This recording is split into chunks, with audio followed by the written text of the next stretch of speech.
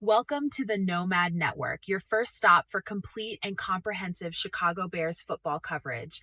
Dive deep into analyses, updates, and all things Bears. Subscribe to our YouTube channel today and never miss a beat.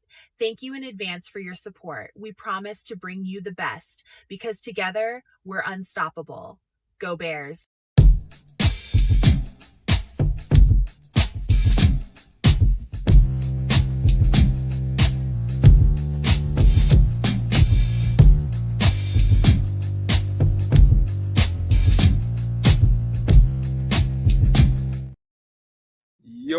Yo, no maniacs. Welcome into this live edition of Feed the Bears, man. Listen here. I don't know where the boys are. Don't know what tripping kids are. They'll be here, I'm sure, at some point. But I'm here. And I don't know how I got any kind of sleep whatsoever, be honest with you, man. I got entirely too hyped up, worked up for this game, and all for a good reason, man. This is like a mini Super Bowl for us. And that's just the way I look at this game. It's a rivalry game, but I think the dominance that Green Bay has had over us for all these years, man, I think it all comes to a head today. It all comes to a head today, and I'm loving it. I'm loving it for a whole bunch of reasons. There's a lot of smack talking going on. Well, a little bit at least. I ain't gonna say a lot. I heard a little bit from Micah Parsons. It's just everybody knows what's at stake. We're in Green Bay. To me, it's fitting to go in their house to go take care of business for them, and make no mistake about it. This is going to be a war. It's going to be a war. We just got through facing the defending Super Bowl champions. And, for what it's worth, they're the defending Super Bowl champions, and we beat the snot out of them. However, hard pressed for me to say that I still think that the Green Bay Packers are the most complete team between the two of them. Between Green Bay and between Philadelphia, I think they're the most complete team. So this is absolutely a challenge. And I know some people might argue with that, but I'm telling you right now, this is a put together team and they're complete. And they are tending to play their best football at the end of the season. Jordan Love is definitely playing his best football right now. And that's just giving credit to the opponent. But however, we are playing a certain kind of football. Today we get TJ back. We get Noah back. That's going to definitely help big time because those linebackers are going to get heavy stress put upon them. It's going to be a heavy responsibility for them. Heavy responsibility. But I'm just jabbering because I'm excited about this game, man. I'm just jacked the F up. I got some sleep last night. I don't know how I did, but I managed to get some. Got up early, got some stuff done, man. But man, oh man. Let me speak to some people in the chat. Who was here first? The first person I see. I think we had fake Don Birds in here. First one in here.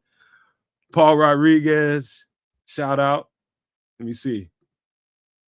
Victor Dragon, shout out to you. Cloud Chasers Radio. Let me see who else. Tim Bazemore. My man, is in the building. Shout out to all y'all, man. Again, I have no idea what Trips and Kids, they'll be here at some point, I'm pretty sure. I don't know what's going on, but let me get the ticker up so we can see who's. It's very like maybe I need to get the actual inactives list, but this is the most important thing. We got Bears key inactives, wide receiver Rome Odunze with a foot, Tremaine Edmonds, I think with the groin. If I'm not mistaken, and then Tyrique Stevenson with the shoulder, I believe, and Ruben Hippolyte, I think, was some kind of. I don't know what his injury is, but and I think a bunch of people are kind of nervous about not having Rome Odunze. I'm not one of those for a couple of different reasons. It's because to me, this is an opportunity for Caleb, Luther Burden, and DJ Moore to really, really get their connection because they won't have any other choice. Caleb won't be able to focus on Rome Odunze, so he'll have to spread that ball around, use the tight ends quite a bit, and even use the running backs out of the backfield. It's going to be a testy game, man. And I still think this is going to come down to who turns the ball over the most, like most games. Who's got the better defense? Who can turn the ball over the most? That's what it's going to come down to, man. And I like our chances here. Let me see who else is in the chat here. ATF just busted up in this piece. What's going on? I see kids just busted up in the building. You put yourself up here, sir, if you want. Yo, yo, yo. What it What's do? good? What's good, man? Football's good, man. Football's good. Fantasy football ain't. I made a decision this week to start a certain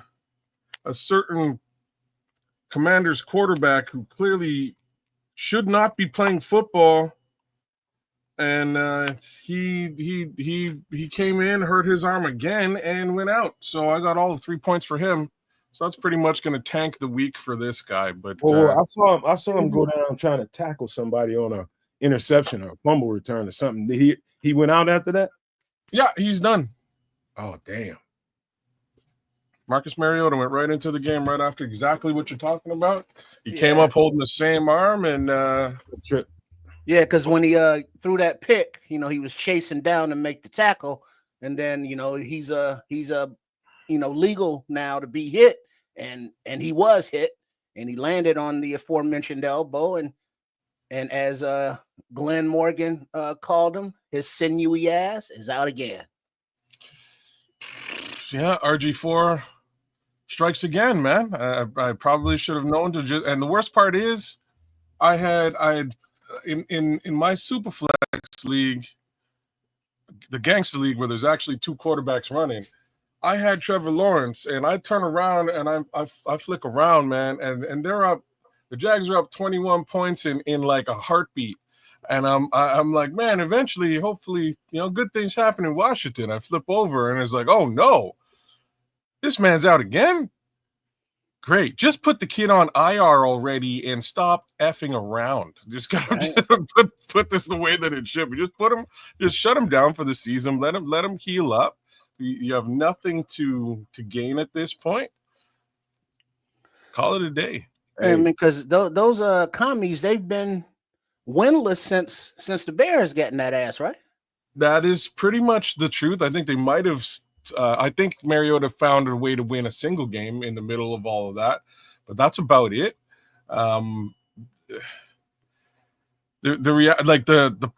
My beef from a fantasy football perspective, again, shout out to the Superflex Fantasy Football Show every Tuesday, 7 Eastern, 6 Central. My beef is that they did not put him on IR designation at all. They just listed him as out. He's been out for over 4 weeks now. Right? If he was actually designated as in being on IR, I could have put him in my IR spot, grabbed another player to fill that gap in the interim. But without losing Jaden Daniels, if he potentially is going to come back and play. At this point, they screwed around, rushed him back, got him hurt again, and he's probably not going to play for the rest of the season. Yeah, that was a risky start, man. Yeah. Very risky start. I don't know if I'd have did that. What was your backup option again? It was Trevor Lawrence. Like, Trevor Lawrence isn't the greatest quarterback in the league, but again, they're playing very good football in Jacksonville right now. They're, I think, the top 3 seed in the AFC. Believe that one. Hey, somehow with you, man. That was boneheaded as FUCK, man. Yeah, it was probably a boneheaded move, man. It was probably a boneheaded move. It wasn't very I'm going to suffer. Trevor Lawrence is playing good football. This guy's just coming off of an injury after 4 games or so. However many, I don't know. But yeah, that was boneheaded, man. I got to tell you. Yeah. I'm gonna feel that one. Like, the worst part is I have him in both my leagues, man. I have him in the regular Superflex and in the Superflex Gangster League as my starting main quarterback. Thank goodness y'all regular Superflexers somehow left Drake May floating around, and I was able to pick him up. He's really been my saving grace for this entire season. But geez, the other way around, what do you do? Anyways, enough fantasy football stuff. Let's talk about beating up on these cheeseheads. FGB. I had a little epiphany last night, but I'm gonna save that. I'm gonna let you guys talk because y'all just got here. What you think about the game? Well, it's no matter how you slice it, this is gonna be a good knockdown, drag out football foray. There's no two ways about this one. I do feel that the Chicago Bears have all the ability to win this game. The other side of it is that they honestly don't have anything to lose tonight, which is kind of cool, right? Like, they're in a position where I don't think anybody thought they'd be in, including them. They also have the ability to still split the division, like split the series with Green Bay. If this one doesn't work out and they pick up the one in Chicago, they have a second shot at this particular situation. They may just learn stuff from this particular game and take it into game 2. But all in all, even in a loss, it's kind of a win. I just want them to be competitive. I want them to run the ball, put down and run the ball. And if they're able to do that, that really negates a lot of what a potentially pretty good defense in Green Bay can do against this squad. So that's where my head is. What do you think, Strips? Trip, before you go, real quick, that little epiphany, I think Liberty's outlook. Only reason I'm saying it now is because he kind of spoke to it. I do think he's got some special stuff in the bag for Green Bay today to ensure this. Guaranteed, bro. He's been cooking this meal for about 12 months. Yeah. Ben Johnson? Oh, yeah. Oh, yeah. Oh, he's got a special menu today. He called it, Liberty's outlook called it right out. He's got something in his bag to ensure this victory today. But he's got a special. Well, remember him and I don't know how playful it is, but Ben Johnson, Coach Football Psycho, and Matt LaFleur, they got beef. And Ben has called out Matt a couple times when he was playing with Detroit, when he was coaching with Detroit. And LaFleur, gave him that little side eye and get the response like, yeah, but looking at him. And so they got that little below the surface thing going. But also remember, this is Ben Johnson's first, season at the helm of this franchise, of this, team. It's very telling that the Packers are all in. They're paying their quarterback $50 million a year. They've traded away number 1 picks to get Micah Parsons. So they're all in for the Super Bowl. Right now, the Bears are playing basically with house money. Yep. And this Bears team that is hungry. And so they want it. They like the when the national media is talking about you ad nauseum, the Bears are this, the Bears are that, yay, Bears. As long as this Bears team doesn't read their own press clippings, which I don't think they will, I think they're going to play a lot more loosey-goosey and got a little something for these Packers. I believe that, man.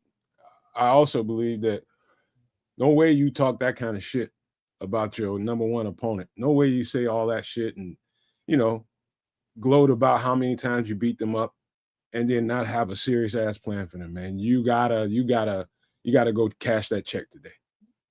Ben Johnson, you got to cash that check today. But the players got to make it right. If he does, in my opinion, I think he should automatically win Coach of the Year. If he just wins this game? I think in this game. I think if he wins this game, somebody somewhere should just throw a Coach of the Year trophy at this guy. That's my take on this. Again, this is a 5-win team, bro. Right? Like a year ago, 5 wins, 10 losses in a row. Not a good squad. This squad hasn't turned over that much talent to really put it on the talent. I am going to say those three knuckleheads in the offensive line have made a lot of this possible. But outside of that, this man has coached his way to number 1 in the NFC, and that's pretty wild. I would agree with that, but then you got Duval down there in Jacksonville. He's doing like these guys are doing great, and same with Vrabel. The other two guys are the other two guys in the conversation, in my opinion. But Tim Bazemore, this is basically the same team. Well, I agree with that aspect, but Vrabel, while he's doing good out there with the Patriots, he's not a first-time head coach. He's not a first-time head coach. This is another factor you kind of have to take into consideration. That's serious, though, man. You just took a team that you did. This wasn't your constructed roster. Same thing you could say about Ben Johnson. Same thing you could say about Duval. All of that narrative fits all three guys. You know what I'm saying? That's like for me, the Duval situation is a little bit more. You know, it's more similar than what Vrabel's put down, because again, Vrabel just basically brought the Patriot way back and is running it the Patriot way, and it's working. Right, that system's already been there. They're familiar with what the expectations are. He's continuing it with his own flavor. So again, it is what it is. I don't know, man. My major point in all of this is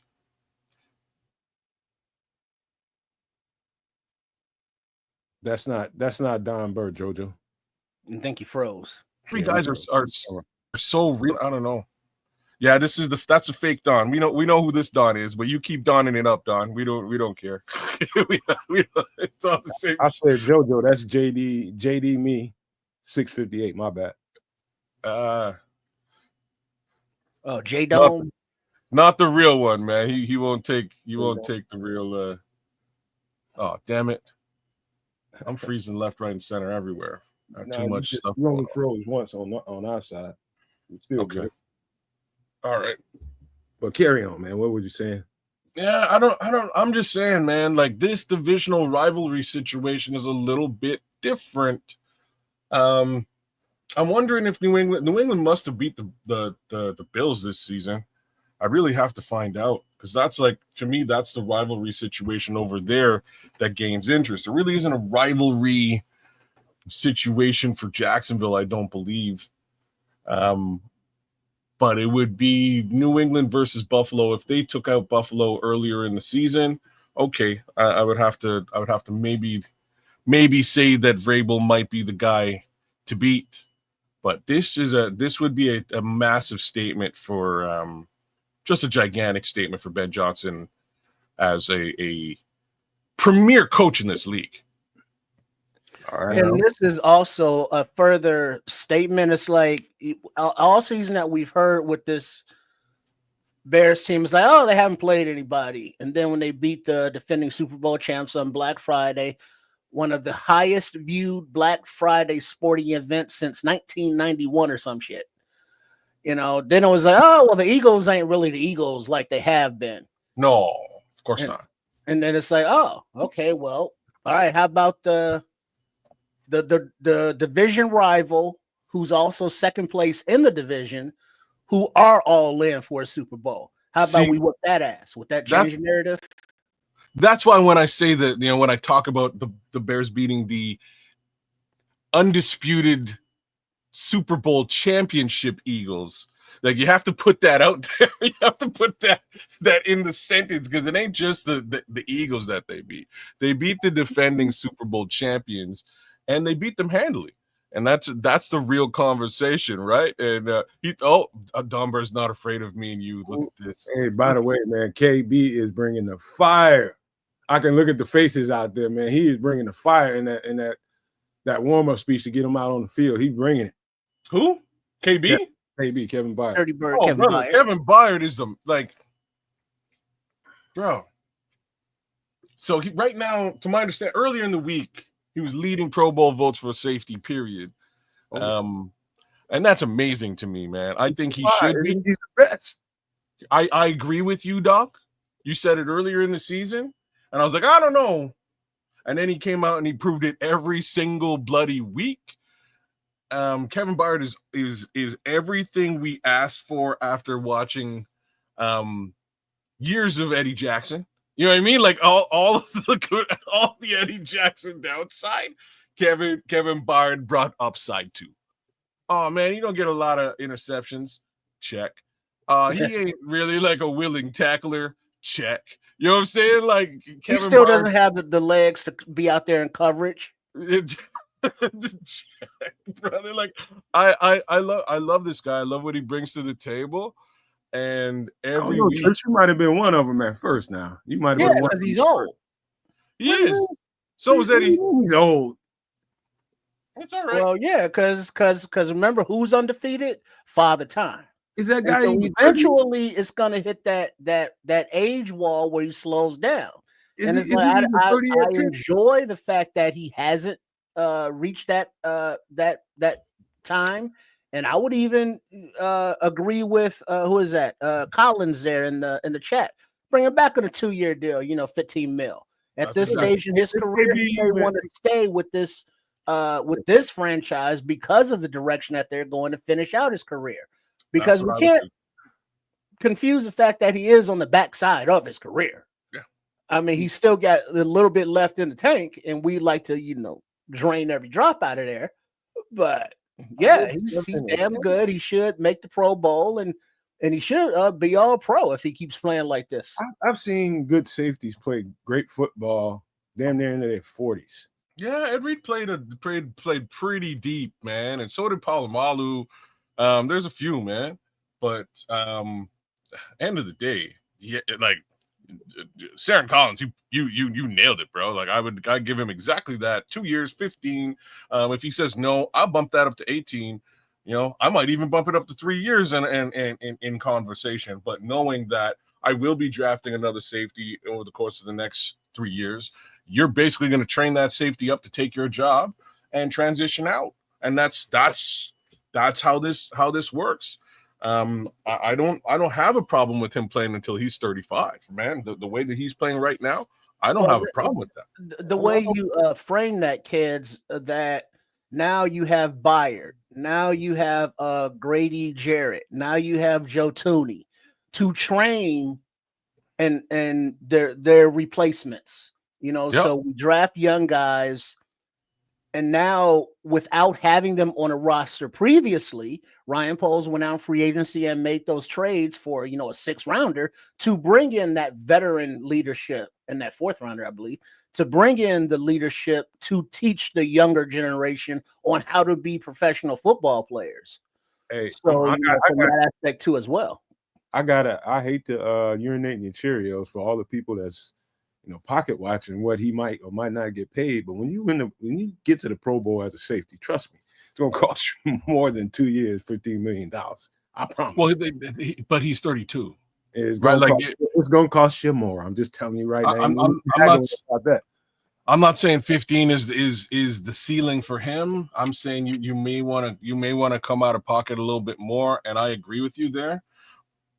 But you're not going in at 36, like 25 to 30 mil for 5 years. Like he has a shelf life, unfortunately, just like everybody. Tripp nailed it because Father Time is undefeated. So you got to take the realities into consideration, but definitely pay the man. Like pay this man, bro. You know what I mean? Pay this man. Get to the negotiation table. And this is what I was saying. I thought this was done already. I thought they already did a 2 year at 15. I was so proud of it. I've been talking about it all season. These guys came back and like, kids, that wasn't legit. Like he didn't. That's not etched in stone. I'm like, oh no, Ryan Poles, you effed up, Doc. You messed up, man. You should have locked this after the first 2 interceptions in the first couple of weeks. You should have locked this guy down, paid his ass, and made sure he was sticking around, because now he's made it a thing. He's getting paid. Well, he might have tried, but he just bet on himself and said, I ain't signing nothing yet. I'm gonna play and prove my worth. That could be going on. I'm sure, man, Ryan Poles ain't slow to the poke, man. He probably wanted to get it signed, but if it's Kevin Byard and his group not doing that, then that's smart on them. Well, that's different, right? That's different. That means that he went to the table and they reneged. And you don't, like, real talk, you don't want that to go down. You know what I'm saying? Well, you want to shuffle trip to the top. 17 degrees now as the Packers are kicking off. And the ball is away and caught at about the 5-yard line on the run by Double D Devin Duvernay. He makes a little cut, but is wrapped up and brought down at about the 29-yard line, where the Bears will kick off the game on offense, or start off the game, rather. Excuse me. That was the smartest thing Green Bay could have done. And that's just give the Bears the ball to start. You kind of don't want the Bears to have the ball in the second half. They did a good job on that freaking field. I know that. Mm-hmm. All right. Look clean. Williams is in the shotgun. Swift takes the handoff, runs behind center. He gets about 3 yards. Check that, call it 4 yards. 2nd down and 6. Theo is starting at left tackle today. Oh, Theo's back. Yo, Ozzy got a lot of props this week, though. Like, I got to put it out there. Wait, is that Theo 70? Wait, that's 75 out there, but it said Theo Benedict. He's 79. I'm looking at that, too. Maybe they got that a typo in the graphics. The ball is away, but over the head of LB3, who was on the out to the left. So 3rd and 5. No, that's Ozzy. He's in the game. I think it is Ozzy in the game. It's definitely Ozzy. So Ozzy, you telling me that the graphics people for Fox can't even get the starting lineup right? Really? They hamstring the whole thing. All right. And the shotgun is Williams. Swift to his right. Packers bring blitz. Williams ducks under it, uses his legs, escapes to the right, pump fakes, and slides down a yard past the sticks, but there is a flag on the field. Shoot.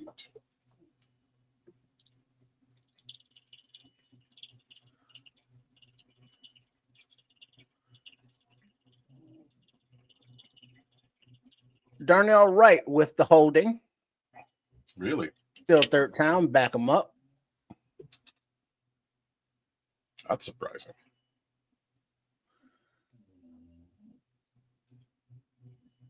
Yeah, he was. Yeah. I mean, it wasn't like he grabbed him, held him, but he hooked his neck. I gotta see this replay here. All right. 3rd and 15. Williams in the shotgun all by his lonesome. 4-man rush. Ball is away down the deep middle, but over everyone's head. Incomplete. 4th and 15. The Bears bring it on the punting unit. I am way. Say what? They're just not lining up on my end. Yeah, I'm back a little bit too. Oh, we got the time going again. What the hell is Caleb throwing out there? All right, the punt is away by Taylor. Caught it like the 15-yard line. And 87 Dobbs returns it to about the 31-yard line, where he is upended by Noah Sewell. But there is also a flag on the play. Damn. I'm okay with him being off a little bit, but when he's way off, I'm like, oh, Lord, come on. He's way off. No, Starkey, no reason to panic, man. This is just the beginning of the game, bro.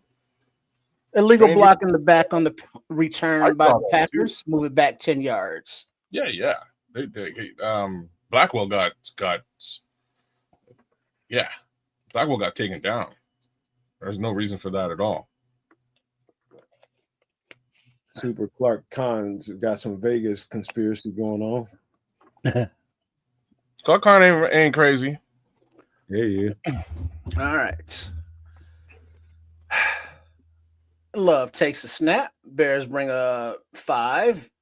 Byard slings Reed out of bounds after about a 6-yard completed pass to the left. Yeah, that penalty kind of killed that drive. But it's early. Now let's get the defense on the field, see what they got early. Oh, these guys, like, yo, man. The homie CD Johnson's chippy is all get out, man. He's just a Under center, Love hands off, running back to the right, and he picks his way, gets about 4 yards, 5 yards past the sticks for a first down, Green Bay. Yeah, we don't want that. We need to make sure Josh Jacobs is held in check today. That's of the utmost importance. Javon, you got to make that tackle, Javon. Damn it. Come on, Javon. Shed your block, make that tackle. All right, under center is Love. Motion to the right, single back behind him. Motion back to the left. Handoff, runs to the right, spins away from Booker, but is cleaned up by Mr. Jackson for no gain. DeMarco Jackson? That would be him, 48. He is for real. He's making a name for himself, this young man. So they got him out there over Noah Sewell, right? Is that what I'm understanding? Yeah, Sewell right? was on special teams. And you got Jackson on D. Wow. All right. Blitz is coming. Ball is away and completed to the tight end right beyond the sticks for a first down. Bears brought the blitz, but it did not get home.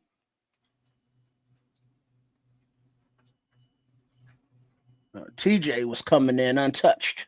Just couldn't get there. TJ, oh man, if he got his hands up, it would have been a problem. That's where Tremaine has really started to make a difference. When they blitz Tremaine gets in the sky. Under center, a little end around handoff, jet sweep something. And he's run out of bounds after about an 8-yard gain, second down and 2.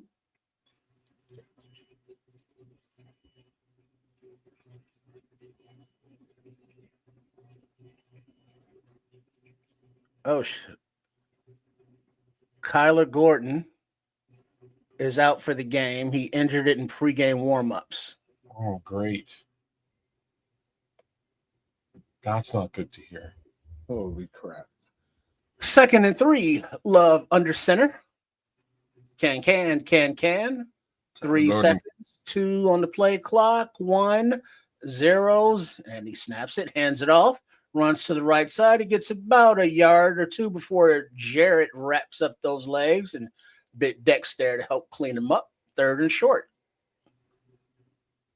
Now, I saw 0s on that play clock, and the ball wasn't snapped. So, yeah, I see. Yeah, I do too. Yeah, you got to give that extra Green Bay love if you're the NFL. Is what it is, I guess. All right, 3rd and 1. Love is under center, single back. Bears showing blitz. Play action. Love's looking. Lofts it to his receiver, just 2 yards past the sticks for another first down. Packers. Nice little floater by Love over the blitz.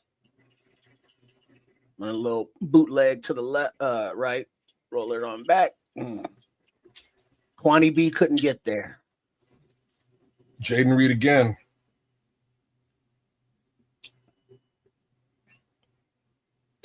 Well, CJ and Nashon got a little tangled up there. That's the only reason that got completed. All right. And the shotgun is Love. Back to his left. Back to pass. Blitz coming. Ball away. Complete for about a 6-yard gain to Watson. 2nd down. As Green Bay's matriculating on down the field. Yes, they are.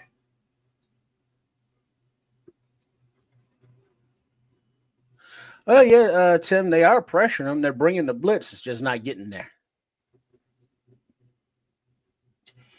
And that's the problem. This team pass rush capability is a little bit lackluster. All right. And the shotgun, flanked on both sides by other Packers, a little dipsy doodle, and it ends up being a dive, but CD Deuce and Nashawn Wright are right there at the line of scrimmage to make the tackle.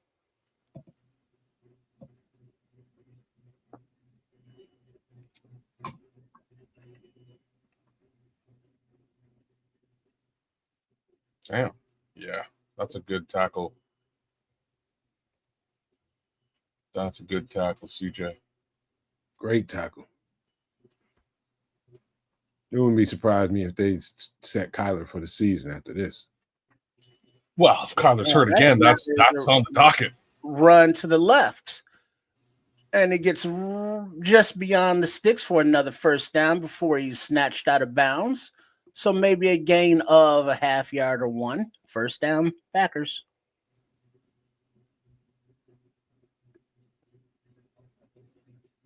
All right, come on, fellas. They're just nicking away at it. You know what I mean? It's all right. We good. All right. First and 10 from the 43-yard line, let's call it. Under center is Love, single back in the backfield. And the back takes it, runs off left guard, and is written down by Jackson after a gain of 5, 2nd and 5 Packers.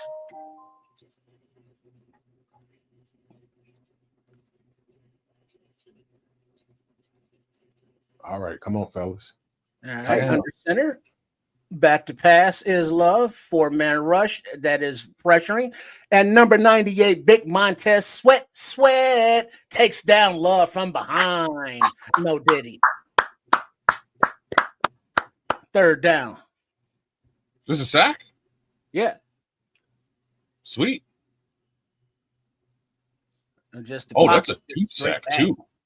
Okay. Garrett, Booker, and the Big Dollar Bill just collapsed the pocket. Ooh, that's what I'm talking about. Inside pressure. Giving it to him. That's what I'm talking about, Montez. Everybody's coming. All right. We got back to pass is Love. Ball is away, and it is intercepted by CD Deuce. And there it is. Left sidelines. He's run out of bounds at about the 35-yard line. Interception, Bears. Yeah. Yeah, boy. Yeah, boy. Matriculate that. One turnover. CD Deuce in the building, y'all.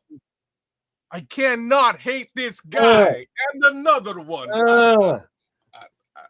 Make him say, Na na na na. Man. And another one. I cannot hate this guy. And another one. That's what the fuck I'm talking about. Let's go, D. All right. Can't hate him. All right, offense. Let's capitalize with a capital C. Capital. Man. 18th interception this season by the Bears defense, the most in the entire NFL. That looked like he. Look at that put. Look at that face on him. ATF, you did call it. Right. I got to be High formation, Williams under center, fullback. Play action, back to pass, plenty of time. Williams looks down the middle, and he hits Loveland right at the 20-yard line. But there's some confusion as the ball comes out as he was sliding on the ground. Smythe has the ball, but there is some confusion as to the possession. No signal by the refs yet. They're placing the ball. Bears ball, first down. That's what it looked like. Looked like he got two steps and went down. Yeah, and then he took it away from him after he was already down. Yeah, that's fun. Right on. Nice hands, though, Loveland.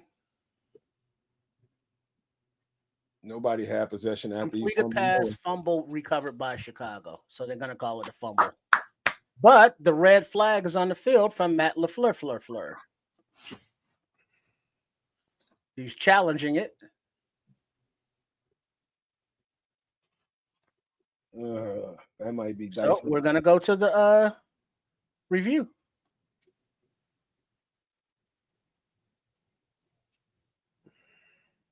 So as we go to commercial, they're showing one angle that you just can't see it at all. But it looks like he was on the ground. I don't know. As we go to commercial break. Challenge. You guys do me a favor. You do nothing else. Do us a favor. Stop. Hit the subscribe button if you're new to the channel. Hit the like button. We're streaming on 3 podcasts, 3 platforms right now. Right now on the Nomad Network and on Kids of Canuck and also on Sports Chicago Style. Do us a favor. It just takes a second. Totally free, man. We would appreciate your support. The triple stream dream. Give us a little bit of love, folks. We appreciate that. That would be awesome. And yeah, this team's ability to take the ball away,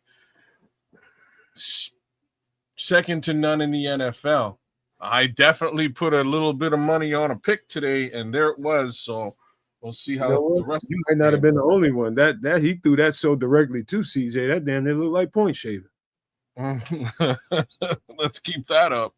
Because damn, I'm just saying. Man, he looked so sad when he coughed that up. And the homie has, I think that's his second interception on the year. Right? Yeah. No, this is like his 4th. 4th? Okay. He had 3 coming in, I believe. Okay. No worries, Starkey. This ain't Nagy. Packers ball? Oh, that's just Don. Is it Packers ball? No, it's still in commercial.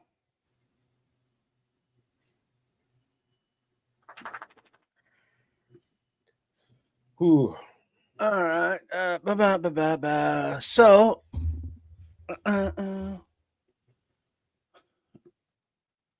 it did look like that the Packers blitzed on that last play, and it was nice to see that Caleb was able to get the ball out to Colston, who is taking over that safety blanket. Looks like safety blanket role, maybe. Well, we're not. I got to keep my eyes peeled here, but I'm not seeing a lot. Check it. Now it's been ruled an incomplete pass. The ball was knocked out before he took the second step and made a football move. No, it wasn't. So Green Bay wins the challenge, but it's still Bears ball. I'll take that because it could have went the other way around. Be happy it ain't fucking turn. Right, okay. 2nd and 10. Williams under center. Monangai in the backfield. Smythe shifts into a fullback, but there is false start on the offensive line, and they're going to ease on back, 5 yards. 2nd and 15. And that was Loveland on the false start. Come on, Colston. Come on, guys. Most in the NFL are the Bears with 35 pre-snap penalties this season. This I believe. All right. In the shotgun, he takes the snap. Looking. He dumps it off short to Monangai, but it's incomplete. It's 3rd and 15.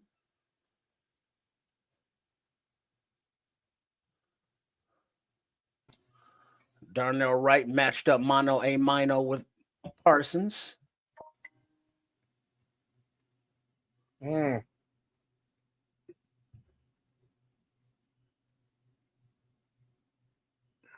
right. 5:37 remaining on the clock in the first. We got to find a rhythm here. Swift is back into the game to the right of Williams, who's in the shotgun. Swift in motion.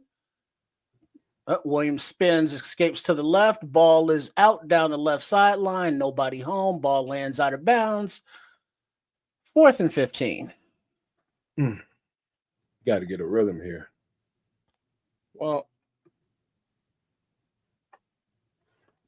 let's see what happened on that play. Micah Parsons happened. Yeah, Parsons came right up the gut on a little confusion. Jonah missed a little bit there. That ain't 58 ATF. That's Jonah. He took the inside leverage, and Jonah missed him. All right. The punt is away by Taylor. Fair caught at the 10-yard line where the Packers will take over. Zeros on the board. 5:24 on the clock in the first. All right, come on now. Come on now. It's failing to get a rhythm so far, man. That's the only problem right now. We just need a rhythm. See, Caleb and Micah Parsons having a little conversation there. You can guarantee, I almost can guarantee Ben Johnson will come out with a kind of the dummy set, get him into some nice rhythm throws, some bootleg play action stuff to get him going, because we're going to need to get him lathered up. We're going to need to get Caleb lathered up so he can feel it, and we'll be fine after that. So get him into some nice, quick, easy rhythm throws, and we'll be fine. Man, I'm saying they're almost the exact opposite. Run the football. We came out throwing the ball there, and I see what you're saying. So maybe that's what he's got in his head. Get the jitters out early and get the rhythm going. Mm-hmm. For me, I would start just pounding that rock, man. That's what I would be about. I know. Well, it was mistakes, self-inflicted. The knockout of the ball to make it incomplete, that's one thing. But then to back that up with a false start, come on, Rook. We can't have that, Loveland. ATF, did they sit Darnell Wright? Is that what you're saying? No. He's talking about that Micah Parsons pass rush, and I was trying to tell him. He was like, Darnell ain't playing. Like, I think he's meaning that he's kicking ass. He ain't playing out there. Oh, okay. I thought he was talking about who missed that pass pro. That was definitely Jonah, though. But you're right, he is out there. He got something to prove. I watched him. Actually, matter of fact, Bishop texted me yesterday, I think, talking about the interview that Terran Armstead had with Darnell Wright, who doesn't ever really do interviews and shit. It was a great interview. He was cussing his ass off, and I was loving it. Speaking of Pro Bowl commodities, I think that kid should go too. Yeah. You know what I mean? He's playing out a lot. Like, wasn't all that super impressed last season. This season, oh man, he's playing like a superstar out there. Well, that's what you do, Minister Charles, to negate some of that pass rush. You do some boot play action, some misdirection kind of stuff. That kind of helps the situation out a lot. And it's also going to have to be a situation where, the quarterback, young Mr. Caleb Williams, is going to have to maybe improve on that completion percentage, because he's going to have to overcome mistakes of, not his own mistakes even, just got to pick up his teammates, when they get penalties, when they, make incompletions or get incompletions. All right. From the, let's call it 11-yard line, Love is under center. And he hands it off. A little run to the right. And Josh Jacobs is wrapped up and taken down by Byard with help from others after about a 4 or 5 yard gain. 5. Yeah, Kirsten did made it good, Mr. Charles. I enjoyed it.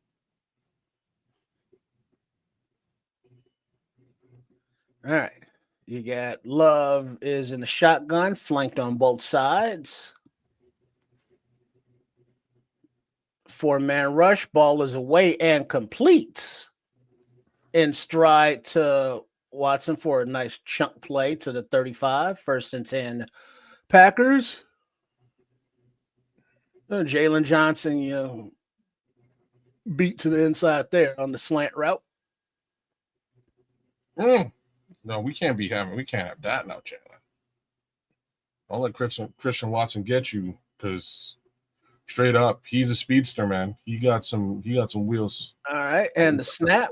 Blitz is coming. Blitz is picked up. Ball is away down the deep middle, and it is laid out and caught by the tight end Musgrave. Brisker in coverage, but it is a 1st down at the 30-yard line, Packers.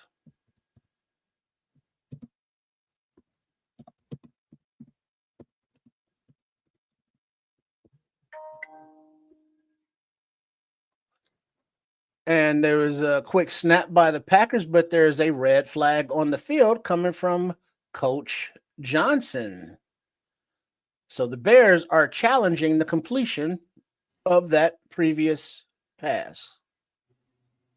Incomplete to me. Oh no. I want to Don't see think that. it's complete. No, I didn't get to see it from another angle. It just looked like it was. It was bobbling, but I want to see what it looked like when he came to the ground. Yeah, we went to a commercial before they showed any replays. Somebody told him That upstairs. was their conclusive replays, that is. Somebody told him upstairs.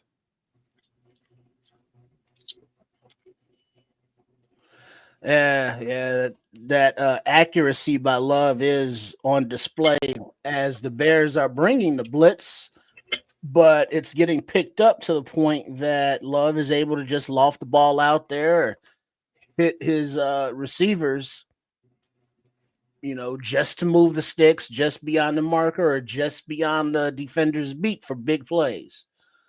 So the defense is going to have to figure out a way to get more consistent pressure and tighten up the coverage. Minister And Charles, offense, offense got to figure some stuff out. Minister Charles, I'm glad Jesus loves you, man. So, but you got a total of 2 now. Jesus and Nomad loves you. You're rich. Yes, Jesus loves you. Yes, Jesus loves you. Ba ba ba. All right, man. I just want to see another angle of that for real, for real.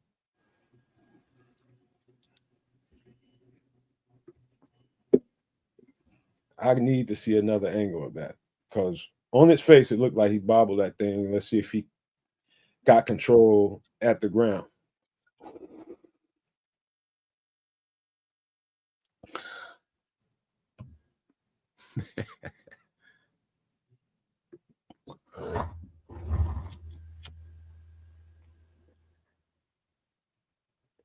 We're going to be all right, man. It's early in the game, man. Why we always panic? We're going to be fine, man.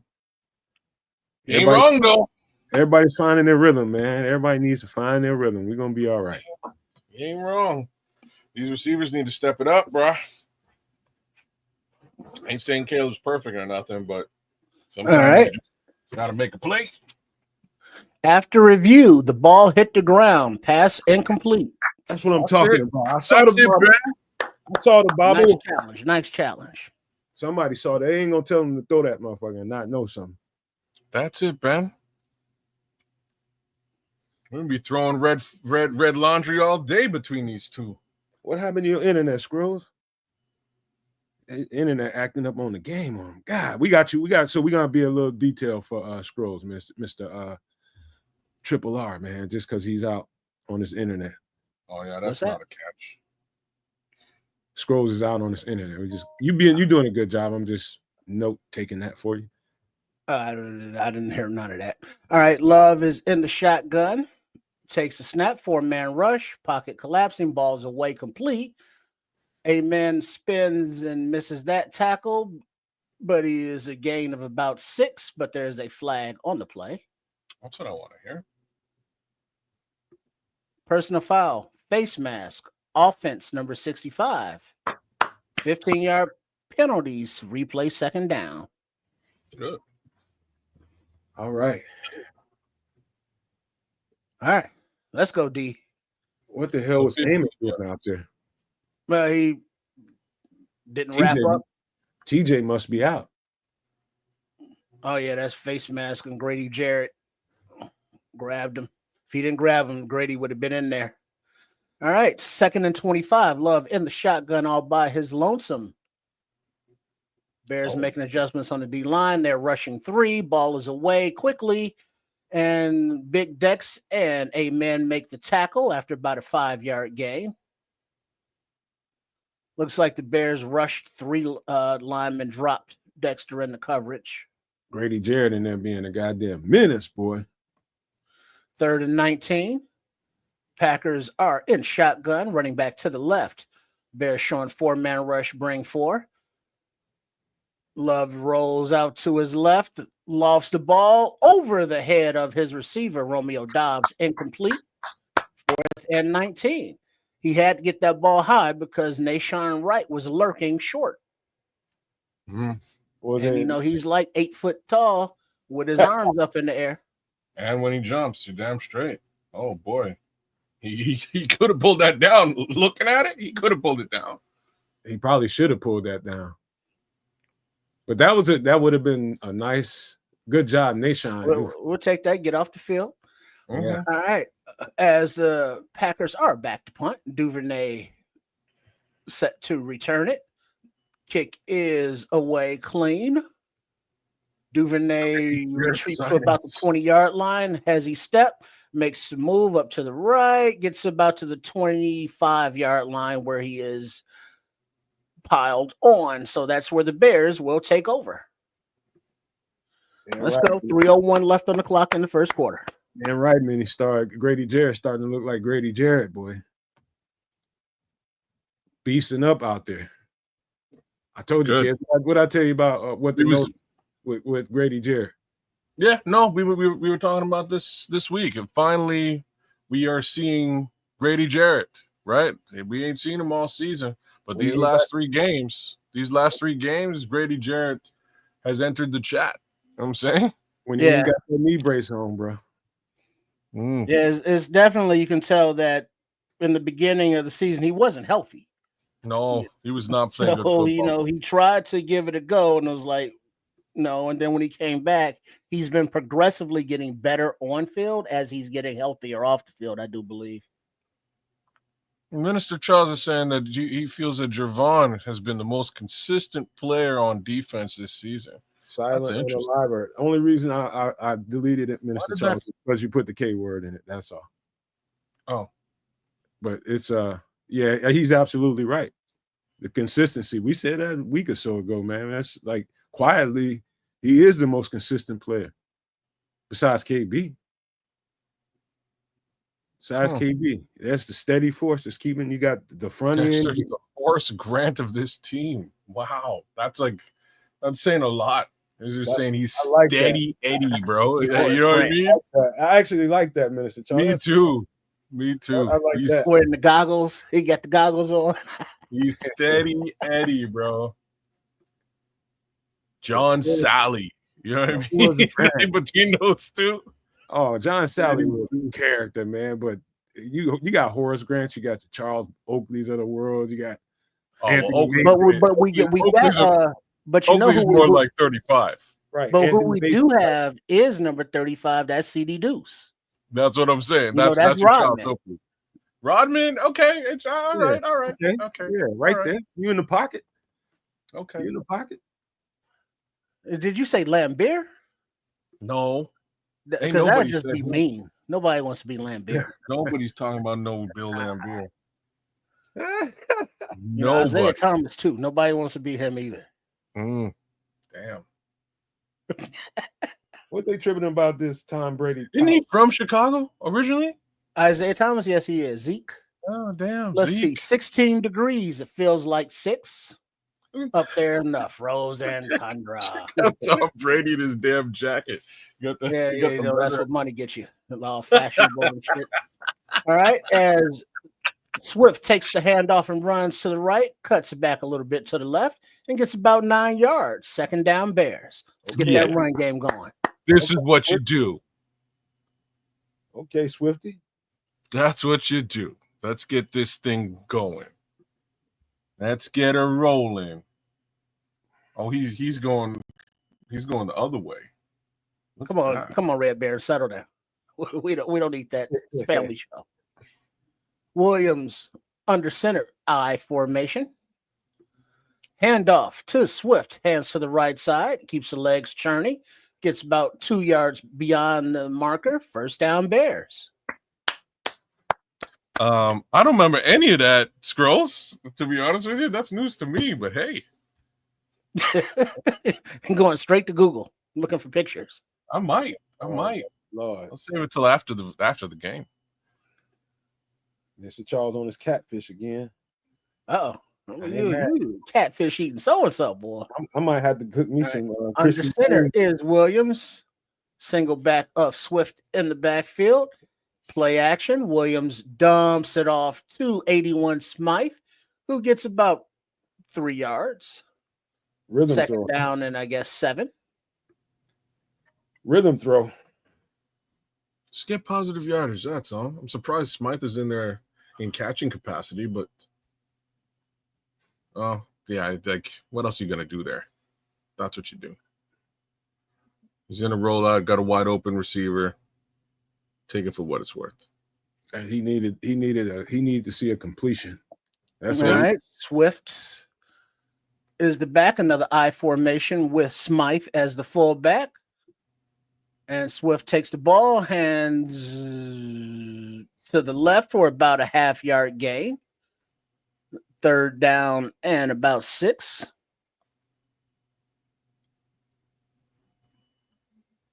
All right, so we're third and manageable. That's what I like to hear.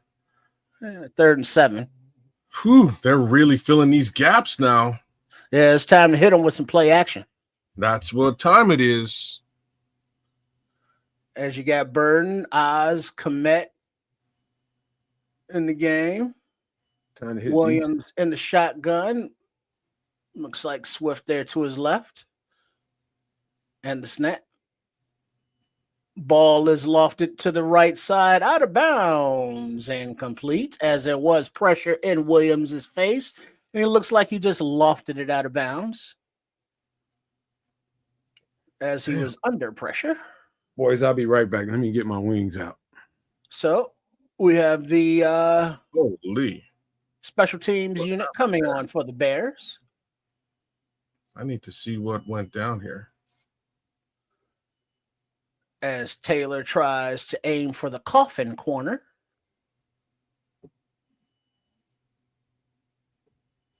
And the ball is clean, up and away, bounces, and rolls all the way nice into the end zone and through for a touchback.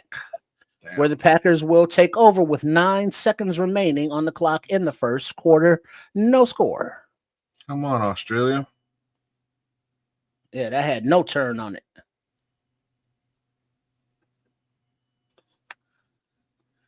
Come on, bro.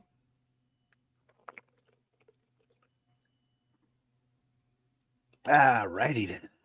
Mm-hmm. We got ourselves a ball game. Yeah, it's football, y'all. No score, no nothing. Been an interception. Been some pass rush on the other side as well as on our side. I really wanted to see a replay of that last play because there's a lot of pressure on Caleb Williams there. Yeah, it was just pressure right up the gut. All right, you got Love under center, a single back in the field, and the back takes the handoff, shakes a tackle right at the line of scrimmage, and then wrapped up, and now there's a scrum pushing forward for a gain of about 7. Mm-hmm. 2nd and 3 as we go to the end of the first quarter. No score.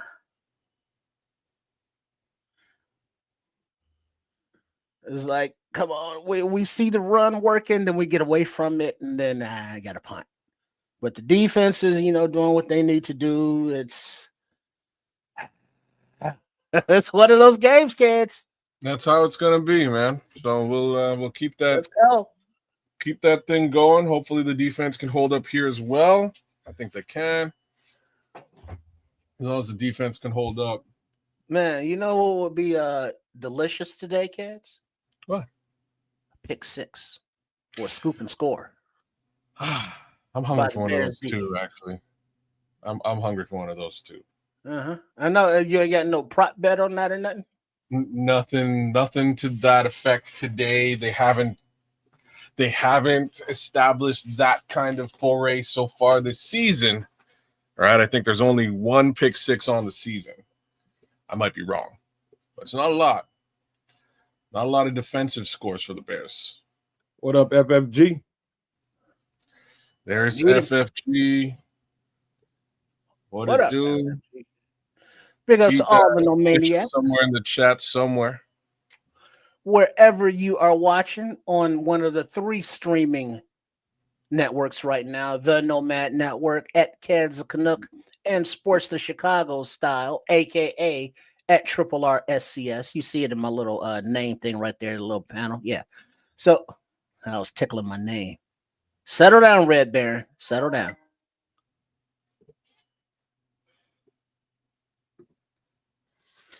All right, man. We got a slobber knocker in front of us, I think. But it's gonna open up, man. We're gonna find the rhythm one way or another, man. Ben Johnson is a smart coach. He can feel the game very, very well, and he knows what to do to nullify some of this, topsy-turvy with this offense, man. They got to find something that works. Yeah, you're probably gonna see a little bit of a Kyle Manungai next series. Probably gonna see some play action, but he's got to start connecting with some of these receivers and the tight ends for sure. That's it.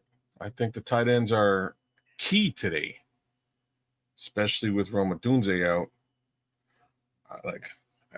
I say the tight ends, but I'd like to see a little bit more to these wide receivers, man. Like I'm not seeing a lot going catchable balls to either DJ Moore or Luther Burden.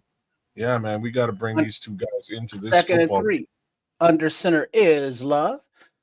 Single back, and the back takes the ball, runs to the rightish, cuts back a little bit to the left before he's wrapped up beyond the first down marker by Kwani B. First down, Packers. Gain of about 2.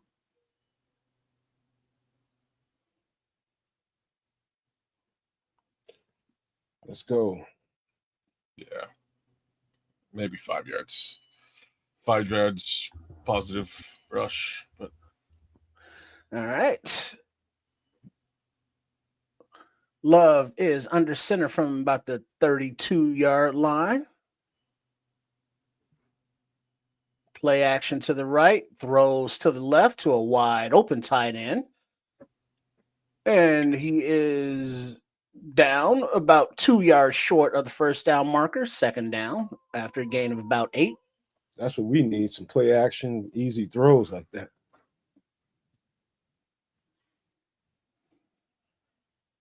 Let's get the defense flowing.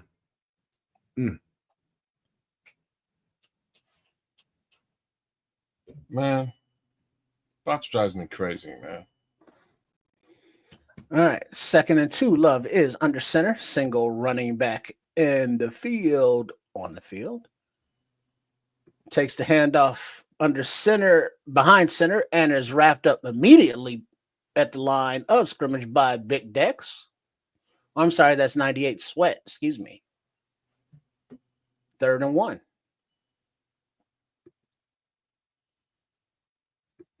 ATF is smelling something cooking again. I like what he's smelling.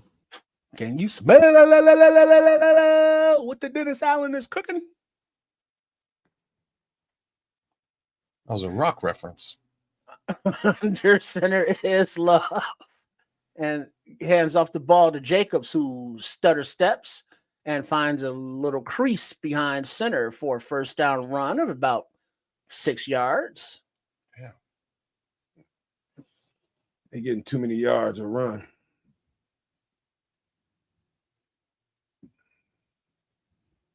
Oh, no.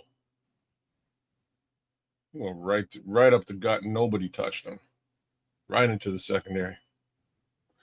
10 rushes, 41 yards for Jacobs thus far.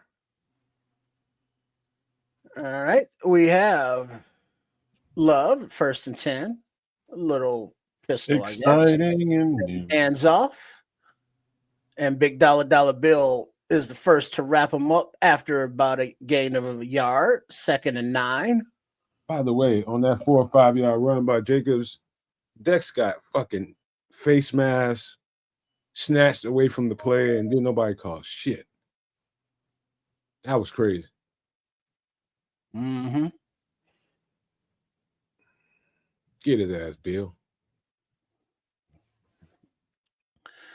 All right, and the shotgun, 2nd and 8. Running back to the right. Motion to the left. 4-man rush. Ball is away, low dump off. after about a 2-yard gain.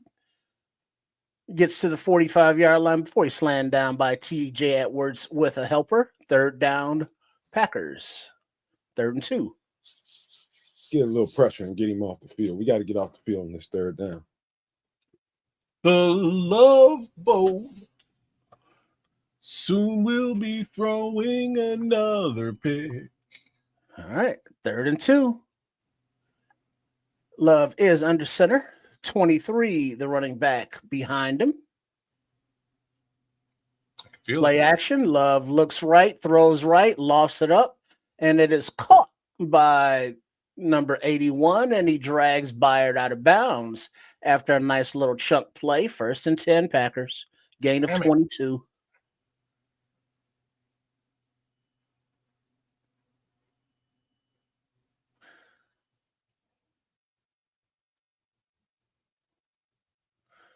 Damn it, McLeod. It's not Damn, Kevin. See? Sir Mr. Jackson would not have made that tackle. That probably would have been a touchdown. All right, Love under center. Hands off. But he's met by big number 99, Dexter, and CD Deuce right at the line of scrimmage. No gain. 2nd down, Packers. Come on now. What do we got? 2nd and 10? Oh, my. Total yards is not good. Rushing yards, not good. Dexter's on his ass, boy. All right. Love is under center. 2nd and 10. Single running back behind him. Play action. Setting up a screen, but it's not there. So Love throws the ball way out of bounds. But there's a flag on the play in the back of the end zone. The back of the end zone. Jalen Johnson came out for some reason. That's why McLeod's on the field. The initial signal is on Chicago.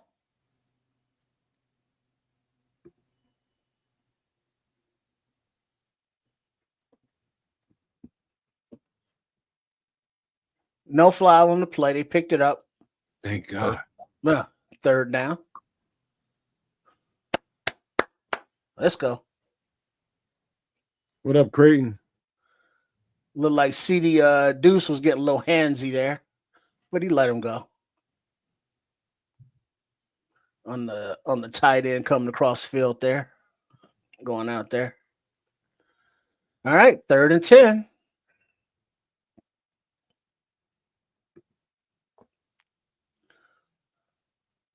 From the 23-yard line are the Packers. So within field goal range. Bears showing blitz. Bears bringing blitz.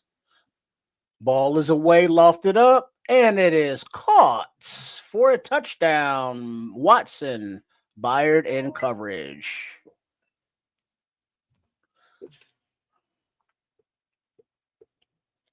All right, let's see what happens here. Nobody got home, and he just lofted the ball up there, let it run on his receiver run under it. That's definitely on KB because the person that was guarding him was CJ, and he went on a blitz, so that's all KB. He's got to close on that. So on this, he owes him one. Yeah, Love just lofted it out there and let him run, go get it. And the point after attempt is up and right down the middle. So the Packers jump onto the board with a touchdown and lead the Bears 7-0 with 9:19 remaining in the KB first broke on that a little too late. Yeah, Watson on the safety. Watson's going to, get the advantage on that. If he breaks on that's not even a play. He just got caught looking a little too long. Yeah. Damn. That's all right. We all right. We're going to be all right, y'all.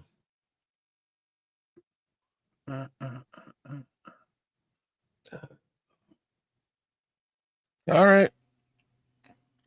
Let's establish some bloody offense here. Yeah, that would be nice.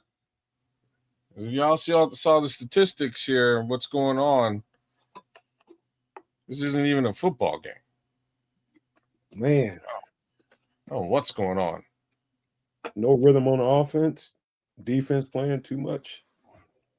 Already, we gotta freaking execute on the offensive side of the ball. That's what needs to happen. Yup. Can keep putting your defense out there. They doing all the work because you can't fucking move the ball. You got to move the damn ball.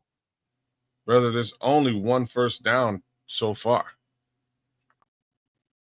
Yeah, We've achieved a single first down.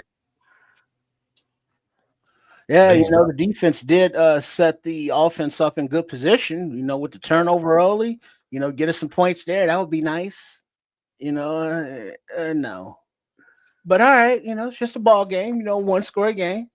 Offense about to get the ball and have the opportunity to change the narrative a little bit for the first half and actually do something. Let's see what that looks like. We should be used to this by now. I mean, I don't know how many times this year I've watched the Bears, Caleb Williams get off to a rocky start, no rhythm, and then all of a sudden, boom, hit a stride at the right time and giving us chances to win games, man. Same thing's going to happen here. Ben Johnson's going to go back to the drawing board, draw up some easy stuff. Let's see if we can make some hay on the ground again, and we're going to be all right, man. This is just little topsy-turvy in the early start of the game.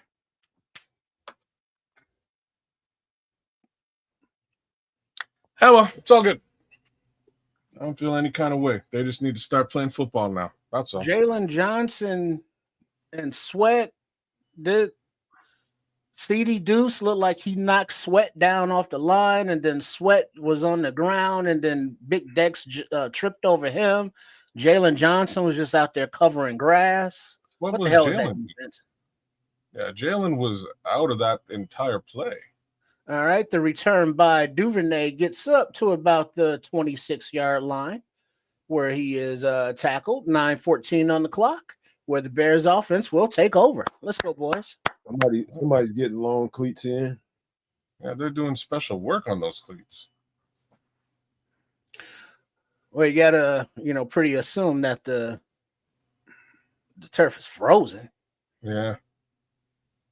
Or just past frozen. They got something underneath the turf where it's unthawing and it's getting a little clingy to the cleats, gumming up. All right. Under center is Williams. Looks like Manungai behind him. Manungai takes the handoff, runs to the right side, and gets about 3 yards before he's wrapped up. And looks like the pack is daring him to throw. After 3 and out, and 5 and out, punt so far for the Bears offense.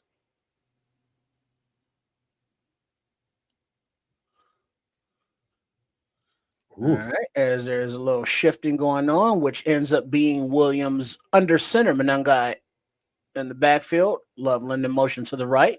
Manungai takes the handoff and runs pretty much under center and is stopped and turned after about a gain of 3.5 yards, third down, and about 3. Got to lean on the run game right now.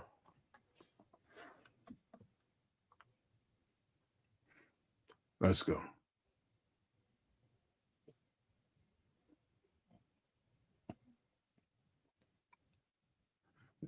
Their goddamn defense, them linebackers are ferocious, boy.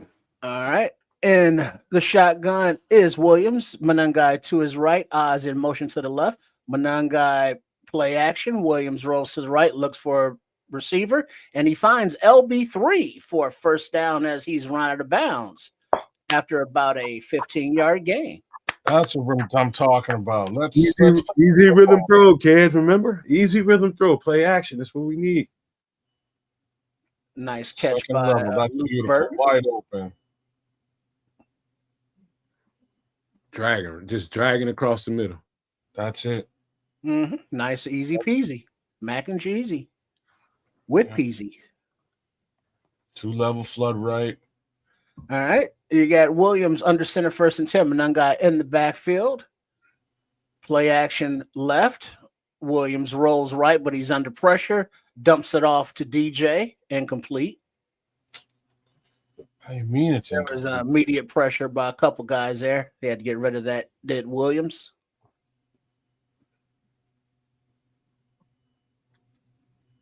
Man, Packers defense is fast, boy. There was a defensive back and Micah Parsons coming untouched, on the bootleg side. They have no fear of Caleb Williams so far. None. Daring him to throw. Stacking the box. Manungai takes a little pitch right up the center, but he bounces off the hit right at the center, and he goes to the right side and gets about 2-3 yards after a second effort. 3rd down.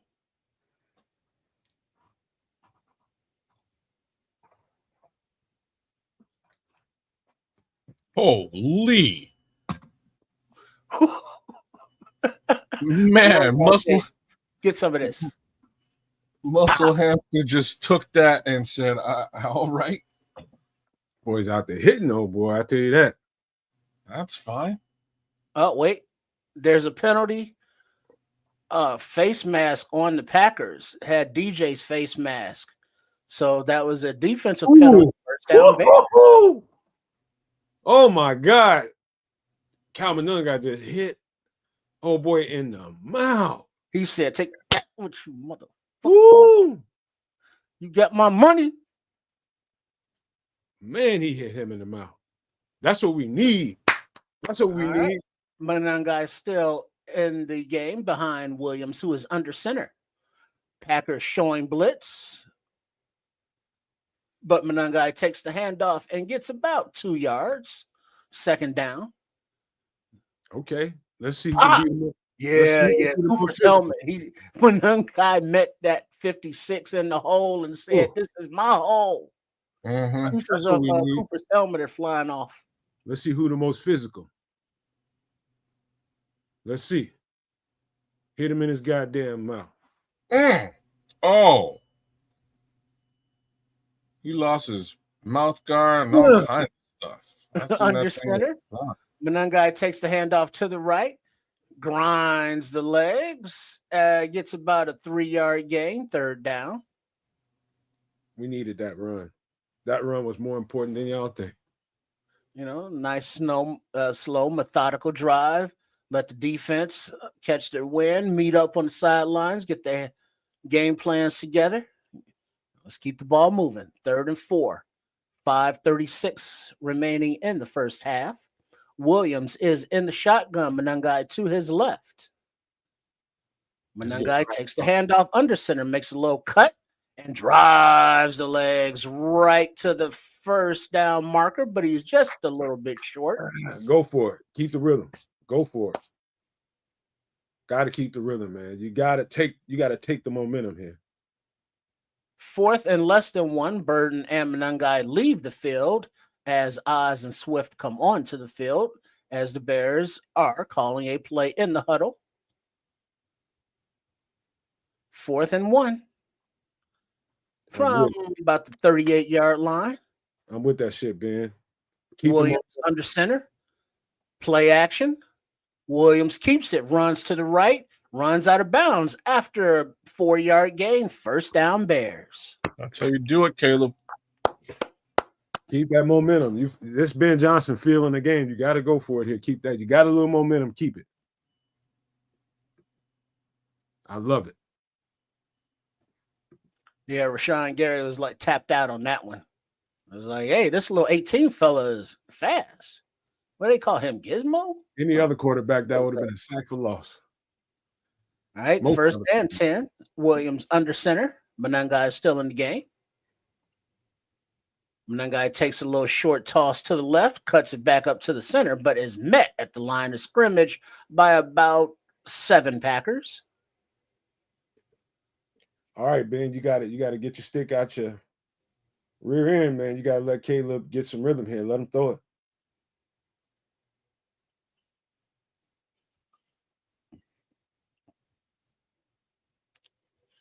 Oh, there's a fight on the field. Looks Sweet. like DJ Moore, Okay. Darnell Wright, LB3 on the Bears. And you got a whole bunch of Packers. Now they're flags. Looks like LB3 was kind of getting in there. And then DJ Moore went in to get LB3. Uh-oh. You ain't throw no punch, did you? Oh, it got worse after. Valentine and LB3 were going at it. They're both hand fighting. Oh, he put his hand in his face, though. But after the foul, unnecessary roughness, defense, number 25, automatic first down Bears. Yeah. Because he was on his ass in that block. He couldn't take it. No block, no rock. Yo, now he's pissed off. Let's see what a pissed off LB3 looks like. Yeah, Nixon and Valentine got up in LB3's face, and he wasn't having it. And then Oz was pushing LB3 back. Good job keeping your teammate under control there. That's Oz is a veteran. He knows, like, calm down. Let's They go. know to get his little spicy ass out of there. So from those at like the 18-yard line are the Bears in red zone. To get his ass out of Is Williams Manungai play action? Oh, a little inside toss to DJ on a little end jet toss. It was all messed up, blown up in the backfield. Loss of about 1 or 2. Jet sweep. No, it was like a little end around pitch. DJ was cutting underneath.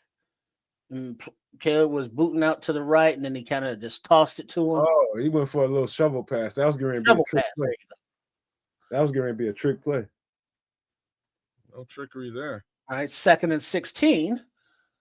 Williams in shotgun, Manungai to his right. Takes a snap, hands off to Manungai, who cuts to the right, finds a hole, and gets to about the 15-yard line. Woo.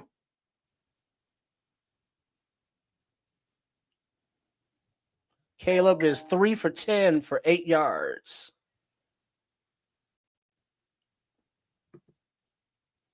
All right, 3rd and 8. And it looks like the clock is going to get to the 2-minute warning before they call the play. So we're going to go to the 2-minute warning.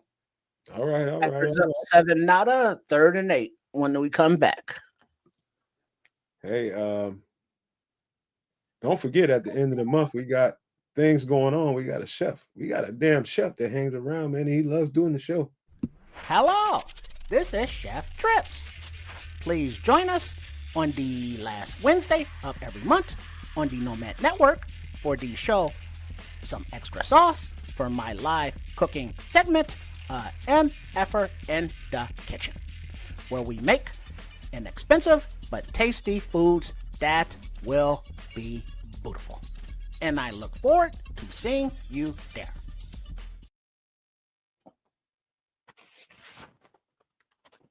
Nice. And check out Chef's channel. You can find Shay Trips Kitchen or at Chef Trips. That's where you can locate his little honorary self.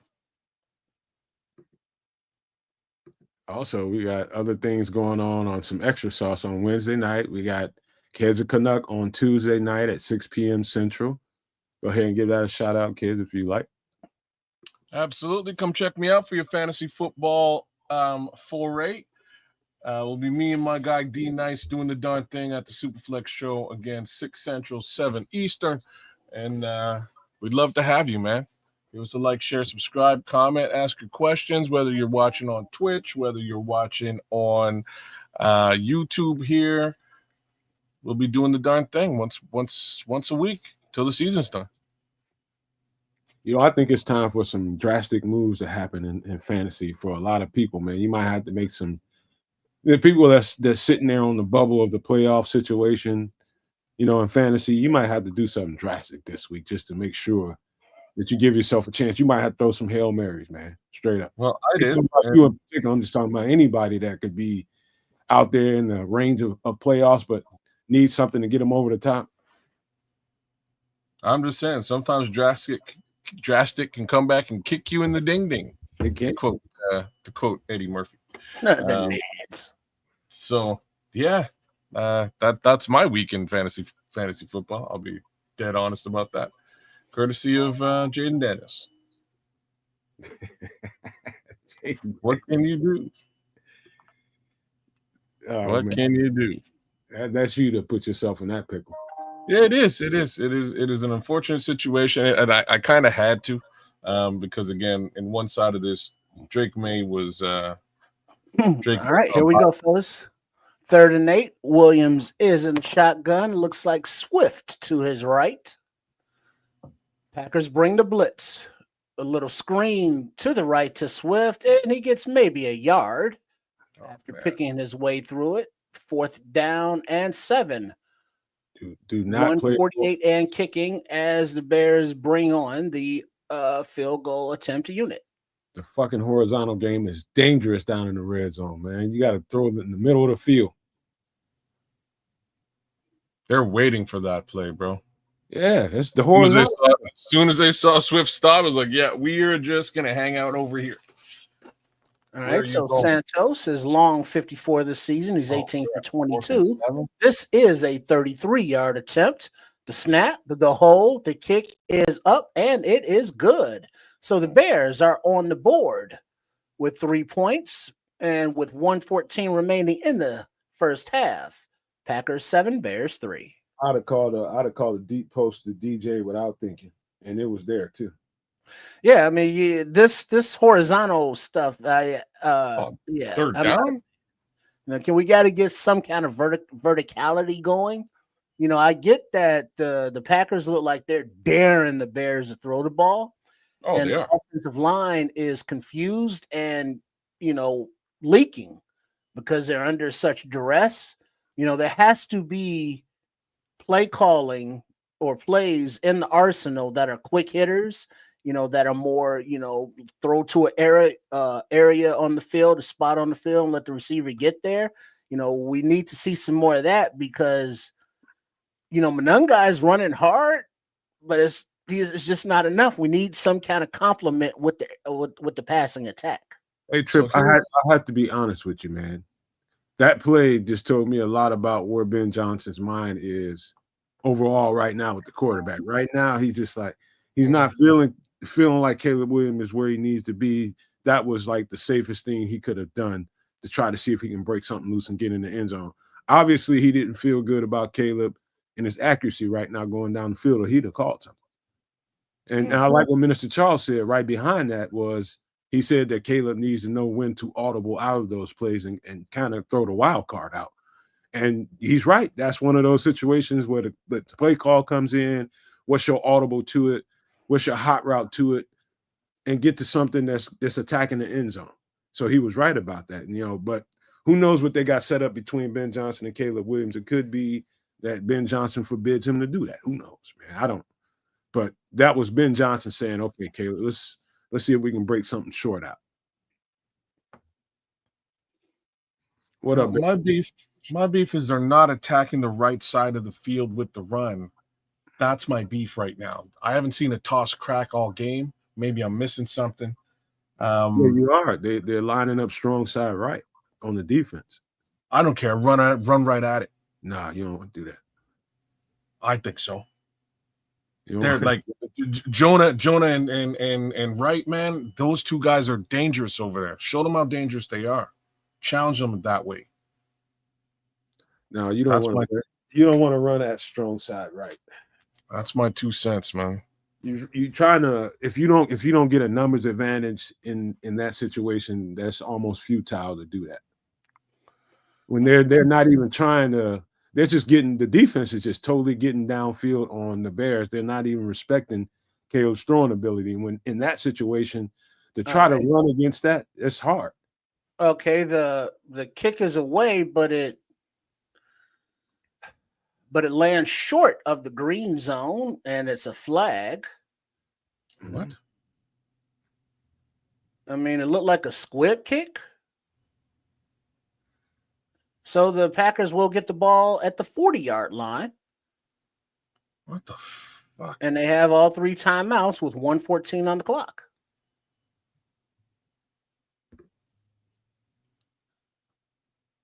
The hell, Cairo? It It was supposed to be a squib kick, and he shanked it. I don't know what the hell that was. looking for an Why are you opportunity. swimming, though? What are you swimming? All right, 1st and 10 from the 40 are the Packers. Love is in the shotgun, running back to his left. Running back takes the ball, runs behind center for the most part, and he's met by Booker and a host of linebackers for about a 2-yard gain. Let's see, Jarrett was in there also. 1 minute and ticking as the Packers are back to the line. Snaps away, 4-man rush. Ball is away, and it is complete. And to the 35-yard line to Musgrave. First down Packers, and they call their first timeout with 48 seconds on the clock.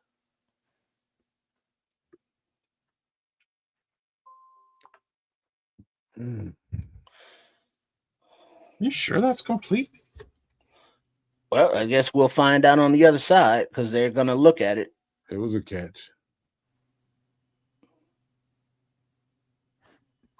From what I could see.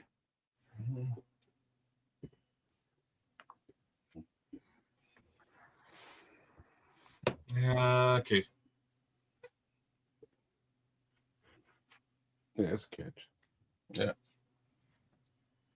All right, so there's about 10 yards shy of a long field goal attempt.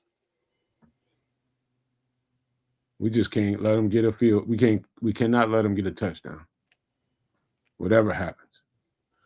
All right, you got Love in the shotgun, back to his left. The ball is away, but it is incomplete as McLeod punched it away from the tight end after it was a 2-yard attempt. 2nd and 10 Packers. Mini Stark says, "You got a heart surgeon on speed dial." Might need one. One of them situations. You do not want to go into the half with any more 2nd and points. 10. And the shotgun back to the left. Bears rush 4.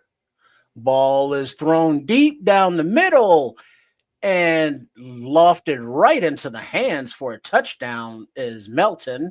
Packers touchdown. So I was just saying.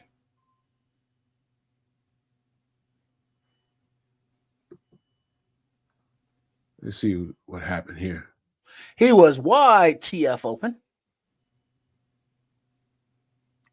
Brisker. Mix up in zone coverage. Brisker I don't know. Brisker was on the outside, but there was nobody on the inside. And there was plenty of time in the pocket for a nice lofty pass and let his receiver just run under it. That's the first time I've seen Jaquan Brisker look literally slow. What are you doing, Jaquan?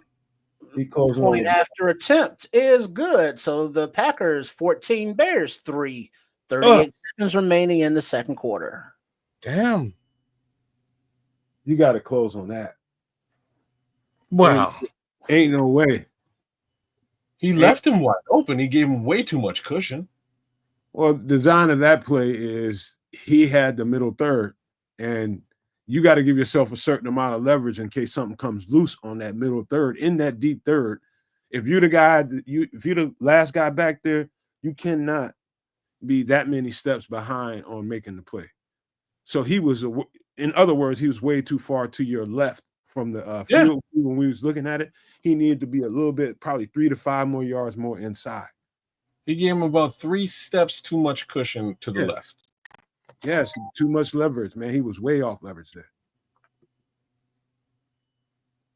Same token, 3 steps in, he makes that's a pick. Yeah, most safeties, that's pick all day. They hoping you throw that ball. That was definitely on Jaquan.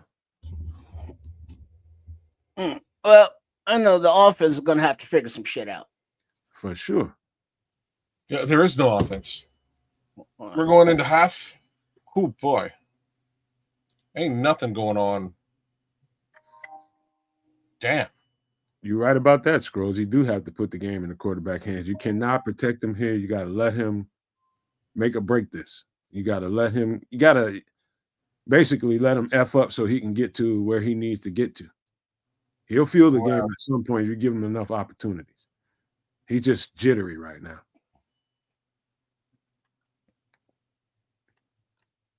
I gotta look at something. This man,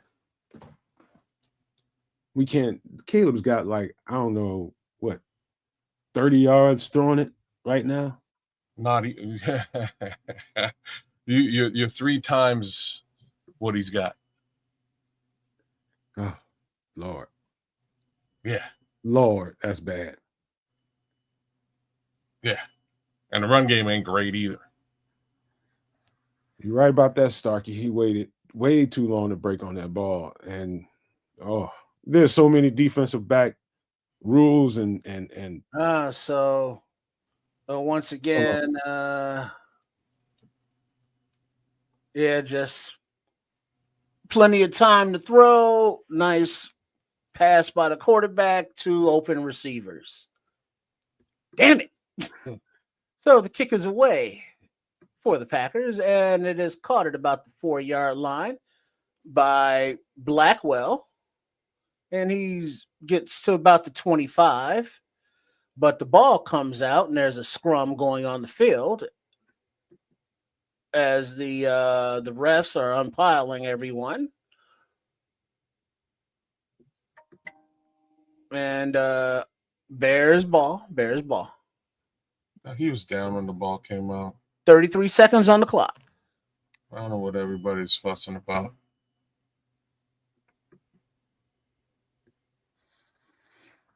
Yeah. Yep. Mini start. Caleb gets a little smoke right now. But we're gonna give him the second half, man. We got to get it. He notoriously starts real bad and then gets it together. So here's the downside to that point. They get the ball after half. So we need this defense to go stand on their heads again right away, and hopefully they can. You know what I mean? But so the ball is in Williams' hands. He throws to the right, and he gets it into Loveland's hands, and he gets beyond the sticks for about a 14-yard gain and gets out of bounds. 27 seconds on the clock.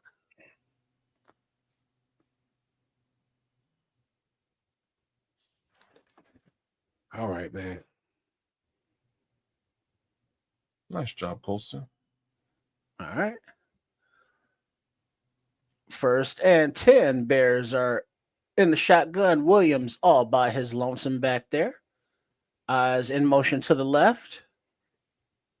Ooh, 4-man rush, and the pocket collapses, and Williams is sacked.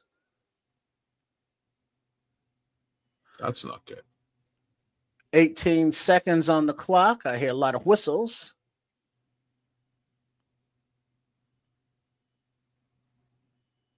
Oh, snap. Yeah, Jackson got beat. There's a little mix up on the line. They didn't know who was blocking who, and then they slanted and then Wright and Jackson got it was a sack. Oh, man. Darnell Wright got spun around. You know what was going on.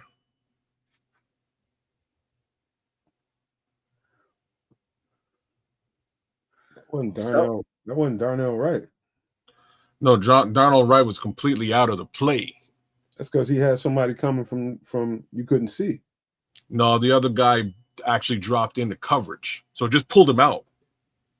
All right. So the Bears use a timeout. 2nd and 19. Williams in the shotgun all by himself. Packers rush 4. Back to pass. Williams looks. Ball is thrown in front of LB3 incomplete. 17 seconds on the clock, 3rd and 19.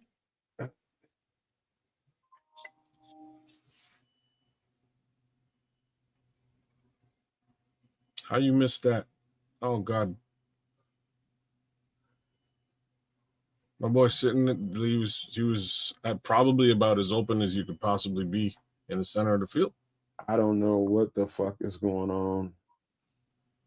All right, so 3rd and 19. And the shotgun, 4-man rush. The ball is away, complete to the right sideline to Swift, and he's taken down. What are we? Was that a screen? No, I don't know what the hell it was. It need to be some cussing at halftime. In the room, solo with number 18 in there. Why the fuck are you throwing it for like an 8-yard gain when you're 3rd and 19? What kind of a gamer play is that?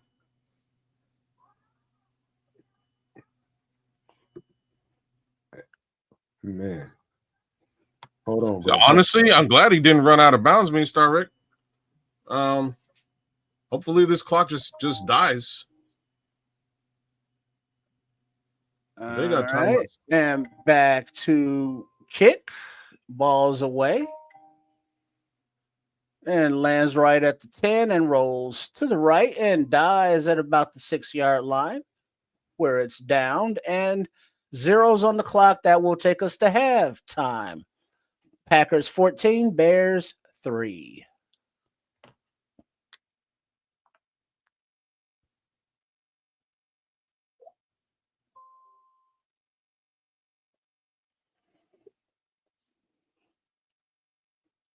Sheesh.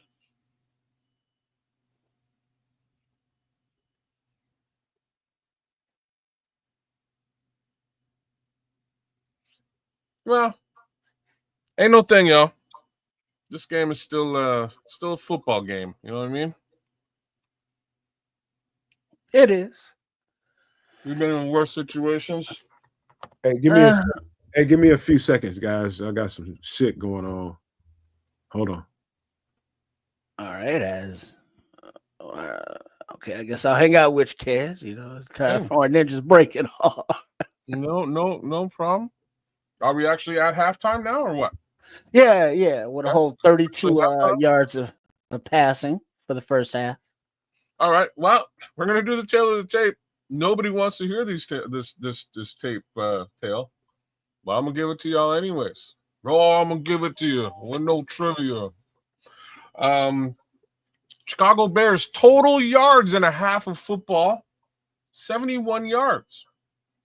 Passing yards, versus 207 for Green Bay total.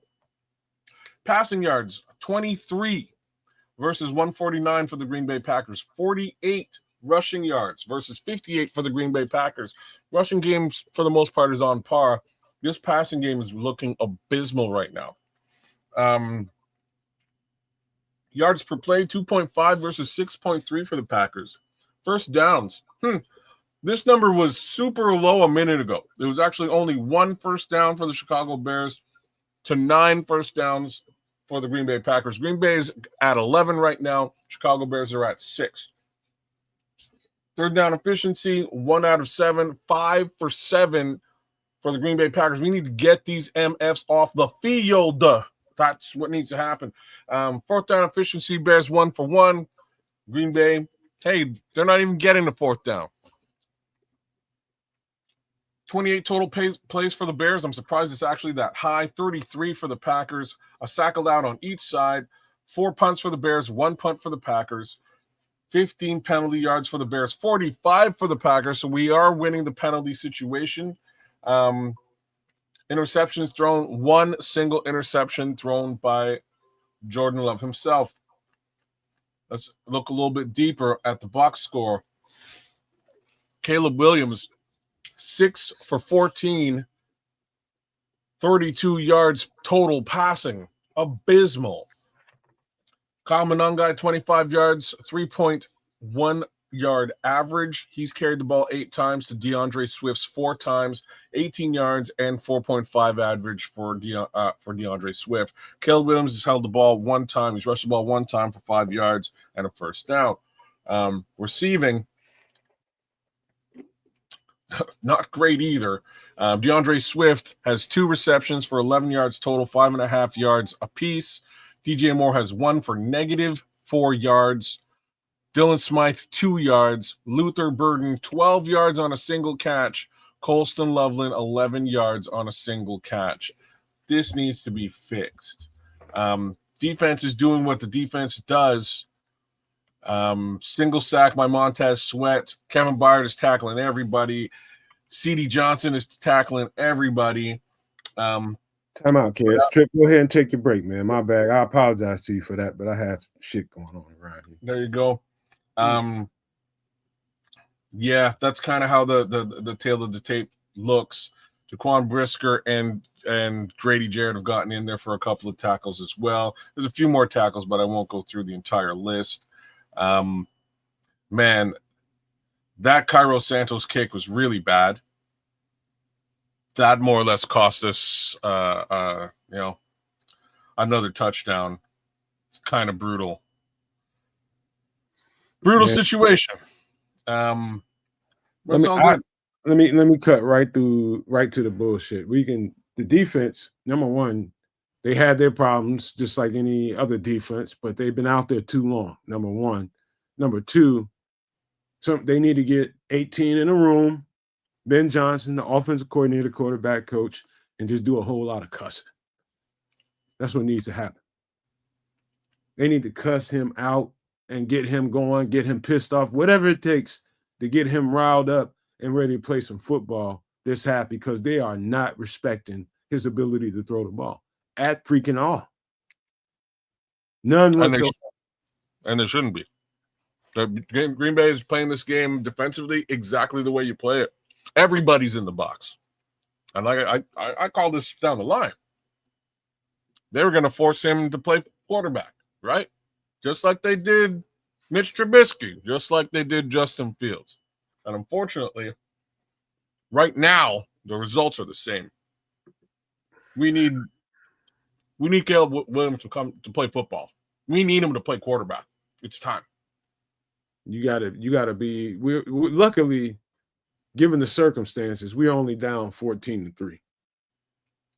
We are fortunate to be down only 14-3.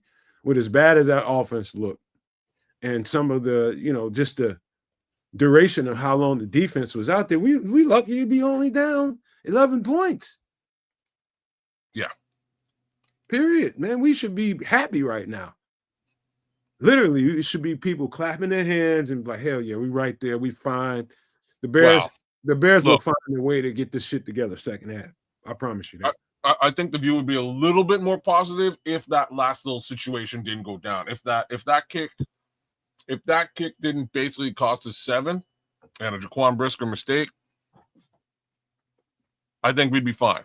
You know what I'm saying? Like, they might not have gotten in the end zone if they're back another 20 to 30 yards. Might have taken them a couple more, a couple more first downs to get to the promised land.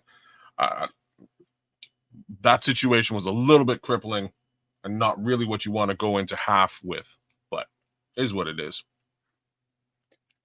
Man, I'm going to read a couple of comments. Minnie Stark says Green Bay is daring Caleb to beat him.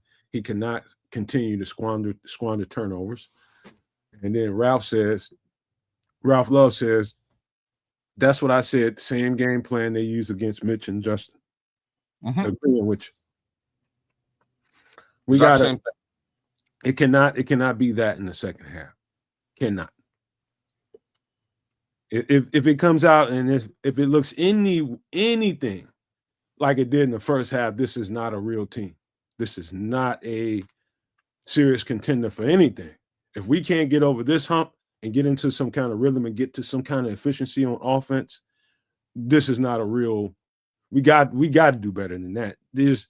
I don't think the offense can be that bad. There's no chance in hell they can be that bad for 4 quarters. Hell no. That's about as bad as it can look.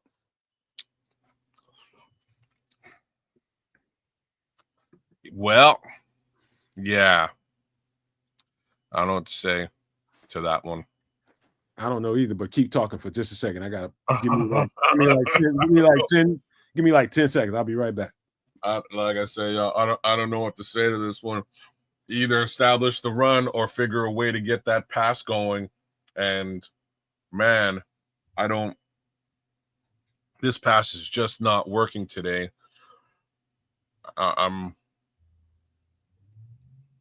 Scrolls, like you can't even blame it on the weather, man. You can't even, because the next man is making passes work in the same weather.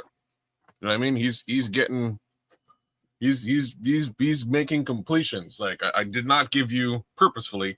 I did not give you the Green Bay side of the tail of the tape, but I'm going to now that you sort of went there. So Jordan Love, 12 for 17. He's above 60% with regards to his passing situation. 163 yards, 2 TDs and an interception.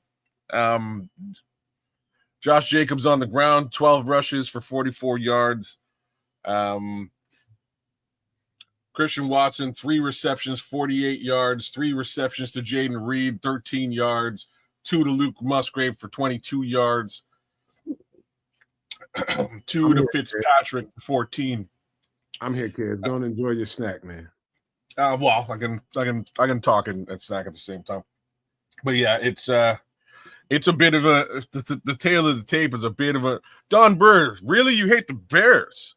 You hate Chicago? Such a poor take with respect to the Lions, man. The Lions and the Bears have something in common, and it's the fact that the Green Bay Packers suck. But if you want to take your hatred out on the Bears, that's all fine. You can do that. I don't know what Chicago ever did to you, except for take your damn head coach or offensive coordinator and make him into the best head coach in the league. Meanwhile, you guys crying and Dan Campbell's wearing glasses and trying to figure out how you're going to call games now. So maybe that's the problem. You might be a little bit salty that you have a shitty OC now, but such is life. In the meantime,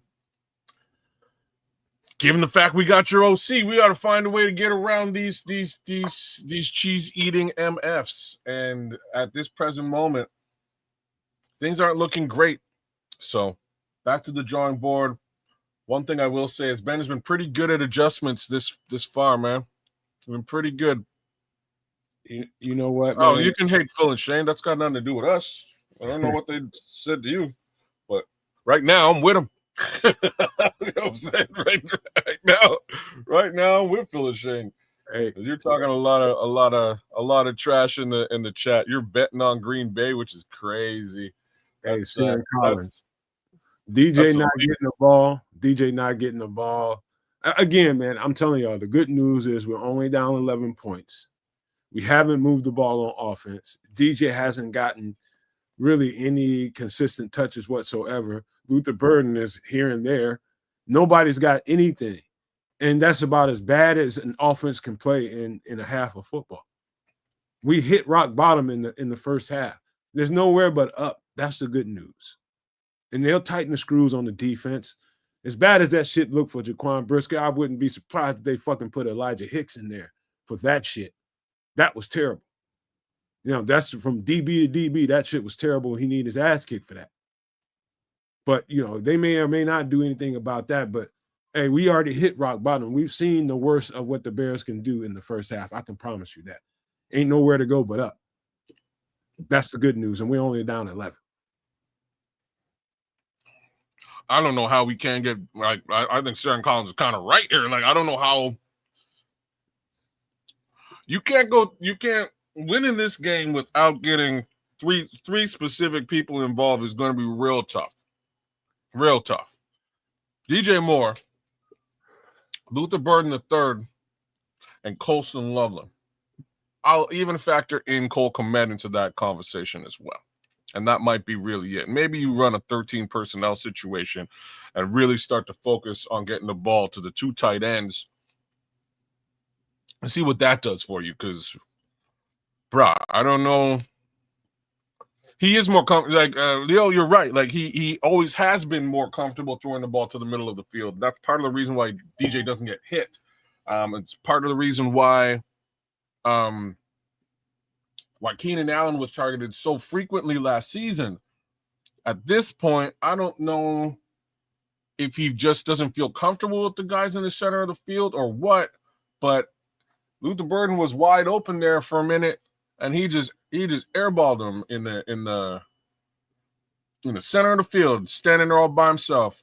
We can't have that, and in that respect, I'm pretty sure somebody's cussing him out in the locker room right now, trying to figure out how could he possibly not have hit Luther on that pass. Well, all the cursing is done because as we getting back they at get it. ready for the second half kickoff, Ben Johnson went over to Caleb on the bench, bent over and said something to him, gave him a little tap on the leg.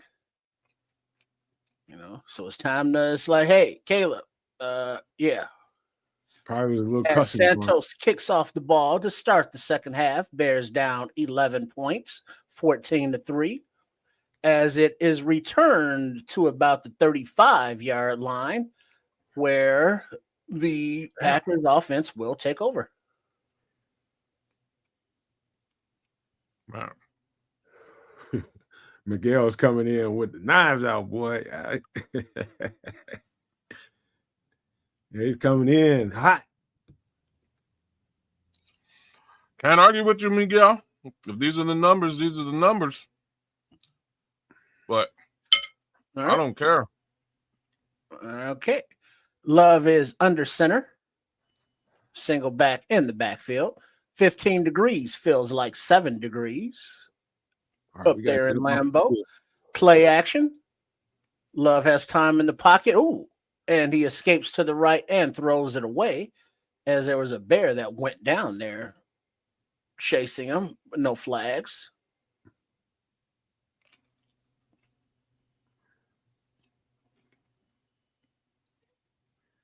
This is how far back I am on this. Oh.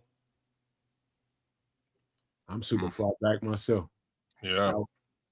That's how far back I am on that play, but that was Book that went down. Mm-hmm. Yeah. He got tripped or something, pushed or I don't know, but he just went down fast and hard.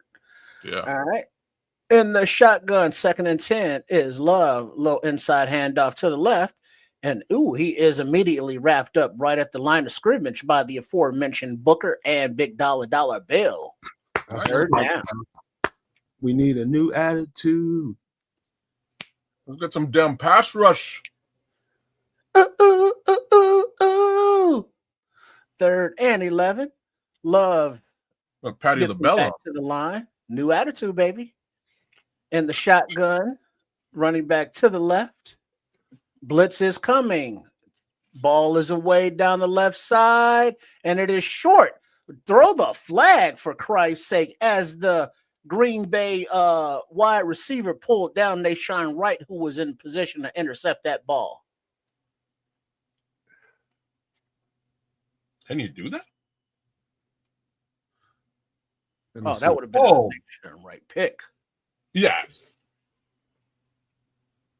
Oh, that's a pick. Oh, where's the P? There it is. You heard? Oh, you can't. Heard me? OPI. OPI. That was a pick. That was Nashawn Wright's number. Boy, look at this. Oh, wow. I've never seen a receiver do that before. Pass interference offense that is declined. Result of the play is 4th down. He actually had no choice. I can't argue with it. It's a quality move. That was a terrible throw. It was a bad throw. It should have came back with Nashawn. He did exactly what he should have done there. I was not going to fall to the ground on its own. Nashawn had to step on him. I would have mugged his ass too with that throw. He deserved it. Nashawn deserved it. But that's all right. So the snap, the back to the punter is clean. The punt is away and goes out of bounds at approximately the 15-yard line, but there is a flag. Good. What's the flag? Wait, nope. Move it back to about the 21 as Homer is hopping off the field injured. Not our number one special teamer.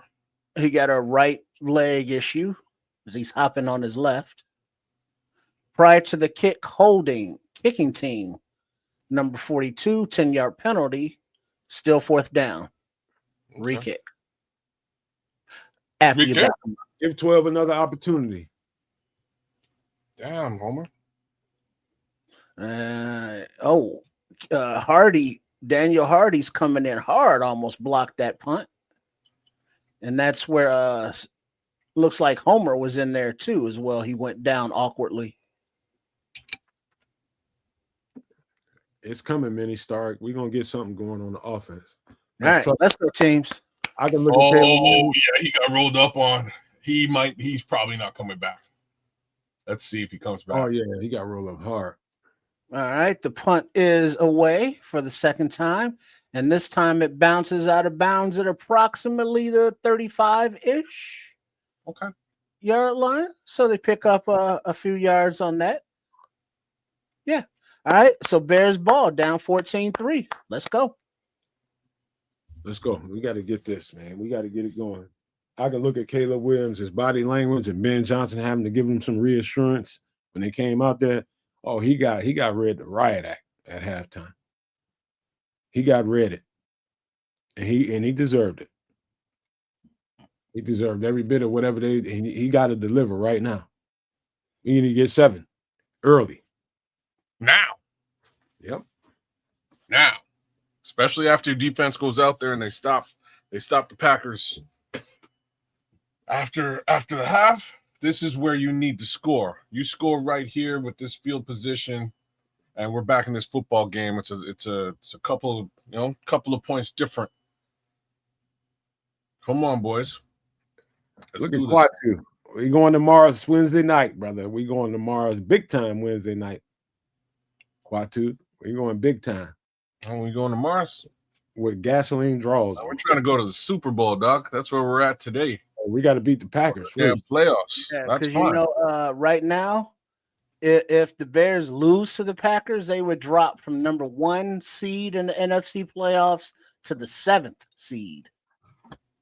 Just like really like that. Yeah. Damn. So this is a crucial. This is a crucial playoff. Type game. Damn. Man. Oh God, we got to get something cracking. But make sure you guys hit that.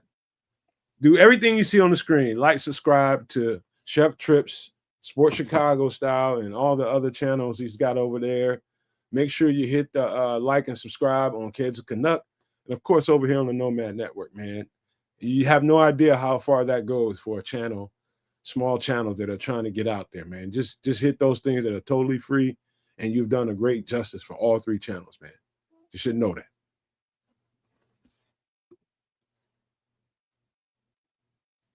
I'm trying to get a look at the rest of these games here, man, because you're right, Trip. We would have to sort of rely on a loss for the Rams again. Oh boy, the Rams are up 31-10.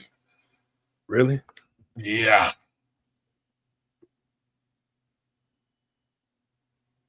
Yeah. That's where we're at right now with the Rams. Again, we're still lucky. All right, so the play action. And the pass is away to a falling down Oz after about a 6-yard gain. 2nd down and 4. The 71 yards by the Bears in the first half is the fewest for first half by a Ben Johnson coached offense ever. Damn. All right, 2nd and 4. Williams is under center. I formation with a tight end as the fullback. It looks like Swift in the game. Play action to the right. Caleb rolls to the left, takes it with his legs, and slides down beyond the first down marker by about 4 yards. 1st and 10 Bears. Thank you, Miguel. Miguel Goncalves just gifted 5 people memberships, man. Anybody that receives them, it would be very nice if you go ahead and thank Miguel for that, because we appreciate him so That's much. what's up, Miguel. Good looks. Big ups, Miguel. And Bears down. All right, let's see. The Bears can get some momentum right here and keep it rolling. First and 10, I formation. Swift is running back. Play action. Williams looks down the middle. Plenty of time. Escapes and dumps it off to the right, off the hands of Swift. Incomplete. Second and 10. Thank you, Miguel, again, man. We definitely appreciate you. There was time in the pocket. I guess there's nobody open, but his check down could not connect. How you missed that check down, though? I'll put that one on DeAndre, but I think he would too. All right, second and 10 from the 47-yard line or so. Manungai takes the handoff on the inside and runs hard, backs his way for another 4 yards. Third down. That was all Manungai. 3rd and 5, and Manungai and Komet leave the field. Holy. Oh, Walker was out there as well. Jade Walker. Oh, really? He was out there, but he left the field as well. Swift is back on with Loveland, DJ, LB3, and looks like Oz out there. Mm-hmm. Swift is to the left of Williams, who's in the shotgun. Blitz is coming. Ball is away, complete to Loveland. Past the sticks to about the 37-yard line. First down, Bears. More or less exactly what I suggested at the half. Let's get these bloody tight ends involved. That's what I'm talking about. Blitz was coming. Beat the blitz. Keep the sticks moving. There he is, all by himself. They're looking at the wideouts. Get these tight ends working. Where's Cole Komet? Is he on the field? No, he left the field before that play. But he's on the field now along with Loveland. That's what I'm talking about. Swift is in the backfield. It looks like a pistol formation, I guess. I don't know, something. Time to pass. Time is running out. Caleb escapes to his right. Ball is away and is complete to Komet as he rolls out of bounds at the 10-yard line. Who did I just call? Bears. Told y'all, take it easy, man. Let's go. Who did I just call for? Cole Komet. That's exactly who I called for. Get these tight ends in. Oh, that was a beautiful catch too, Cole. Over the shoulder. Oh, nice. Very nice. Yeah. Both quarterback and tight end. Let's keep these guys involved in this football game. All right, that was a 26-yard gain. And the Bears are at the 11-yard line in the red zone. Now you go play action. Swift takes the ball to the right and burrows for about 4 yards. Second down. That's a way to make them pay, Caleb, for all that. This kid can be a gamer, man. Let's go. He can be a player, bro.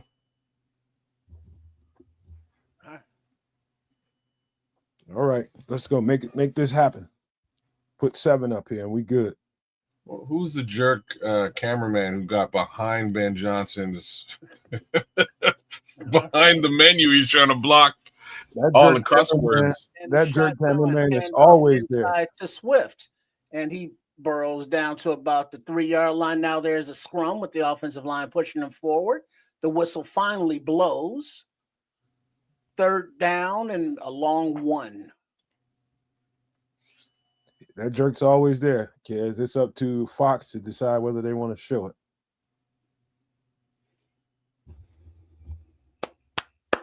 Let's go offense. Let's move. There we go. There we go. Is still in the game. He's the lone back. This is where he switched to Benunga. BJ motions to the left. Williams is under center.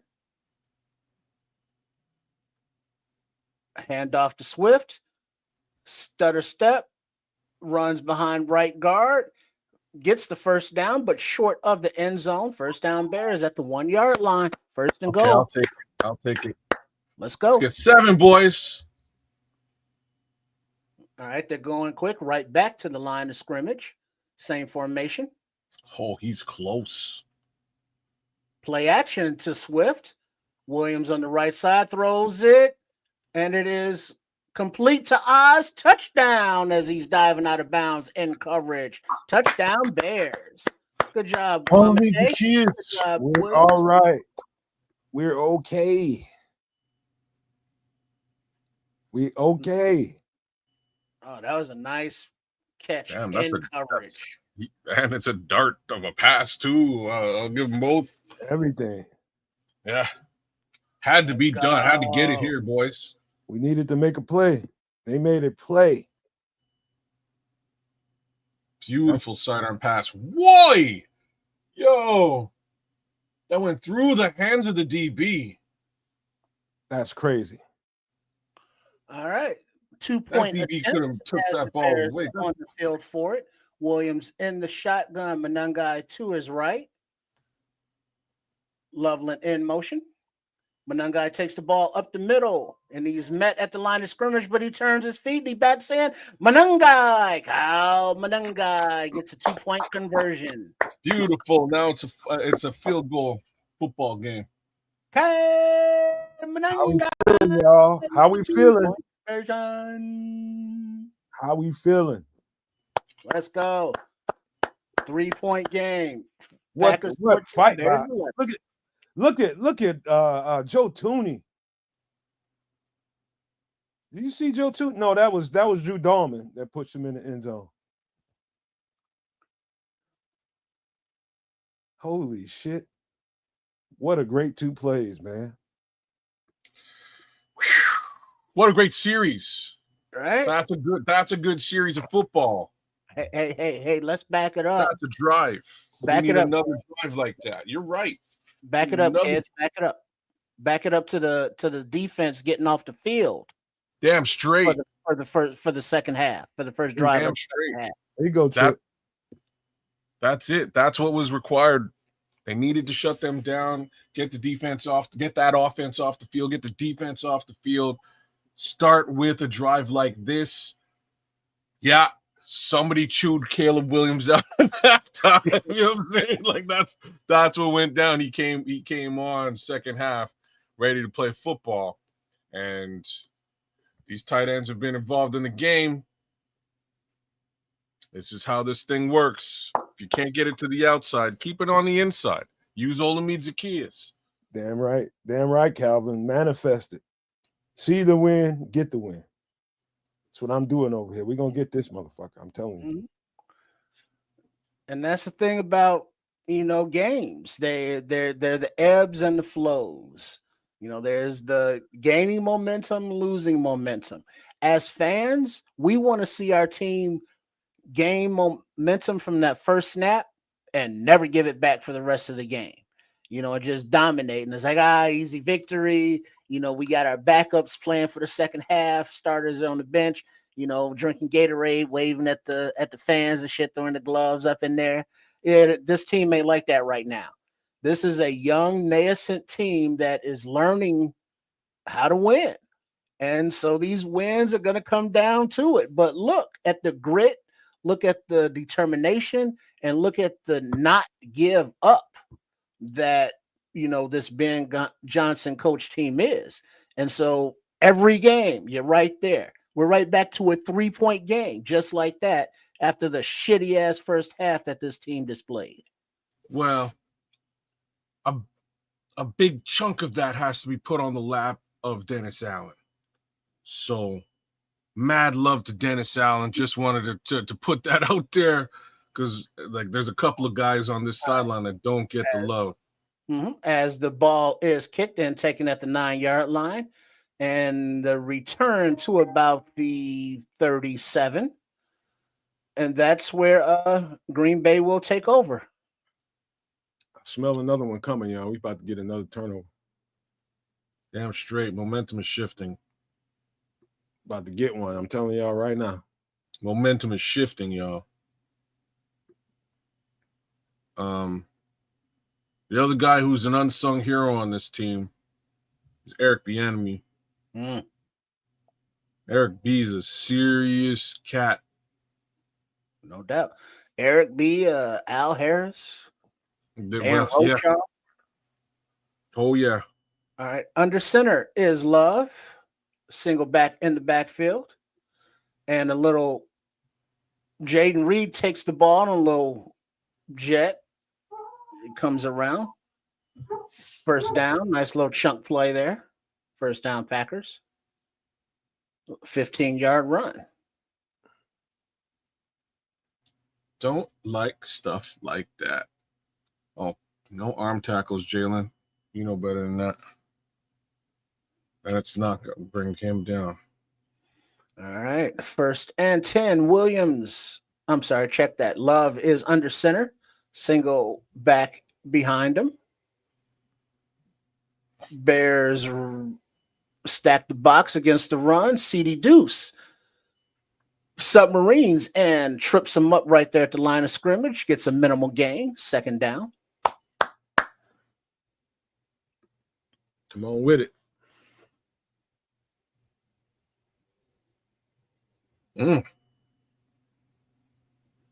Man, he's playing great football, man. Spicy, boy. Spicy. All right. Under center is Love. Handoff, run to the left. And a nice, powerful run to the 40-yard line to bring up 3rd and short. Let's go, Bears. Come on now. Come on. And they are commenting here that the safeties are so deep that the Packers are just running it right there under them. 3rd and 3. And the shotgun is Love. Back to his left. Bears show blitz. Bears bring blitz. The ball is away to a wide open Christian Watson, who runs untouched to the end zone for a Green Bay touchdown. What are we doing here? There was another blitz by the Bears. The Packers ran a slant. CD Deuce in coverage. Could not keep up with Watson. Touchdown. Oh, yeah. He got beat to sleep. He got beat to sleep. Wow. Okay. You know, that's technique stuff, man. You cannot, if you one-on-one, you cannot give him the inside. You cannot let him cross your face freely without putting your hands on him. That's something I believe strongly in. You cannot let that happen. Not in one-on-one. Not in one-on-one. You got to take that inside away from him. Snap is clean. Hold is clean. Kick is good. It's just that's too easy. You can't play that. You can't sit right on top of him like that. You got to take away the inside leverage. You got to take the slant away when there's nobody behind you. That's soft shit to me. Untouched. Why'd they sell out on the blitz, though? They try to get home. You just got to trust your DBs. They ain't been getting home. Man. Jeez. All right. Well, guess what? Offense, pick us up. And they need to. Because, that was a blitz call that didn't get home. And guess what happens? Well, no, don't even guess. Cats, what happens when a team blitzes and don't get home? That's what I'm saying. Like Many Stars says, they'll carve you up. But there's got to be better coverage, man. That was. I don't know if the coaches are teaching them to play it like that, but that's a weak ass way to. That was basically cover zero. That means everybody's one-on-one. We're gonna max blitz as many as we can, and you got to make sure your guy don't get the ball. If I'm in that position guarding the slot, the slant is getting taken away. I'm taking away the inside leverage. You're gonna have to beat me on the outside, Jalen. Love is going to have to throw that ball over my head because I'm not giving you the slant across my face. I'm not giving it to you. You're going to have to beat me some other way, but no, not that way. And that's just the way I've learned how to play the position, man. I do not like these corners sitting on top of these guys eye to eye like that.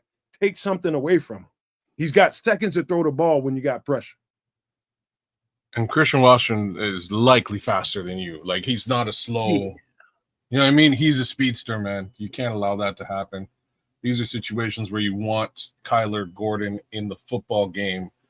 And how he's not, I don't know. That's an unfortunate reality today. That's all right. Shout out to Miguel again. STL Bear Boy is thanking you for the membership gift. Thank you so much again, Miguel. See, it looks like before the play, Jordan Love recognized it was cover one, and he gave a little hand signal, to Watson to, adjust the play, and he got him right the ball touchdown. As the kick is away, but the ensuing kick goes out of bounds. Well, so the Bears will get the ball at the 40.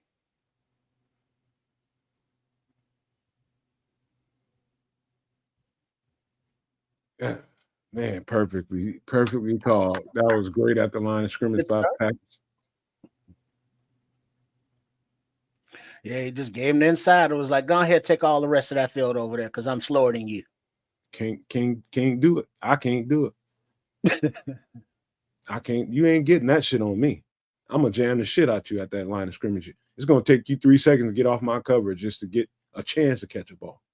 You're like, nah, go ahead and get the jump. All right, Monangai is in the game in the backfield behind Williams, who is under center. Tight end shifts to the fullback position to make it an I formation. Monangai play action to the left. Williams keeps it, rolls to the right, and finds Komet. And he's complete for a first down Bears for about 15-yard gain. That's what I'm talking about.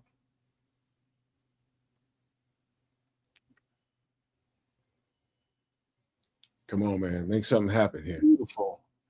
You got to match it. We got to match a score with a score. Mm-hmm. Yep, STL Bear Boy. Kyler got hurt pregame. I don't know how to fuck that. Monangai play action. Williams back to pass. Throws it to the left to Monangai, who was wrapped up immediately at the line of scrimmage for no gain. Second down. All right. Enough with the safe throws, Ben Johnson. Time to let him go down the field. We gotta take some shots now. He's got 2 receivers there. Like, Monangai was not the guy. He could have went to Colston Loveland again. And I think there was a deep shot. All right, 2nd and 10. Williams is under center with 2 tight ends and a running back. Play action. Ball is released and complete right at the 30-yard line of LB3. And he slithers forward to about the 25-yard line. First down Bears. Okay, well now. done. Well Look at this done. formation. It's a weird formation. Yeah, they didn't know what to do with that. I've never seen that before. That way, let him uncork it, Ben Johnson. Let him uncork some shit. Under center. Throw him some guys still in the game. Adjusting the play and the protections. Packers showing blitz. A little razzle dazzle. LB3 gets the little handoff and gets about 2 yards. Second down. All right, don't get cute now, Ben. Yeah.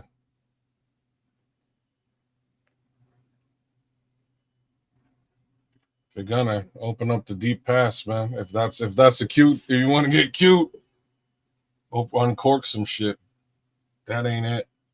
All right. So with 3 minutes and 35 seconds and ticking in the third quarter, Williams is in the shotgun. Monangai to his left, trips receivers to the right. Quick bubble pass to the right to DJ, and he was hit as the ball arrived, and the ball bounds out of bounds. 3rd and 8. All this horizontal shit again. Stop that shit, man. You gotta keep attacking the middle of the field. Holy fuck. Yeah, Oz missed that block. He couldn't get over the top of Loveland. Damn, DJ's taking a pound and not even getting the ball. That's some bullshit altogether. Just that. Right. What you in just... the shotgun is Williams. Manungai to his left. Packers show blitz. Packers bring blitz. Caleb escapes to his right, looking downfield, throws the ball into the almost the stands and completes. 4th and 8.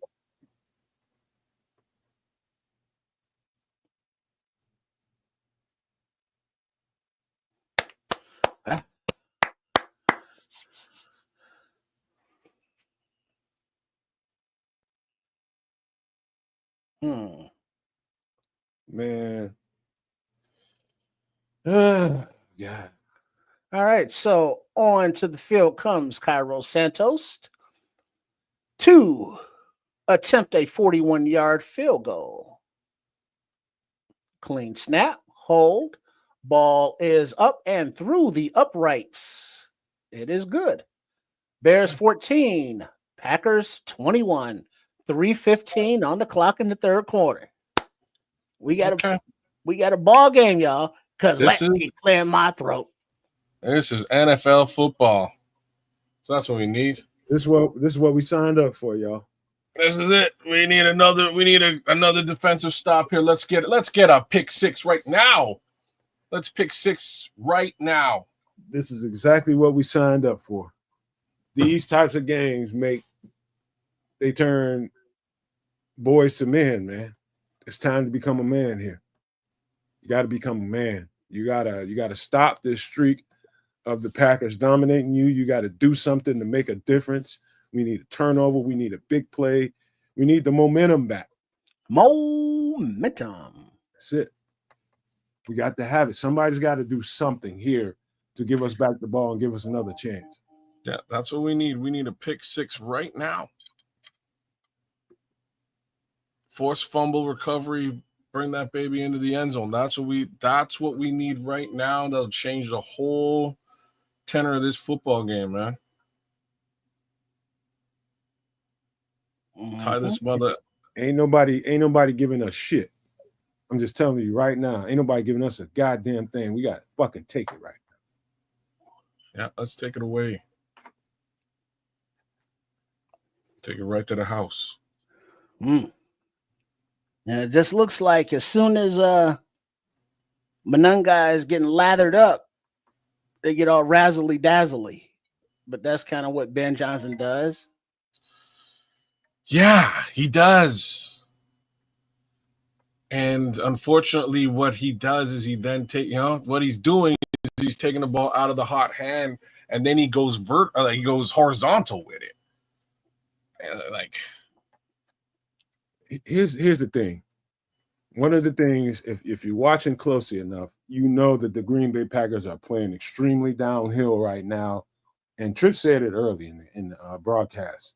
They're absolutely daring Caleb Williams to beat him with his arm. They're attacking the line of scrimmage. They're overloading Ozzie. At times, they're overloading the right over with Darnell and mostly over Ozzie. So Caleb's getting chased out to the right a lot. Have you noticed that? Yeah, it's been kind of both, but yeah. So they're basically saying, Caleb Williams, you can't beat us with your arm. You can't go to your hot read and make us pay for leaving these areas open on the field. There are guys running free. You just got to be able to identify it at the line of scrimmage. You see 2 or 3 guys coming at the line of scrimmage. You got to know where to go with the ball. And the ball is caught at the 4-yard line on the kickoff. And he's dragged down from behind by Daniel Hardy at about the 27-yard line.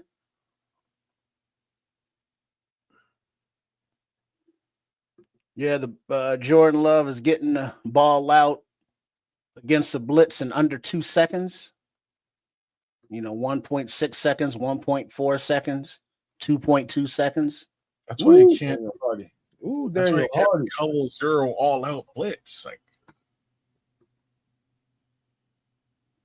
You got to figure out something. Well, the something that you got to figure out is Yeah. ball in the air. 1st and 10. Packers back to pass. Quick outlet pass to the right, and he's immediately wrapped up by T.J. Edwards for no gain. Is Josh Jacobs. 2nd down. Yeah. See, Edwards is out there. Yeah. See, 31, 93. Was that 91, 99? So Williams, Dexter. Who's 33? Is that Mabin Johnson? Who's 33? Jalen Jones. Jalen Jones. There we go. Jalen Jones out there. All right. 2nd and 10. Love in the shotgun. Bears bring the blitz. Ball is deep down the right side. And it is incomplete. Nick McLeod in coverage. Nice job, Nick. 3rd and 10. I'm saying, yeah, they had another guy going across the middle of the field wide open. Way to get your head around, Nick. Yep, turned around, looked for the ball, got the arm up. Nice. Good play. Great play. Great. That's exactly how you do it. Nice job, McLeod. Nice job. All right, Bears showing blitz on 3rd and 10 as Love is in the shotgun with a back to his left. Bears rush 4. Love is looking. He dumps it off to the left side to that back who makes a man miss, but is still tackled short of the 1st down marker. 4th down and 4. Another opportunity offense. Team is on the way out for the Packers. Another opportunity offense. Do fucking get off the field. Put the ball in the goddamn end zone, man. It looks like LaFleur uses the Surface, Microsoft Surface tablet for his play calling versus the menu. Comfortability. All right, the punt is away. He's probably getting And live. it bounces at about the 22 and takes a left and is down at about the 18-yard line, 17-yard line, where the Bears will take over with 1 minute, 32 seconds remaining on the clock in the 3rd quarter, down 14-21. I can see how a Microsoft Surface can help you right there on the sidelines, but I'm sure somebody up in the booth has got probably several Microsoft Surfaces getting screenshots of the coverages, helping Ben Johnson out call offense. Same thing with LaFleur. He's getting screenshots and it's downloading right to his, Surface, and he's getting a screenshot of what the defenses look like, and he's getting an idea on how to call the next set of plays.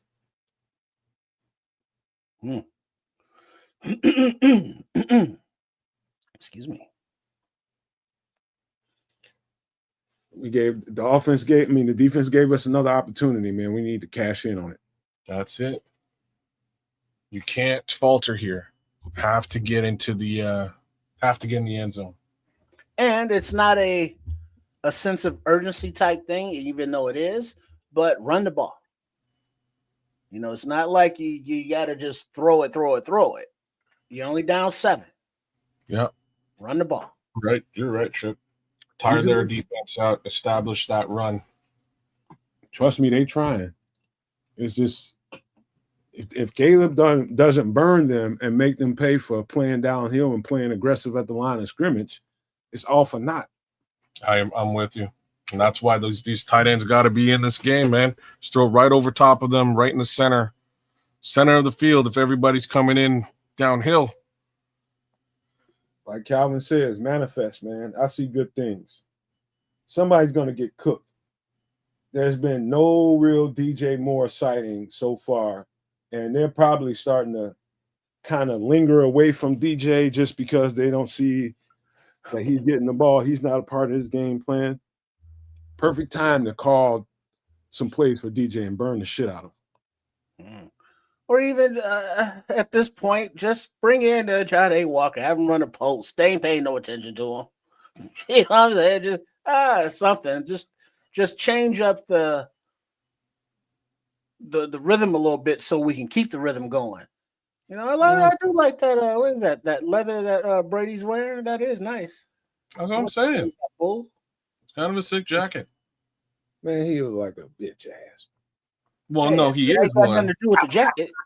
He is one, but if the jacket's I'm gone, bullshit, man. I'm just bullshit. He'll let the help take his wife. Just because Trip said something, I had to say something. it's a dope ass jacket. I don't know about that. I want to see the full what it looks like on him. You know, It's probably like an actual leather jacket underneath the parka he's Underneath the rocking.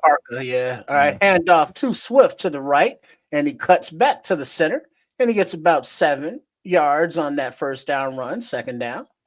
Okay, That's it. That's it. going to the right side, huh? And it ended up being more center, but right side, yeah. Yeah, he cut back to the center. Oh, Jonah made that happen. Seal, great seal block.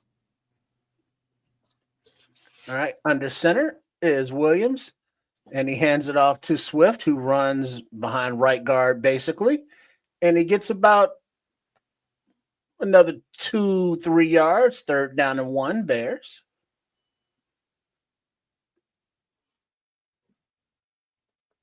Okay, we got to make him pay sooner or later, Starkey. I'd rather him make him pay now.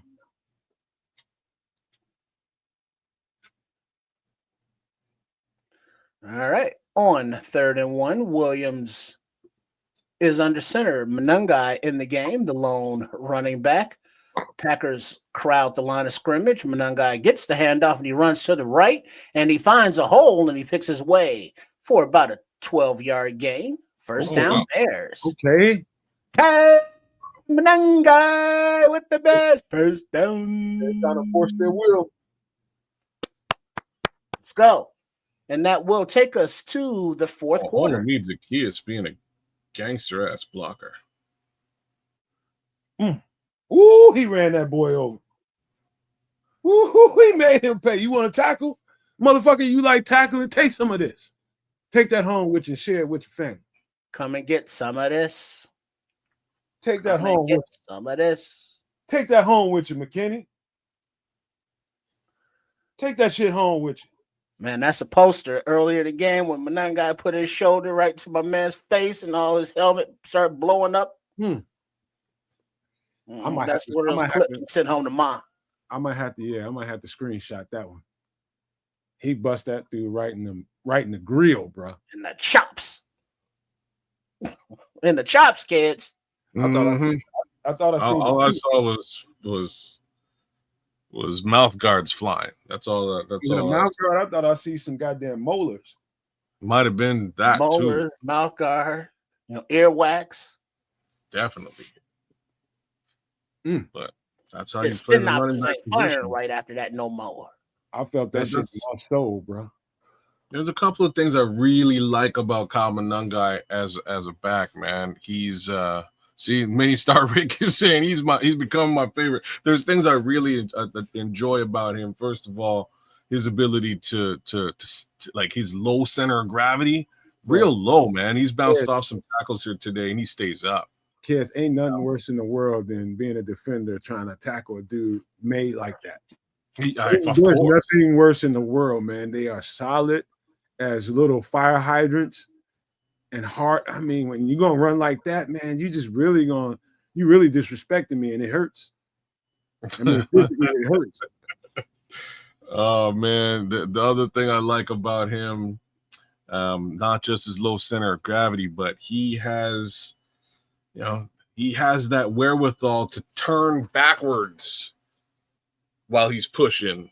Mm-hmm. He will turn backwards and get that extra yardage because the way things work, once your knees hit the ground, that's where they call you. So if you go backwards, it's where your butt hits the ground. And that's an extra, yard at the very least. So he has that smarts enough to do that, and he pushes and gets those extra yards here and there.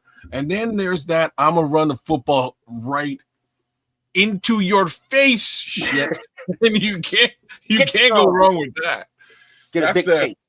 14 degrees feels like 10 up there in Lambeau Field as we start the fourth quarter. Bears down 7, first and 10 from the 35-yard line. Manangai takes the ball and runs hard and gets 9 yards. Second down, Bears. Hand it to them. On the feet, Manangai. Hand it to them hookers. As he comes off the field. Is he hurt? There wasn't even no lane there. My boy just went. Okay. So Swift is back on the field for 2nd and 1. He's in the backfield. Williams is under center. Commit in motion to the right. Play action to the right to Swift. Williams rolls to the left, lofts the ball out of bounds, incomplete as he was chased. 3rd and 1. Okay. Quarterback sneak incoming.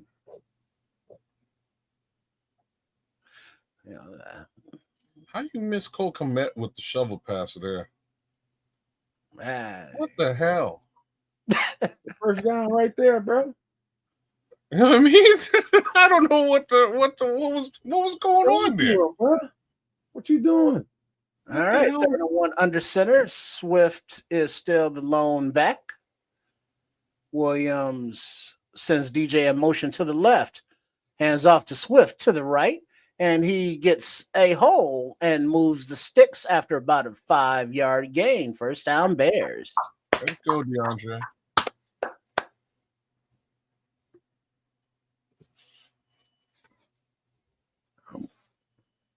Man. What the hell? Okay. All right. Okay. But yeah, I don't. First half, 48 yards. Second half, 57 yards rushing. As Swift takes the toss from the right. And he jumps over Darnell Wright after he makes a block for about a 6-yard gain. Second down. Okay, Swift, put it on your back then. Somebody got it. Put it on your back. Put it on crack toss. That's what I've been talking about, y'all. That's what I'm talking about. As they're showing Micah Parsons and the rest of that Packers B needing a blow, as they've been on the field quite a bit for the second half. And you can see the breath of the second wind out there and blowing it out hard. You would be too, right? He's on the 2nd and 3. Should I be in a booth? This is my hot chocolate. Little razzle dazzle shovel pass screen to Swift for a first down after a gain of about 6. That's what I'm talking about. Take Parsons out the game. He's on the other razzle side. dazzle. Oh yeah, they feeling it on that defense. They hurting. That's what we got to do. Extend some drives. My boy. Okay. That's what you should have done that same kind of thing to Cole Kmet ago. You know what I mean? Like, that's what I'm saying. But all right, I'll take it now. First down under center and is Williams. Play action. It looks like they set up a screen to the left. Wasn't there. So Caleb throws complete to Loveland for about an 8-yard gain in the middle of the field. Second down. We are moving the chains. This is beautiful. Matriculate right up the field. Tire out this defense. Smythe comes back into the game as DJ checks out. There you go with your check down. 2nd and 3. Williams in the shotgun. Swift to his left. Smythe in motion to the right. Packers showing blitz. Packers rush 4. There's a pocket that collapses. Williams escapes up the center of the pocket and slides down just past the sticks for a first down, Bears. All right. Way to get the This first is down. exactly what the defense needed. This is what the team needed, an extended drive. Shit. They was waiting to run this Caleb Williams graphic. With the hurdle, Caleb Williams. Ooh. The graphics, is waiting to run this joint. Yeah, 52 is hurting, boy. Oh, okay, Fox. About time you ran a Bears positive graphic, you punk muck. Oh, wait. Matt LaFleur is challenging the spot and the call of a first down. He might be a little short. He killed him. Unalived himself a little early on the slide. He might be a yard short. because he saw that hit coming from 52, who hurt himself.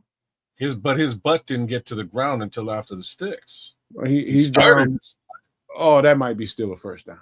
I think it's a first down. All right. After review, the runner was down short of the line of game. Damn it.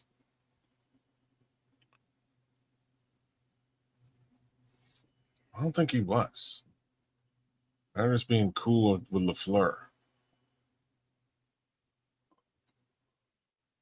So his boom boom hit the ground maybe Let's see 6 this. inches short. So 3rd and 1. Oh man, like that's a real tough challenge. Hey, save that first down. Okay. All right. So 3rd and 1. Williams is under center. Swift in the backfield. Hit him with a To slant. the left. Handoff to the Swift to the left. And he gets past the sticks plus another 7 yards. First down, Bears. Put it on your back, boy. Well Put it done, on your Dion. back. Here we go, Bears. Here we go. Here we go, Bears. Here we go. Yeah, this defense tired. All right. Swift has 12 rushes for 59 yards thus far. Put it on your As back. there is 10 minutes and 25 seconds remaining in the 4th quarter. Bears are at the 16 or so yard line. Williams play action handoff. He escapes to the right, looking downfield. Oh, yo-yo slips, throws out of the back of the end zone. Incomplete pass, 2nd down and 10. DJ Moore was the intended receiver, kind of. He's never the intended receiver. Well, you'll see when I say kind of. Oh, snap. Okay. Yo, if he didn't fall down there, bro. Yeah. That could have got DJ there at the back pylon, I'm thinking. Got him in the back pylon. But you could see the frost on the field there when he slipped. Oh boy, there's things. 2nd and 10. He's there. And the snap inside handoff. Nope, play action. Caleb keeps it, runs behind Komet to the left. Design run, and he goes out of bounds after about maybe a yard gain. 3rd down.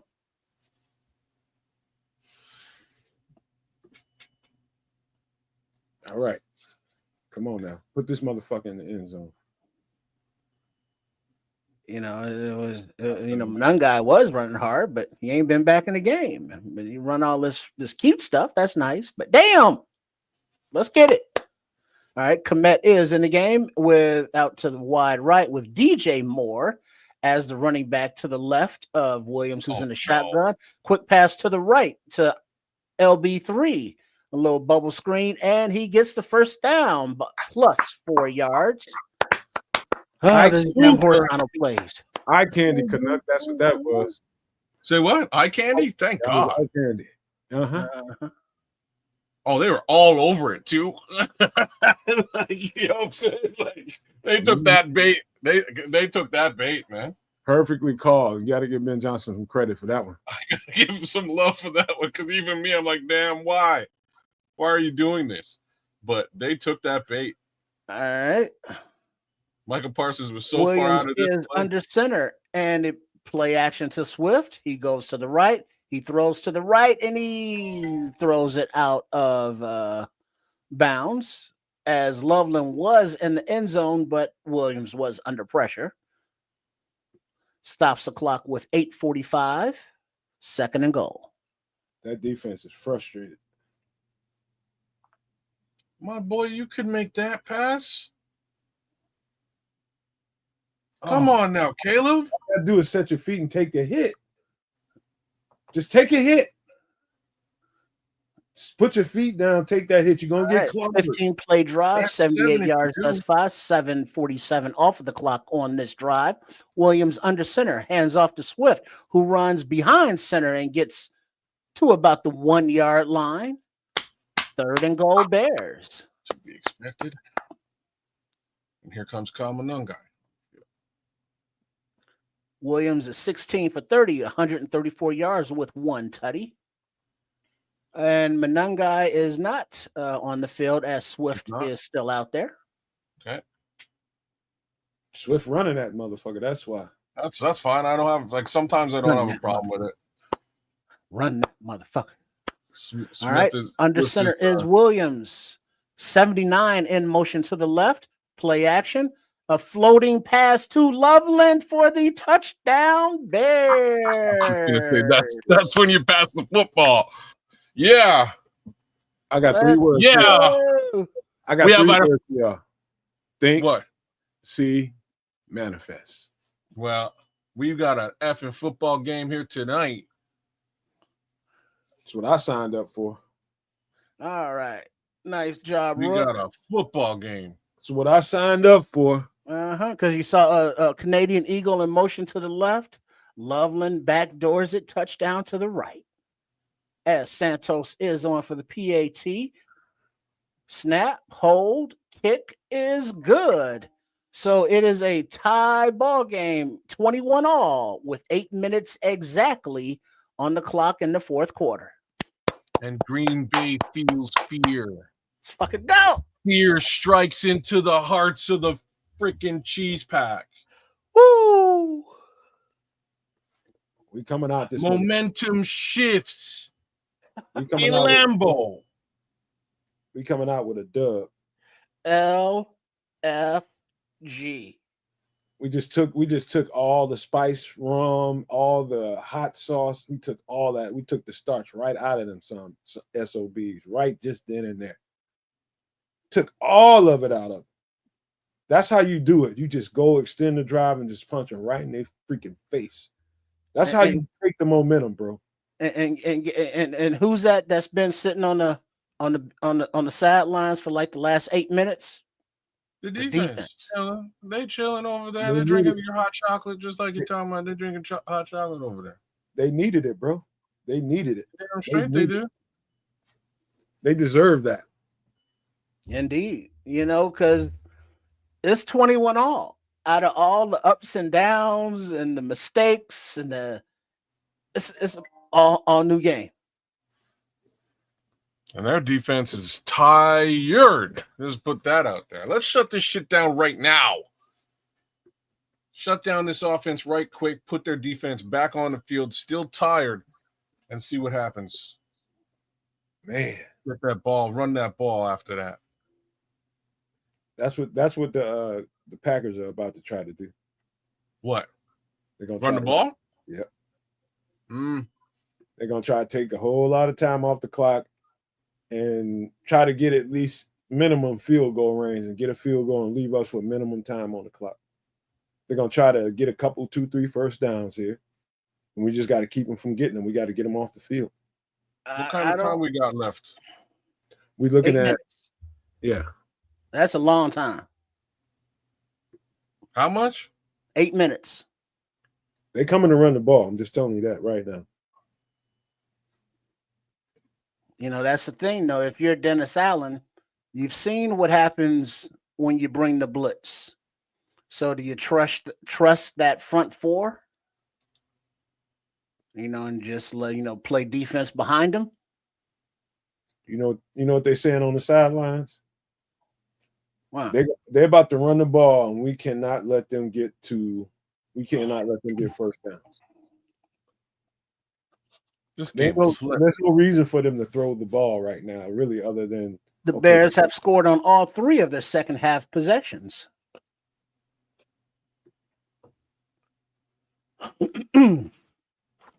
All righty. The kick is away, and it is right down the middle of the field and downed in the end zone, about 3-4 yards deep.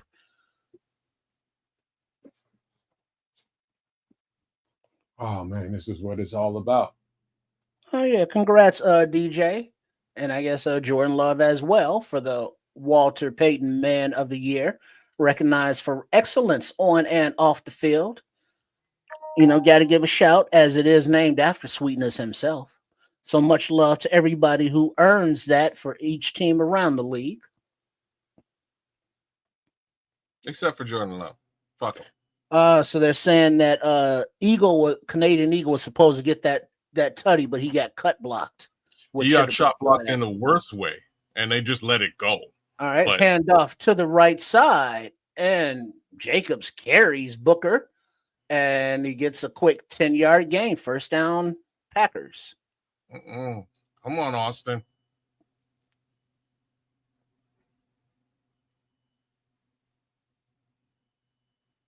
Oh, Austin motored back, though. I told y'all they come to run the ball. Yeah, Austin wasn't even on that side. Came back around for that tackle. Yes, talking about Jordan Love is canning once he sees the safeties back, checking into that run. As he is under center now, and play action, back to pass, ball is away to the right side and complete to number 11 with number 35 in coverage, first down after about a gain of 15. All right, we got to slow this shit up. Yeah, Gardner Johnson got beat again across his face. Damn, CJ. That's Jaden Reed. These damn crossers and slants. Oh, they're just beating them on the line. Jordan Love is mad accurate, bro. Straight up drag crosser. Right. Love is under center. They love to do that. Hand off to the left side, and 53 TJ Edwards and Big Dex is there to stop it for a gain of maybe 1 yard. Second down, 6:20 on the clock and ticking. Let's go, y'all. Yeah. I keep them at least to a field goal here. Yeah, that's what we need. That's what we need. Keep them to a field goal and we'll be fine. All right. At best, 3. So from the 39-yard line are the Packers, loving a little pistol formation. And he goes back to pass. He dumps it out to the left. And somebody missed a hell of a tackle right there. And Jacobs gets just shy of the first down out of bounds. I guess that was CD Deuce. Gardner Johnson missed that tackle.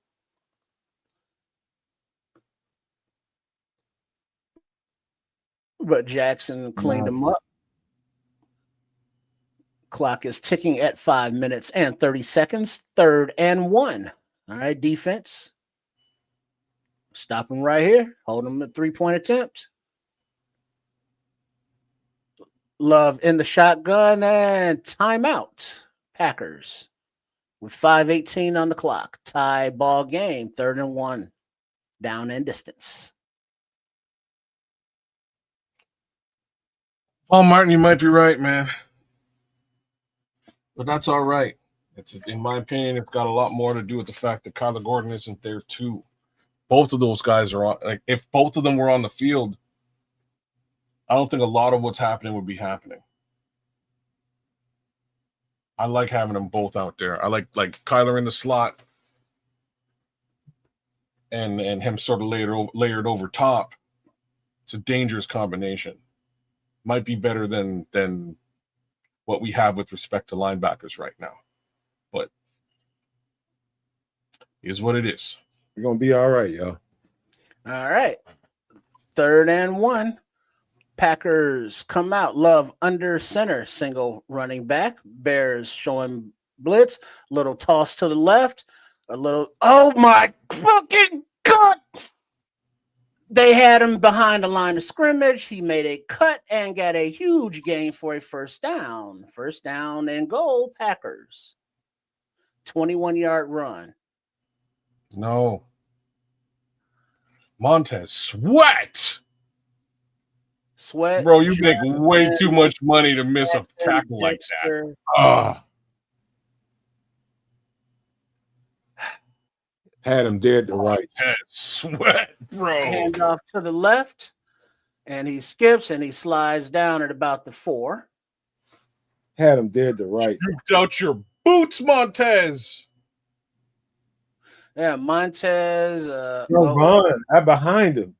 All right, nice shine right is down. He's holding the left side of his head area. Oh, snap. He got kicked right. He got kicked right in his shit. Took a kick right in his shit. Looked like a kick.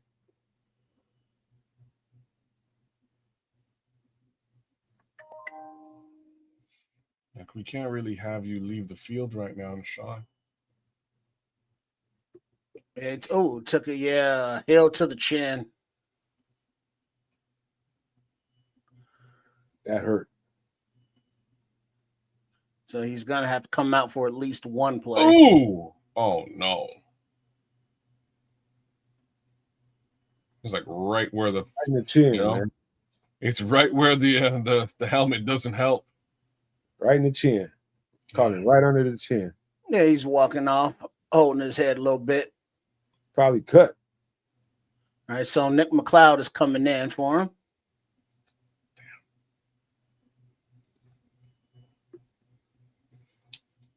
No signs of Tyrique Stevenson today? No, he's out. No, he's out. Damn. All right, so 4:32 on the clock and ticking. 2nd and goal are the Packers.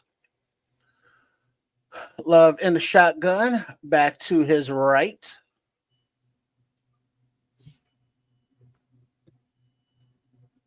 Wait, and then there's movement, there's whistles, there's flags.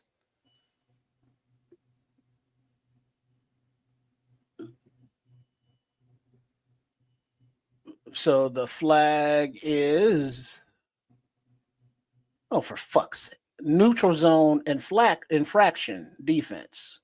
What? Austin Booker.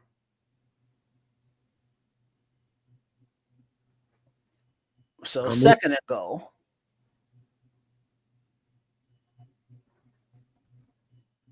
Just keeping the 3.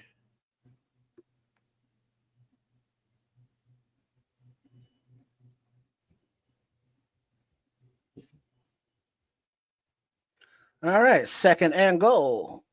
Love is under center, but there are whistles. Hold on. There's a stoppage. They're resetting the game clock to 4 minutes and 18 seconds. We need them seconds. We need all them seconds. All right. As the Packers are now 2nd and goal. Love under center. Hands off. And Jacobs is met right at the line of scrimmage by a host of Bears. 4:10 and ticking. 3rd and goal. That was a candy play just to set up the play action. That's a candy play.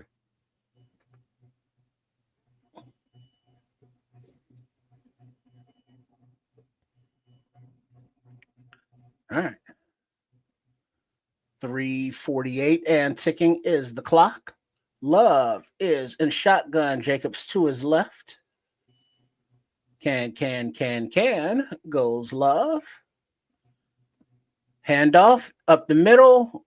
And Jacobs is able to back into the end zone after initial contact. Touchdown, Packers. All that means is we got to score. Yep, 3:32 on the clock. Plenty of time. So all that means we got to goddamn on score the ball. We got to score. No ifs, ands, or buts about it. We got to make plays and score. But this is what I signed up for, y'all. Tough, hard-fought game in the trenches. Let's see who's the toughest team. Let's see. All right. Well, PAT attempt. Snap is clean. Hold. Kick is good. So Packers take the lead 28-21 with 3 minutes and 32 seconds remaining in the 4th quarter. That's a gang of time. This is exactly what you want, though. You want to come into Lambeau and get blown out. You wanted to come into Lambeau and get and like play a respectable football game. That minimalist goddamn talk, we ain't having it. We finna fucking win this game. Well, I ain't got no problems with that talk either. I'm just saying this is at least what I wanted to see these boys go out there and do. First half didn't look like this. Now we're playing football. Let's go ram this ball down their throat now. Ain't no second place trophies getting fucking passed out here. We gotta fucking win this. Damn straight. Ain't no fucking participation trophies. We played better than we did, but no, motherfucker, you gotta win it. Gotta win it. And you gotta figure out a way to do it. That's right, Calvin. Manifest that shit. I wouldn't be mad if we get touchdown and go away with the 2-pointer. I wouldn't be mad if we didn't go for the extra point and we went for the 2 to beat them. I'm manifesting that.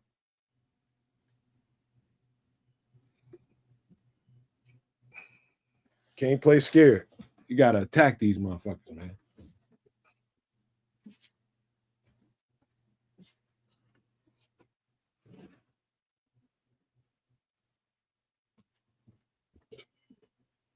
This is why we play the game, man. This is why people get paid all that money to go make plays and figure out a way to win a game. This is why. You get down to this situation and you got to have it. You go make plays. Starkey says, get this thing tied up and go into OT. I'm good with it, but I would not be mad if they went for 2 to beat them and walk out of it. I think they're going for 2. They might, but it wouldn't surprise me. I think they go for 2. Especially the way this game's gone. Cloud Chaser says, yeah, go for 2 and beat them. Let's get out of here. You know what I'm saying? Finish it. Finish him. Bears win. Yes, that's right, Calvin. It's time for your birth. It's time for you to birth yourself into this new world. Yeah, you're right. Step into your legacy, kid.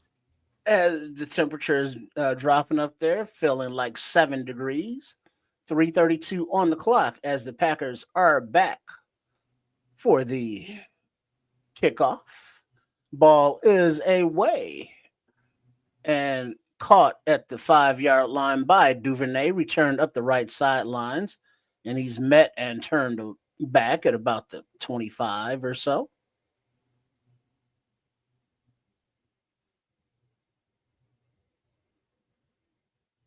All right, let's do this, y'all. This is what we born to do, man. Play this game all your life to make plays in situations like this. This is what we born to do. Make plays. All right, we got Manungai on the field, in the backfield, as we got that little full house kind of formation going on again. This time it's play action. Caleb back to pass. Ball is away down the left side. And he finds LB3 at about the 45-yard line, who spins, makes a man miss, and gets across the 50. First down, Bears. Beautiful. Born to make plays, y'all.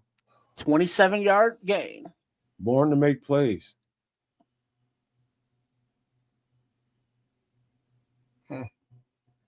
Born to make plays. There you go. All right, let's go, boys. Manungai is still on the field to the right of Williams, who is in the shotgun and the snap. Play action to Manungai. Williams looking downfield, escapes the pocket to the right, looking downfield, directing traffic, throws the ball, but it is short to Oz, incomplete pass, 2nd and 10. All right, let's go. Got a couple more plays to make something happen. Oh, come on, Caleb. Should have dropped it off the cow. No, he should have dropped it off to Cole Kmet. He was wide open in the center of the field. Quick. He extended the play, and by that time, Cole's covered and everybody else is covered. Play action to Manungai. Time in the pocket. Williams looks. Time escapes to the right. Looking. Ball is away and complete to Duvernay. Inside the 25, 1st and 10 Bears. Evan Duvernay getting catches out there. That's new. I haven't seen him run a route all season. That's his second catch all year. Duvernay's. That was a nice throw too, dog.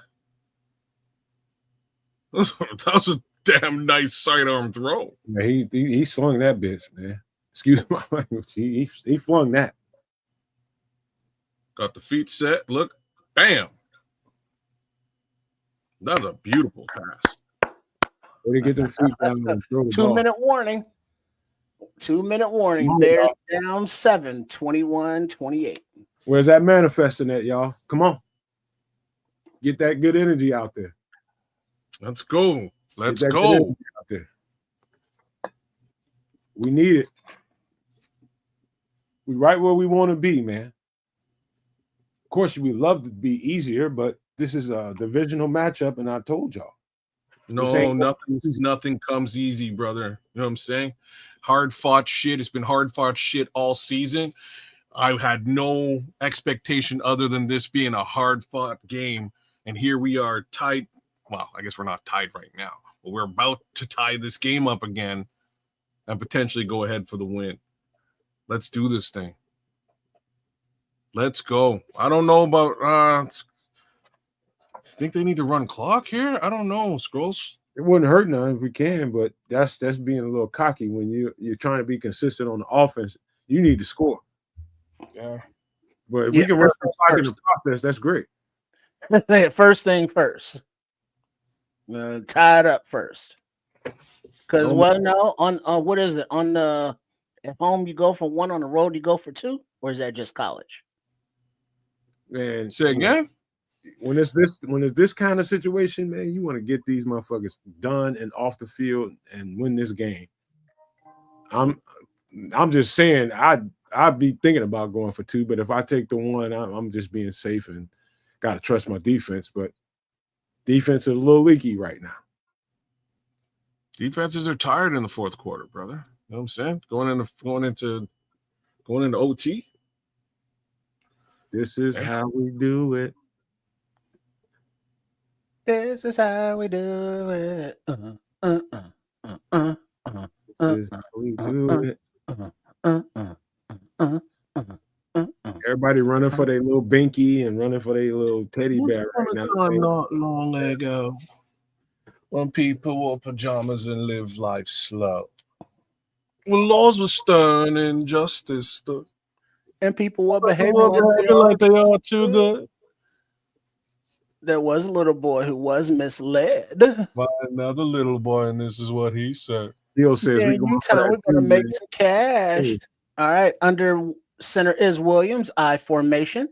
Hand off to Manungai, who's in the game, and he gets about 4 yards before he spun and tackled. Second down, 150 on the clock and ticking. There's that clock running that y'all talking about. Mm-hmm. And the Bears are taking their own sweet time going back to the huddle. Bears have 3 timeouts. Packers have 2.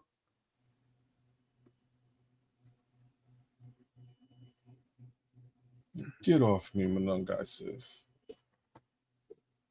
Let's go. And now was just asked in the announcer's booth if they're thinking about going for 2, and Tom Brady definitely thinks they're thinking about going for 2 as Manungai takes the handoff, runs to the left, and comes up about a half yard shy of the first down marker. Go for 3rd and 1:02 and ticking on the clock. Run it right back at him. 5 comeback wins in the final 2 minutes this season is tied for the most in the NFL. The Bears are. Kyle Manungai has 13 rushes and 57 yards. Caleb Williams has 19 completed passes out of 34 attempts for 186 yards and 2 tutties. Go right back to ISO. Put another. And he's under center. Canning at the line. Manungai in the backfield. And they run against everybody in the box for the Packers. And he's just shy of the first down marker, 4th down. 4th and 1. Do it 26 again. seconds on the clock. ISO. Do it again.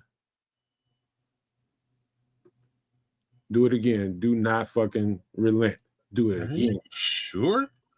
Yeah, you fucking do it again. Oh, that's just a bad spot. A Green Bay Lambeau Field spot, that one. Hey, we'll Whatever. take it how it comes. Run it again.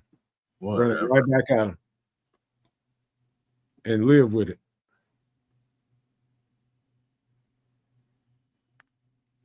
All right. 4th and 1. 27 seconds. 2 timeouts for each team. Ball is at the 14-yard line. Timeout, Packers. Run that shit again. Right there in the same spot, right back out. And we'll see if they can do that twice. Now everybody sustains their blocks and we get the first down. Or run a quarterback sneak, doesn't matter. But just run this motherfucker right back at him. Or you slant DJ Moore over the top just like they did to you. Run it right back at him. Y'all ain't getting off the hook that easy. We finna run this bitch right down your goddamn throat. We ain't finna throw nothing. We running this motherfucker right down your throat. You gonna tell me we ain't gonna be able to get an inch or two? All right, here we go. Williams is under center. Swift is in the game. Loveland in motion to the right. Play action. Williams fakes it, rolls to the left, lost it up into the end zone, and it is intercepted by the Packers. Why, man? Why? Just run the motherfucker. He could have run for the first down, but he didn't want that. So he lofted it into the end zone into a covered person. Just run it. Run. Oh, God. Oh, my God.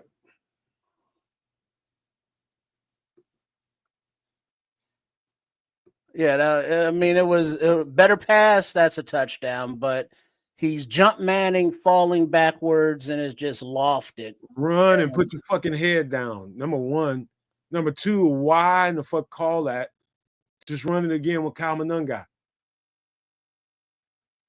Or hit DJ Moore, who's also wide open there. Wide ass open. He's wide ass open.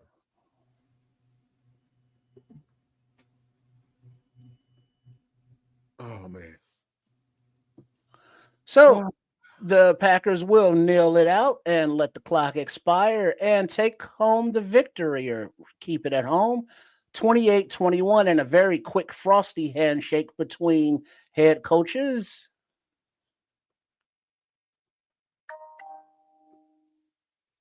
Shit, Caleb. You lost this football game, bro. Not sure if I could put this game on anybody else. You cannot. Y'all ready to do post game? Let's go.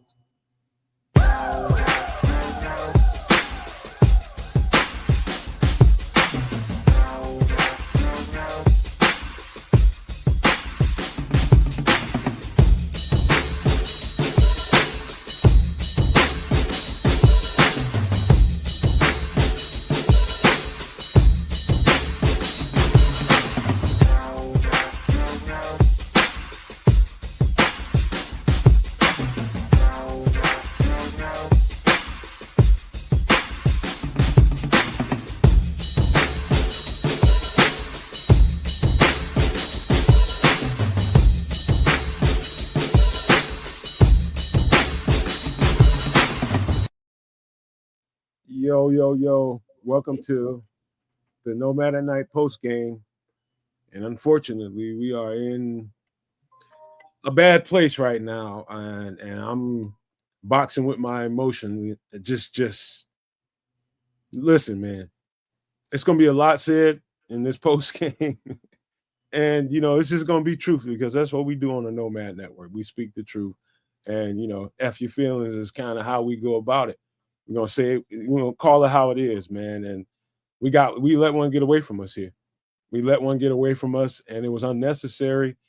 You know, let's just start there, Trips. You up at the top left, so we're gonna go clockwise and go like that. Well, first of all, I understand that. Hold on. What's going on? He's got some volume stuff. All right, there we go. Yeah, I get that Ben Johnson is very creative with his play calling and all that, but sometimes it's just too fucking fancy. Just line up, Swift and or Monangai and pound the ball. All the window dressing, okay, I guess that's cool and all, but it just seems as though he's making it harder than it is. And I disagree. I know what you're saying, and I know that running a football right there was the easy, smart man's money. But here's the thing: Caleb could have ran for that 6 inches and got the first and called it a day. He had that choice. He had the option. This is putting the ball in and this is the thing. This is putting the ball in your quarterback's hands to be the hero and win the football game. And he had an opportunity to do that. And when I'm saying that, I'm saying DJ Moore's in the exact same area, wide open, uncovered. Instead, he throws the ball to the one guy who is covered in the end zone and floats it over there for an interception. Huge mistake. This one is. Well, yeah, but I wasn't talking about specifically that play. I was just talking about the game in general. Fair. Okay. All right. To where it's like, all right, let's keep moving the sticks, and it's like, oh, when we're doing this fancy thing, we're going the horizontal thing. The horizontal play worked like what, one time today, maybe twice, and they ran different variations of it like 5 times, 6 times. So it's just the play calling is just very odd because he goes away from his strengths to where it's like he thinks that his strengths are the razzle dazzle plays, and they're cool, but run the damn ball. Yeah. And so there's that aspect of it. And then the defense is, just been like a sieve. A lot of miscommunication, and JJ didn't out of place, and then very sparse, and everybody back there, is hung out to dry when there's no damn pass rush, consistently getting pressure.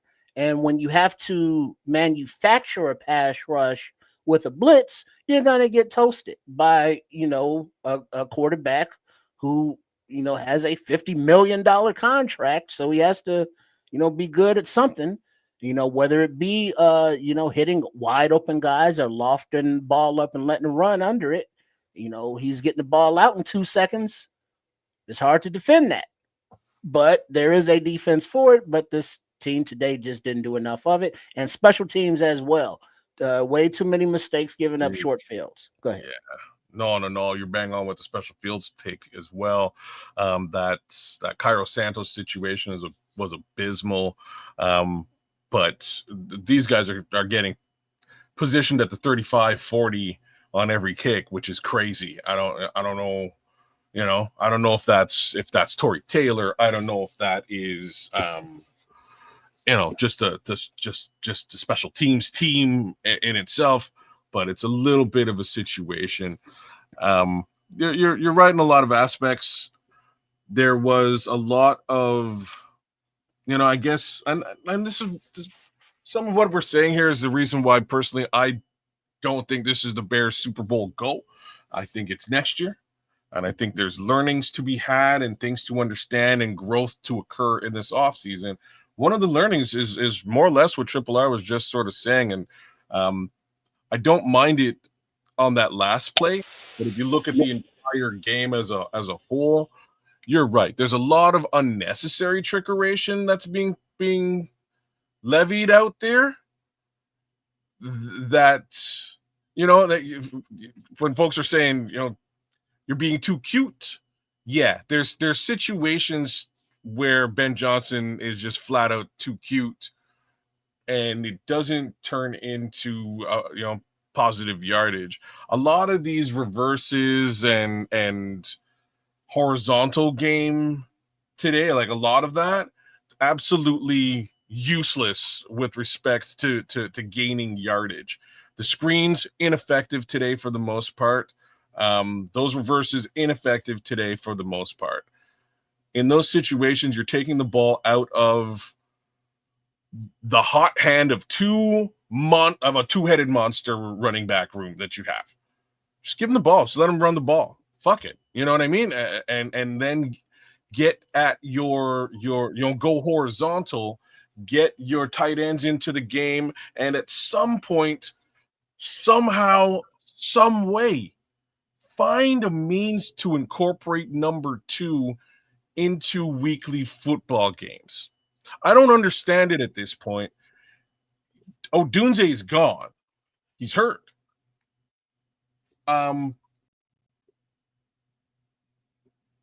DJ Moore has -4 yards on the game, 1 target. The fuck is that? That's crazy, guys. That's crazy talk. I don't even know what we're doing here. But how he's not involved in this football game is somewhat inexcusable. I don't know. Like, I don't believe that is on Ben Johnson. Just kind of have to say that. And why I say that is because of the trickeration. Yes, we got to layer in DJ Moore on those reverses and bubble screens and put him in the backfield to attempt to get him involved in the football game.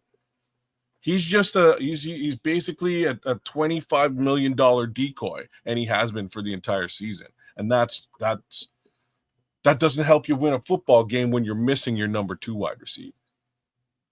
Let me break this down, man. And I'm gonna call it just like a TI is. Let's get down to the last couple of plays of the game. I do believe that probably should have ran the ball here. Probably should have ran the ball there. And if you can't get a couple inches, then shame on your offensive line. Number one. But before you go further, Caleb could have ran that. Caleb, I mean, he was rolling out. He could have got it. Yeah, get first down, run on out of bounds. You know what I'm saying? He could have picked that up. That was point number 2. Since you decided to not run the ball and you decided to go and play action, and basically there was 3 options. One, you can look at that end zone shot, which is probably your most poor option. 2, you saw DJ Moore sliding across the middle, and all you had to do is sidearm that, and it's a first down. He might run into the end zone untouched, possibly. 3, you run the ball and take a hit at the yard mark, and you get your first down, and you finish this game off with either a field goal or a 2-point conversion. Bottom line is, because they put the ball in Caleb Williams' hand, he had to make a choice, and he made the wrong one, big time. Let's not make excuses for our quarterback, man.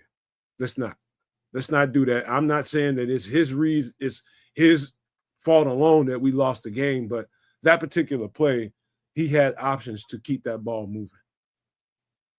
He had options. You either, nothing else fails, you run the ball and take the hit at the yard marker, at the first down marker. You run that ball, and I don't really think he's going to get hit too hard. You're going to run the ball and put it in your hands. That's why the coach calls those kinds of plays, to give you that 3-layer option. You got yourself, you got the middle layer, and then you got the end zone. That's what that's designed to do, to give you 3 options. And he took the money ball, and the money ball was covered. Right or wrong, y'all? Let's start there. I don't. Well, if the money ball, a better pass, and that's still a touchdown. I mean, just think about the way that the ball was lofted up, the trajectory of it allowed the defender time to come back to make the pick. So a better pass, that's still a touchdown. So I agree. He didn't make the, let's say, per se, wrong decision. He just made a bad pass. Maybe it was a bad pass as opposed to potentially the wrong decision. I'm with you in either case. There's DJ there. There is the ability to put it over that defender to the right. And if you're able to do that, he can't get to it. But he threw a flat floater right to the defender. Yeah. And so that's the thing. So he made the right read because the guy was at Komet, I think, was in the end zone. He was wide open. He just couldn't get him there. All right. And so the second read or the third read is DJ who's open. And it's like, well, I'm not going to throw it to DJ because I'm going to throw this touchdown right here. Or run it for the first down. Well, no, I'm not going to run it for the first down because I got the touchdown back there. So let me go and throw that tutty, but just bad lofted pass pick. It was a little hero ball going on there, and it wasn't necessary at that time. You had the first thing you got to know is situational football. In this situation, make sure you get the first down. If you got a free touchdown, somebody just floating wide ass open with nobody there in the end zone, you take the throw like you did last week to Cole Kmet. You do that, but that wasn't the case. The hero, it would have been a hero shot. Let's just say he hits that shot and it's a touchdown, and we get the 2 point, and the game's over. We win the game. We're not having this conversation, but because he did not take the first down or the easy slide, second read, DJ sliding across the flat, it's all effed up. And that's situational football. That's on Caleb Williams. You have to live and die with that decision that you just made. And the truth be told, if it's me, I'm going to default. I'm gonna go ahead and make this first down, and we're gonna keep this thing moving. That's what I would have did. So here's why I don't agree with that this was on coaching.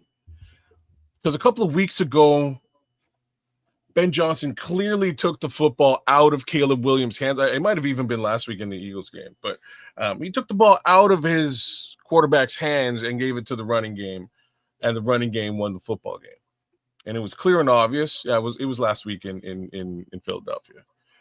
And that's how we won. And at the end of the game, Caleb Williams was visibly angry, although we won. He should be angry, man. He made the wrong fucking decision. No. I'm not talking about this week. I'm talking last week. All right. I'm talking last week when the ball was taken out of his hands and it was won by running the football. That was the right decision. In this case scenario, Ben Johnson stopped and he said, you know what? I'm going to put the ball in your hands today. I'm going to give you the ability. I'm going to bless you with the ability to win this football game. And the fact of the matter is he made the wrong decision. You got to put the weight on the shoulders of the quarterback, man. He gave Caleb Williams an opportunity to seal this game. We had an opportunity to win this game. We had an opportunity, at least at the minimum, tie this game up at the very minimum. But at the most, we had a chance to win this game, and he put the ball in the quarterback's hands. And I'm not mad at him for doing it. I got my mind on what I think the next play should have been, but that's my mind. I'm not Ben Johnson. It's his prerogative, like Bobby Brown. It's his prerogative to call the plays that he wants. And he took that opportunity to put the ball in the quarterback's hands and give him a easy 3-level read. Actually, it was 2-level, because if you want to say third level, he's the third level. He's the third level. Right. But that's just how those plays are designed. You cut the field in half, layer the route combination, and he had 3 opportunities. The easiest opportunity was to lob that ball in the end zone with the man in coverage. That's the easiest thing to do. The hard thing to do is to take that shot to DJ in the middle and let him run, give it to your playmaker. I'm upset because DJ hasn't been involved in anything they're doing, number one. But number two, the default thing to do is to run that ball and make sure you get the first down. You just got to be willing to absorb some punishment, because there's going to be some punishment right there at the damn yard marker. Oh, yeah. And so they're coming in. Yeah, they coming to blow your ass up. But you got to be willing to take them L's. That's an L. You got to take it. That's like that's like the other area of criticism that I have for Caleb Williams, man, is like sometimes you just got to stand in the pocket and take the hit, deliver the ball, take the hit, man. He's very sure to get the hell out of Dodge when pressure's coming. And it's a beautiful thing what he does. Unfortunately, extending the play like that throws off any potential timing that play has. So I saw a few instances today where there's, again, a Cole Kmet or DJ Moore or somebody relatively open within the field of play with a second or two to go, and the defense is screaming they're coming at you. Just nail the guy. Take the hit. You might also draw a roughing the passer call. But like that's where he's lacking a little bit. His ability to escape is unmatched. He's friggin' Harry Houdini back there. But you don't want to get hit. And well, that's what I'm saying. Like that's the overarching theme, as opposed to get the ball to the receiver. That should be the overarching theme. Listen, right? Kez, what's more important? You got to give Ben Johnson some credit, because at this point and where we are with the development of this quarterback, the development of this team, at some point you have to show some confidence in your quarterback, who's shown ability time in and time out to make plays in crucial situations.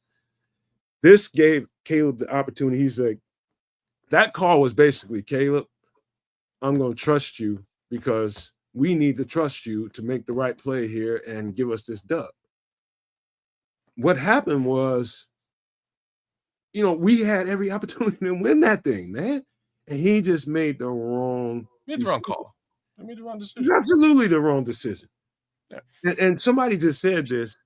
It's James Hamlet right here. He says, you never underthrow a 50-50 ball in the end zone. That means that ball, like Minister Charles said a little bit earlier, you aim that ball towards the far corner of the end zone. You get that thing up and away, and there's only one person that can come down with that ball, right?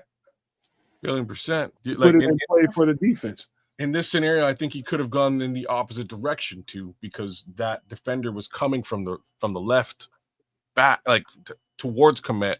He could have thrown it to the right. There was nobody else there either.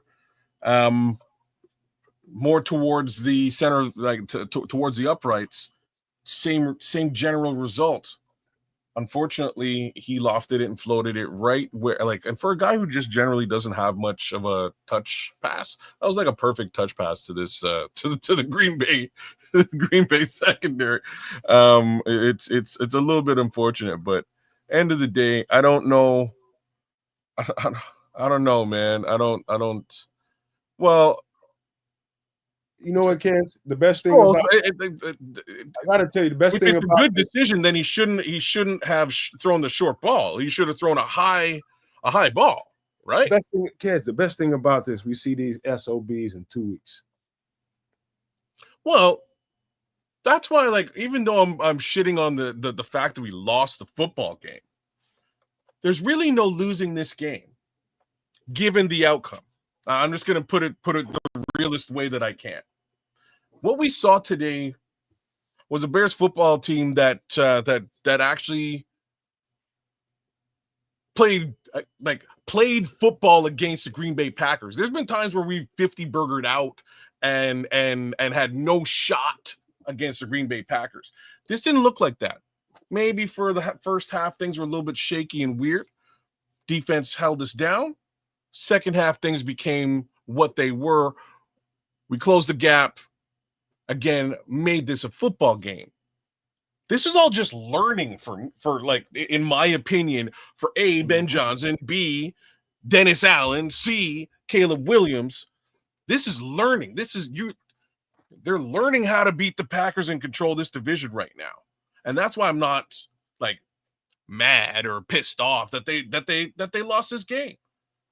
They still have a great record. They still have full capability to make it into the playoffs. I ain't mad. It's disappointing, but it was a good game. We saw the mistakes happen, but it's a professional game. There's ebbs, there flows, both sides. We saw the neutralization basically of Micah Parsons. Yeah, he was not a major factor in this game today. Right. So, there's good, there's bad. And I just got a text from Chef Trips, and he was like, spoiler alert, even though the team lost this game, he doesn't have any donkeys of the week because it was a team loss. There's things where we as outsiders will be like, well, why the hell didn't they run the ball more? But we can't blame, that because we don't know the game plan. Well, why the hell does DJ Moore have negative yards? Well, first of all, there's no excuse for that. And second of all, it's like, well, Green Bay said, well, there's no room, so we take DJ away. Who they got? Oz, Duvernay, LB3. I got a message for the chef. And I'll take everybody's opinion. And I'm gonna make some statements. Y'all can tell me if I'm good with that or no. Number one, Caleb leaves too much money on the field. Too many missed opportunities. Okay. Yeah. Two, the defense is probably out there a little too much. Even though they leaked and had some opportunities. Jaquan Brisker, I got question marks now. Any thoughts on that real quick? But I got a couple more statements. Well, I mean, if we want to talk about that, I mean, I've been pretty adamant since the beginning of the season. It's like, yeah, I'm not mad that he hasn't gotten a contract extension. I'm happy that he has been healthy. But just his on-field play, it's like, all right, you make a play here or there, but nothing momentous, nothing really game-changing. It's like, all right, yeah, no. So, I mean, and the propensity for him to be lost in coverage multiple times over the course of his career, not just this season. So it's like, yeah, he's upgradable. Okay. Here's the next thing. The fact that DJ Moore isn't a factor in what we do, and we should be beating the dog snot out of people. With the addition of DJ Moore into the game plan, and the fact that Caleb Williams is not even seemingly there doesn't seem to be a lot of intent to throw the ball to DJ Moore. Any agreements or disagreement? Not there, no. I want to know why the fuck that is. Me too, Doc. Me and you sometimes disagree on shit. This is not one of them times. Now, I haven't seen the all 22, so I don't know, is DJ open and Caleb is just not throwing him the ball, or are teams just taking away DJ? Or there's a little bit is there a legit reason? It's like, oh, well, he didn't throw to him there because, well, Caleb was under pressure. He didn't see him. Or is he seeing DJ open and not getting him the ball? Or is DJ not open? What the hell's going on? Do we got to go with the backstage conversation?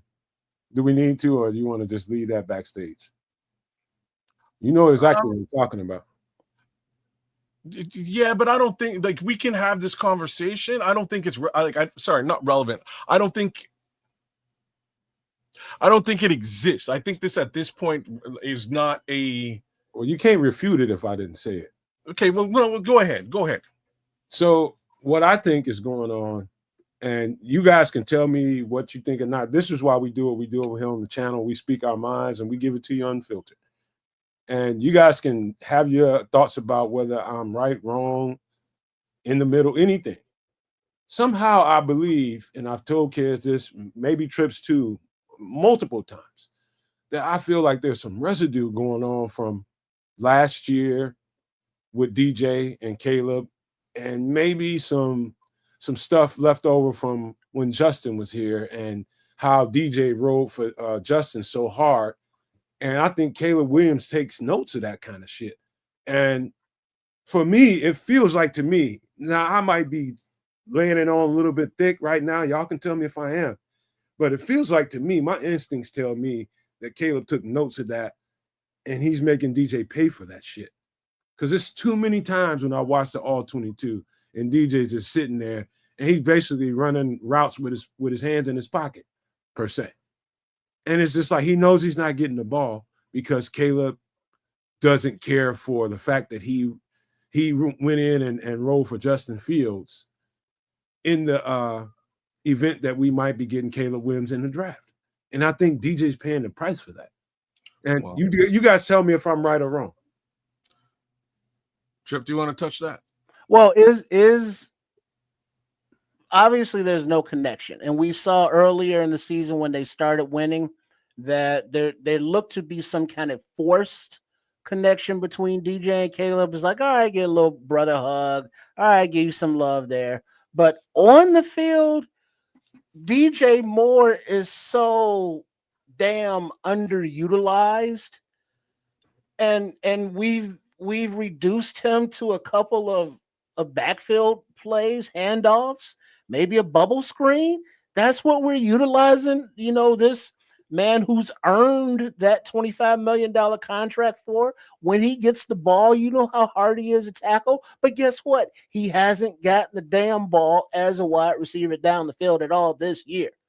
So I don't know, bro. I don't understand it, because he's too good to not feed him, or if not feed him, get him the ball in crucial situations, because he's proved reliable, but he's not being targeted. And when he is, it's like not on the same page, between him and Caleb. And so I don't know what that is. We're now, coming at the end of the season, they're still not on the same page. So whatever the hell, I don't know. Hit the subscribe button if you think there's any truth to what I just said. Hit the subscribe button if you're new to the channel. Hit the subscribe button to all 3 channels on Sports Chicago Style and Kids of Canuck.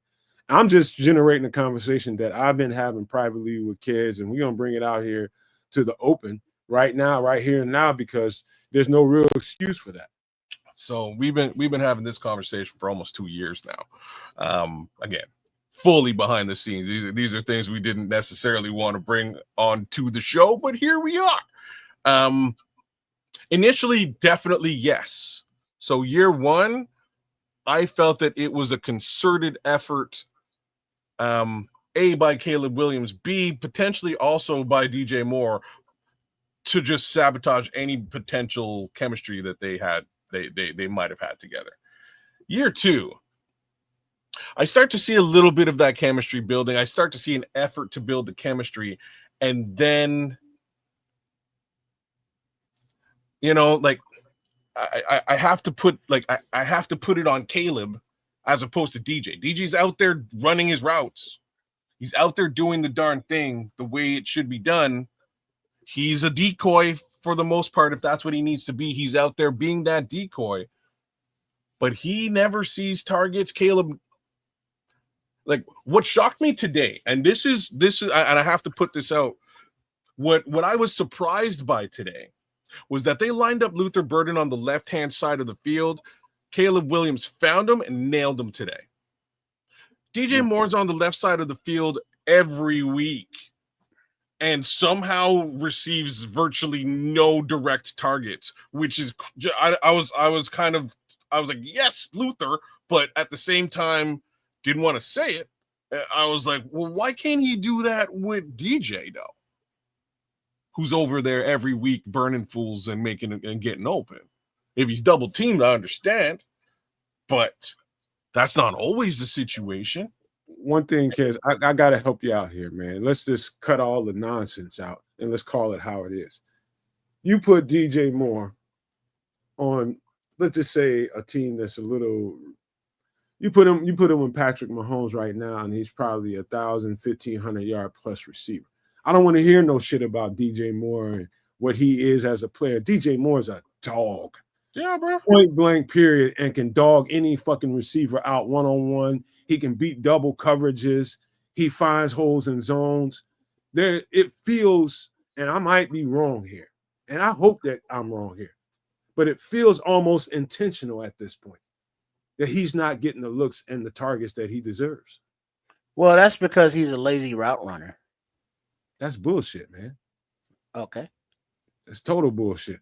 Y'all know, everybody that's hearing my voice knows that's bullshit. Come on now. We're not doing him any kind of services right now. We're not doing the team any kind of good services. We got DJ Moore paid, comfortable on this team, and not using him as a viable weapon. That's some crazy shit right now. I don't know. So what makes him a lazy route runner? Do you have some level of evidence of this? Oh no, I was reading the chat that are you just saying what the Red Baron said? Because there are times like today, for example, not DJ Moore, but when LB3 was wide open across the middle, and it looked like he gave up on the play. And from my perspective, it looked like Caleb overthrew him, or threw it over his head or too far in front of him. I couldn't tell from the angle, but it looked like Luther stopped because he realized he wasn't getting to that ball. And I think that happens to a lot with DJ as well. It's like, well, I ain't gonna get to that damn ball. I ain't running over there. It wasn't just that he'd stopped. He'd stopped because he found a soft spot in the zone. Caleb threw the ball as if he was going to continue in motion. And that was the problem with the. All he had to do was hit the guy, hit the numbers, hit him in the numbers. He's standing right there. That's 7-8 yards. Boom. He hits the ground. He gets tackled. Probably won't get much yak on it, but it's positive yardage. Going back to DJ,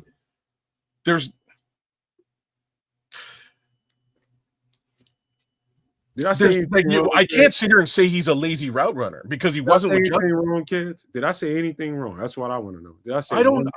And here's the real answers that I can give you. I don't know. I can't sit here and say that they have chemistry between the two of them. I can't. I don't know why there's no chemistry between the two of them at this point. The closest thing to what we're witnessing between these two, a number one wide receiver on a team and a quarterback, the closest thing that I've ever witnessed to this was when the offense phased out Allen Robinson a couple of years back. And that was purposeful, and we could all feel it because Allen Robinson was in a contract year and they wanted to move off of him. Test out the rest of the team and see what's going on. We don't want to pay this guy. We want him off the team, so we'll freeze him out. So maybe that's what's going on. Maybe he's being frozen out of the offense purposefully. You don't do it to the detriment of your team, though. You don't do it to like that squad. Hey, that was like a 6-win football team. Best come to best. If you're headed towards the playoffs potentially, if you're headed maybe towards the NFC Championship, which this team could do, you don't do that. Kids, do me one favor, man. Read DJ stats again. For what? Please. I just want to clarify. He got one target today for minus. It was behind the sticks for -4 yards. That's DJ Moore's. Tell me in what world that makes any fucking sense whatsoever. I'm gonna do you even. And then like Red Baron's like, well, that's why Carolina let him go. And it's like, no, it isn't. And under Justin Fields had over 1,000 yards. No, it isn't. Like real talk, DJ Moore been catching footballs from some of the worst quarterbacks in NFL history, and still putting up 1,000-yard seasons. Numbers. Scroll. You know what I'm saying? He's putting up 1,000. You better than that, bro. You better than that, bro. Stop, Scroll. Because it's almost like when we bring up any criticizing or criticization. I'm trying to say that word of our quarterback, no matter who it is, there's going to be those people that are just automatically going to find every defense for that quarterback and blame everybody else from the coaching to the blocking to the receivers. And we're not going to fall back into that pattern again. If there's criticism to be had, it's okay to say it. It doesn't mean that player should be automatically benched and or traded or anything like that. So go ahead. So just those to layer those things on. I don't know if they can actually trade him. And the reason I'm saying is that doesn't matter, kids. We're not even. I'm about to move off of that point, but I just want to make the point. They've restructured him twice. His money's in a very weird way, and he's fine with it, with the expectation that he stays in Chicago and plays football here. So I don't think they're going to move off of him. That's just me. I think he's in a precarious situation in that regard. Here's what I want to ask, though. If you're a number one wide receiver on a football team like DJ Moore is, how many games with more than 7 targets do you think he's had this season? Probably 3. 2. 3? 2? with more than 7? Three is tops. Like I need to pull the chat for this. I want you guys to throw a number in. How many games with more than 7 targets has DJ Moore had in the 2025 season? Put your number in the chat. All right, so no matter whether you're looking on the Nomad Network at Cads the Canuck or at Triple R SCS, aka Sports Chicago Style, throw those responses there in the chat, but also make sure you are subscribed to all 3 networks. But I'm trying to remember a game, and I'll say not a lot, because it's always been, hey, when are we gonna get the ball to DJ? Hey, keep them when are we coming. gonna get the ball to DJ? And then it was like, oh, hey, we got the ball to DJ as a running back. And then it was once again, hey, what happened to DJ? Keep them coming. I see a 2, no more than 3. 0. I see a 0 in the chat. I see 4 in the chat. 5 games with more than 7 targets. Okay. Whatever it is, it's bullshit. I know that. It don't make no sense. Like when I give you the answer, you're like, it is. Somebody's already nailed the answer. Well, there's a couple numbers out there from 0 to 5. Give it the answer, man. The answer is 0, Doc. There it is. Somebody was cheating. Minister Charles nailed it. There isn't. He's had 7 targets. He's had 7 targets twice this season, which makes things even worse. He's had 7 targets twice. Under normal pretenses, he's targeted between 5 and 3 times a game maximum. It's super low wallet share, y'all. I don't understand why. Doesn't make any sense to me. Either they're trying to freeze him out in order to trade him next season, but you can't do that in a game like this. Like that type of politics doesn't fly when odunze's on a bench. All I know, kids, trips. What I know is this, and I don't know that you can really argue with what I'm about to say. That kind of number, those kind of numbers you just read out, that's not right when you got a team with three losses and 9 wins.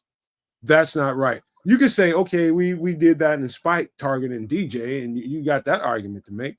But you also can say, okay, we just lost Caleb's favorite weapon, and we didn't even target DJ to make him a viable piece. That could have loosened up Luther. That could have loosened up the tight end. That could have loosened up what's his name?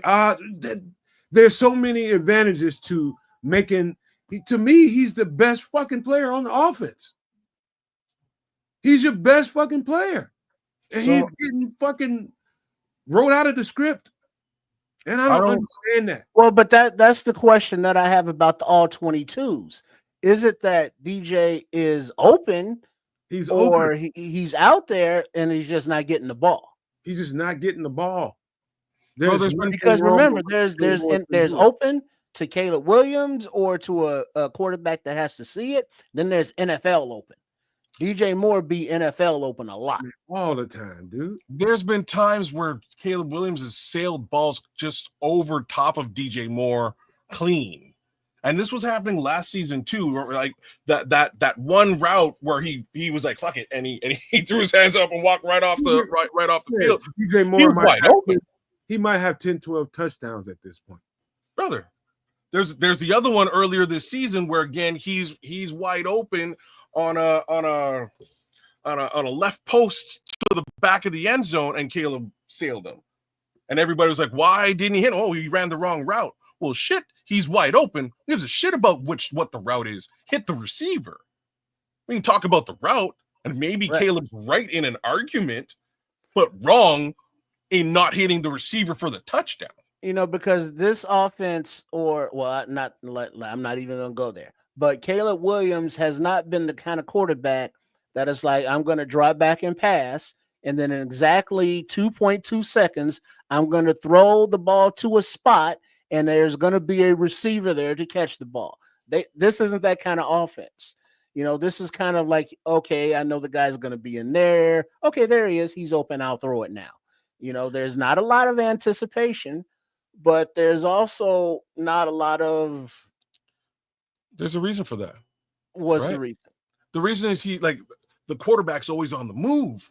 Well, there's that. Blocking. You know what I'm saying? If the quarterback is always off of his spot, that anticipation throw goes out the window and it becomes backyard. But when does it get to the point where it's like, I understand that, but it's like, I'm a quarterback, you're a receiver, the timing is off on the play, but I see where you are on the field. I'm going to throw you the ball, and we're professionals. So we ought to know, well, am I leading you? Am I throwing back shoulder? Am I throwing where you are? There has to be that communication to a point where we saw Jordan Love and Watson, just make a little hand signal. All right, you're going to run this route, and I'm going to throw you the ball on that route. Or if I see you open because of a scramble play, I'm going to throw the ball, and you're going to go get it. Hey, Trips, let me put a little color into what you're talking about right now. And both of y'all are kind of speaking to what I'm about to say.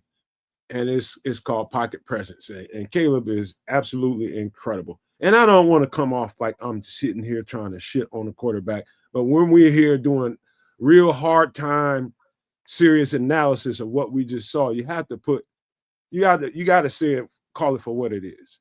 And the truth is, every time I look at the all-22 and I look at watching Caleb Williams in the pocket, sometimes he does an excellent job of avoiding some pressures that are, they didn't expect, and he'll wheel out of something and make a play down the field. Absolutely incredible. But there are other times where all he needs to do is just step up in the pocket, which you don't see a whole lot of Caleb Williams doing. You don't see Caleb Williams stepping into the pocket and, taking for a better way of saying it, I'm going to say it like this, taking a shot on the chin just to deliver the ball in that anticipated throw that Kez was talking about. You got to be willing to take some shots on the chin to get your playmakers the ball, give them a chance to catch it and run. Too many times I've seen DJ flowing on crosser routes. It's been not just DJ, several receivers, just because all you got to do is step up in the top pocket and take a hit and keep this offense balanced and complete passes and keep the offense moving. Because he avoids that and he wheels out of the pocket and it turns into fast break basketball. Too many times when it's not necessary.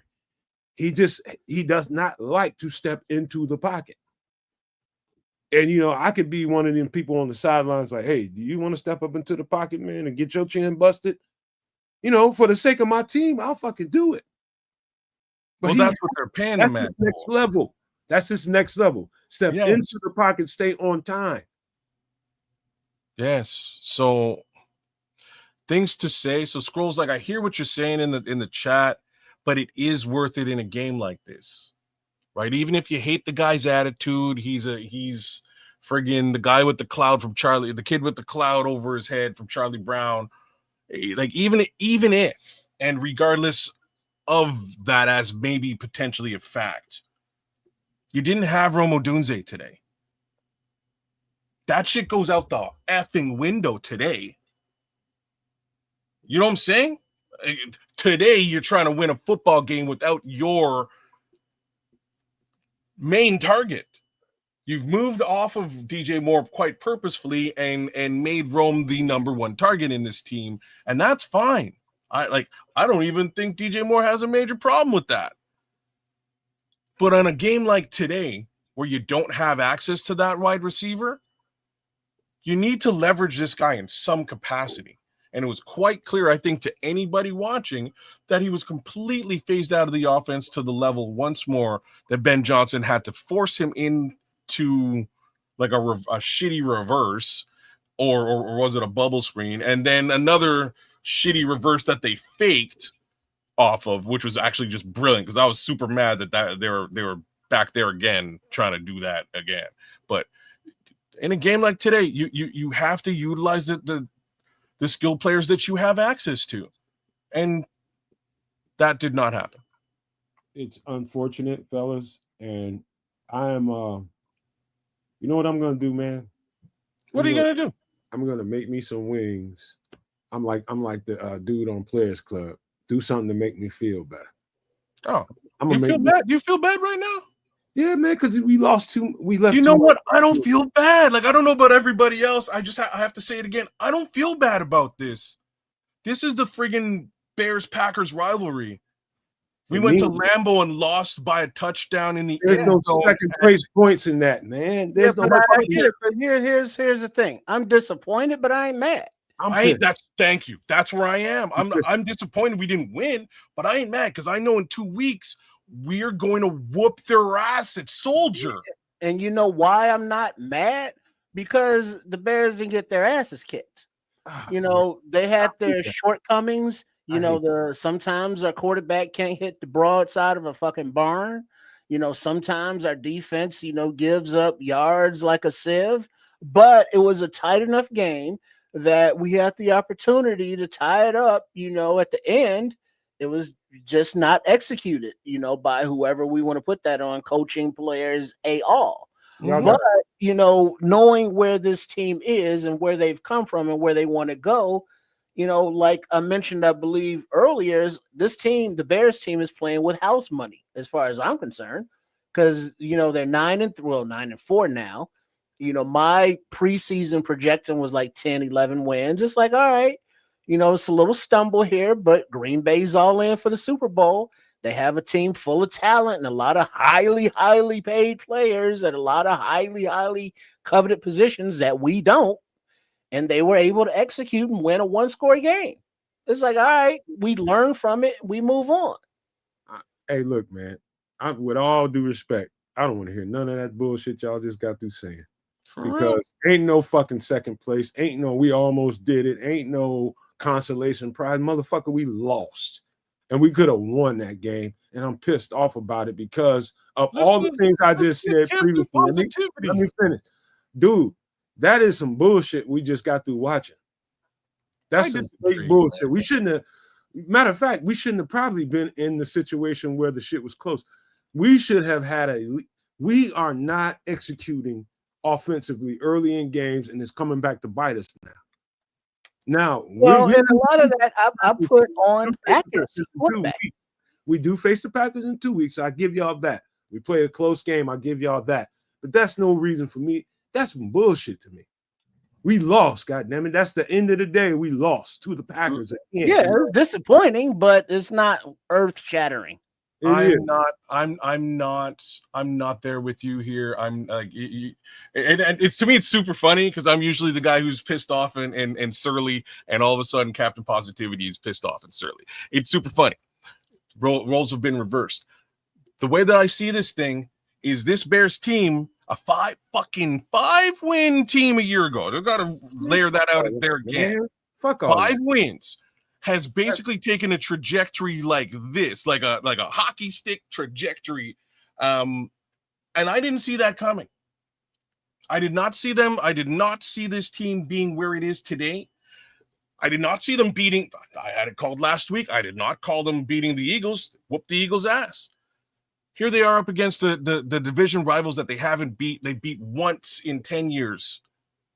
Like it's a serious. This is a serious situation. Did I expect them to put up a very a good fight and have a close contest against them? I did, but it could always go the other way. Hold on, no man, hold on, kids, hold on, no maniacs. The way the game started, how many people was like, "Oh shit, this is about to be a blowout. This is gonna go the other way. This is gonna go." And here's where Caleb Williams. Hold on. Here's where Caleb Williams has to get some respect, though. No, man. Even though he's. Take it easy, man. No. Even though he shit the bed with the final decision today, this team had something around 20 yards passing. Like I'm dead serious. Going into the half, coming out of the half. What the fuck are we doing? We coping. We're trying to find reasons to cope. We just fucking lost. No. We're not right here. Let me finish. Let me finish. Jeremy says, any fucking free hot dogs for this? You get free hot dogs for getting close to beating the Packers? No. You just fucking lost. But you know what you do get? I don't give a fuck how close we got. We lost. You learned how to beat the Packers in 2 weeks. That's what you got today. You learned exactly how to beat the Packers in 2 weeks, and they're gonna go back to Soldier. Because you know what? Exact it. If you don't make the mistakes, if you don't have the pre-snap penalties, if you don't have the holding, if you actually make your blocks and execute. This is a win.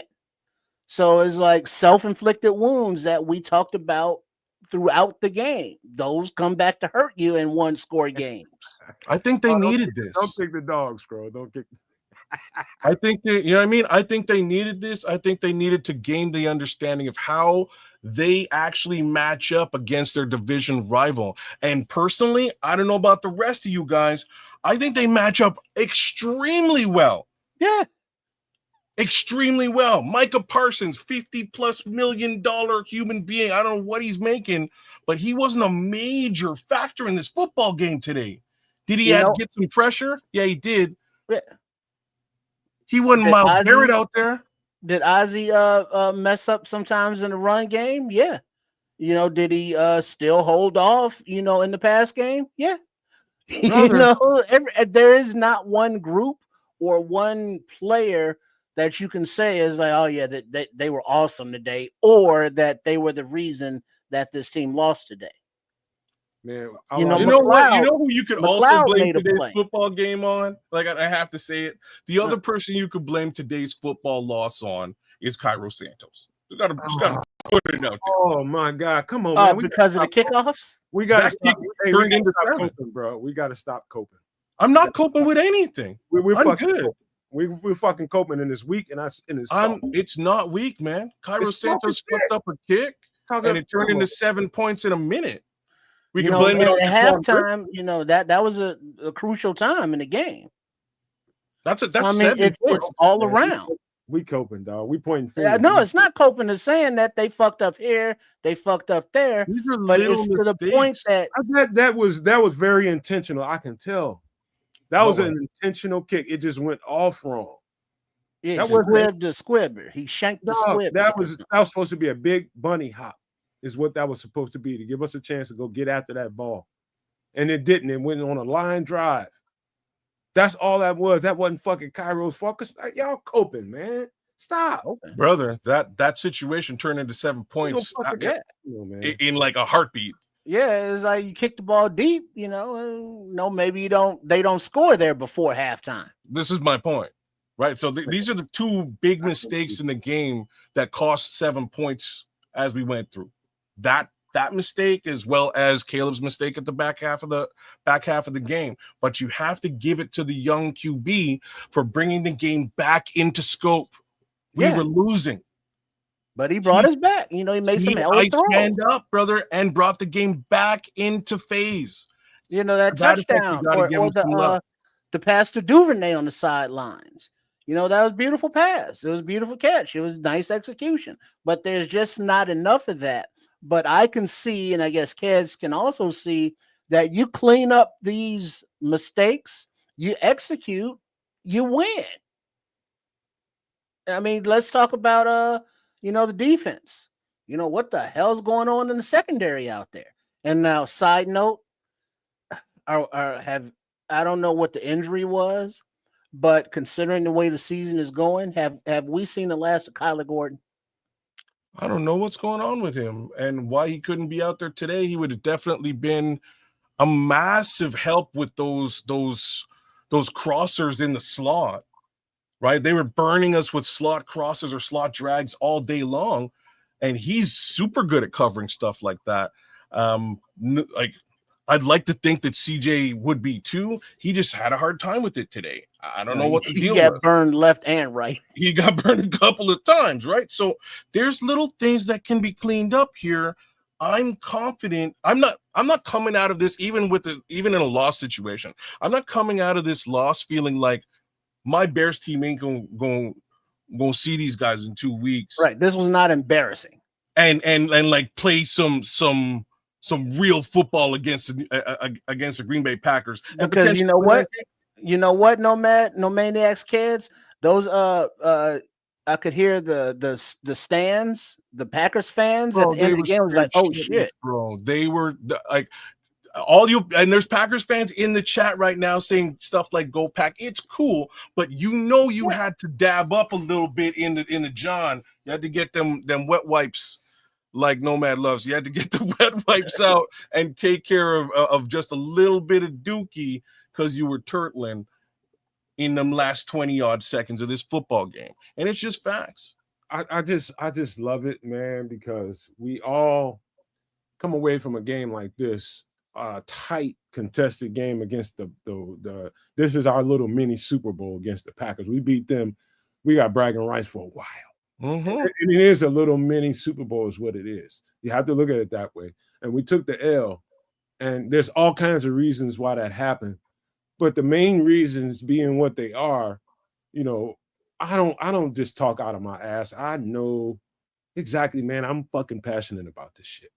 And I see the game to me in the right way. People can argue about the way I see the game, but there is no second place to me. We lost and we shouldn't have. We shouldn't have lost this game. And that's what I'm upset about is the simple fact that we shouldn't have lost this game. We had opportunity to win this game. We had an opportunity to win it and we fucking blew it. And on I'm upset. all three phases. And I'm upset about it, man. That's just the bottom line. And if it sounds like I'm attacking the quarterback, that's not it. It's the competitor in me that knows I saw the stuff that we needed to do to win the game, and it was there. That's why I'm upset. It ain't got shit to do with one player, two player, three players, one coach, two, nothing. It has everything to do with the opportunity to win, and we fucking blew it. And there's no coming back from that. The Packers fans will say, fuck you, fuck what you talking about. We won, y'all motherfuckers suck. And we got to deal with that for at least 2 weeks. I don't like you can accept that if you want for the next 2 weeks. I'm not going to, because straight up and down, this game was out of pocket for the Packers up until the last second of the game. This wasn't a win. They won. Right. Yeah, they won. I was like, woo, we held them off there then, right? Ooh, that interception with less than a minute to go in the end zone. Ooh. You know, that's not a resounding like, yeah, we kicked your ass. Like, no, you didn't. No, they didn't whoop They our won, ass. and the Bears lost, but the Bears didn't get their ass kicked. They did and not there's get no their moral ass. victories. I get it. But it's like, yeah, I mean, we lost. There is learning, though. This is not a moral victory. There is learning from losing. Yeah. This is what the best part of losing is understanding how to fucking win. And what I'm telling y'all is they had a pretty good idea on how to win tonight. Because now probably should have. We have not heard the press conference from Ben Johnson, but here's what I know he's going to address. Yeah, we should have run the ball more. Yeah, we got to be more accurate with our passing game. And yes, the defense has to tighten up. And the defense will tell you, yeah, we fucked up. Yeah. We gave up more than we should have. Yeah. You know, to a special teams, to a man would be like, yeah, that, or Santos, like, yeah, that kickoff, yeah, that's on me, my bad. You know, the offensive line was like, yeah, we got worked in our blocking in the run or pass. They will all admit that they did not play their best game. They played a good game, but there wasn't a better or a best in this game. Trip, kids, do me a favor. All you got to do is read off the first half stats. And that's kind of going to where my emotions are, because we suck. We absolutely sucked. Low starts. No. It's not just a low start. It was an abysmal start. There was no offense of any kind, even running the ball. It was not a well executed plan, you know, no matter how you slice it. The upside, though, is half number 2. You know, quarter number 3, if you will. Quarter number 3, the whole situation shifts. They start playing football. Rhythm occurs. You know, all the things that were for the most part missing in quarters 1 and 2 suddenly appeared, and now we've got a tie football game. Like, these are the reasons why I'm not upset. Facts are, there's a lot to be cleaned up in 2 weeks to go back to the well and do this thing again. But I'm confident that they can do it. What do you think? I just want to ask you, what do you think Green Bay is going to do different than they did this week? You think they're going to stop attacking the line of scrimmage and attacking Caleb Williams and making him make decisions? No, they're going to do exactly the same fucking thing. They're gonna say again, Caleb won't stay in the pocket. He's going to run out and he's going to throw balls that's going to give us an opportunity to throw them away. That's what happened today. Yeah. They crowded the line of scrimmage, came after Caleb Williams, said, we don't trust him throwing the ball down the field. He's not targeting 2. He's not targeting the tight ends like he should be. And all we got to do is take his number 1 option off the table. All right, now with that said, Nomad, if you're Ben Johnson, what's your game plan? Kick Caleb in his ass and tell him you're gonna have to stay in the pocket and make some plays. So I'm gonna say some other things. So even with that being the case, we still almost won this football game. Almost. This is like the most important silver lining to this. Then you layer in a Kyler Gordon, who maybe he's back in a couple of weeks. Then you layer in a odunze, and now you actually have a dual threat wide receiver core situation, as well as Luther Burden, et cetera, et cetera. There's positive things to talk about here. Another potential positive thing to talk about might be the return of Tremaine Edmonds. So these are 3 things to talk about potentially given this upcoming game. I react to that. The idea that we can possibly get either, especially Tremaine, that could help tremendously. Kyler, I don't know. I don't know that we even need to. Bro, those crossers, given the circumstances. I don't know what his injury was, but given the circumstances, but almost ain't getting us nothing. We got an L, bro. That's okay. It ain't. It is. No, it ain't. Not with all the I don't know why you're being like this. You know what I mean? Like, this is just it's funny to me. It's funny because I'm usually the pissed off guy, and you're usually fucking, pulling me off the ledge. In this scenario, I see super positive stuff. I did not see a team that was defeated or got their ass whooped handily. None of that happened today. Like, this is not the Lions game. The Lions game, fuck yeah. You know what I mean? Like, the Lions game is these are 2 different things. We competed against the Packers today. That's almost. I gotta tell you what that sounds like.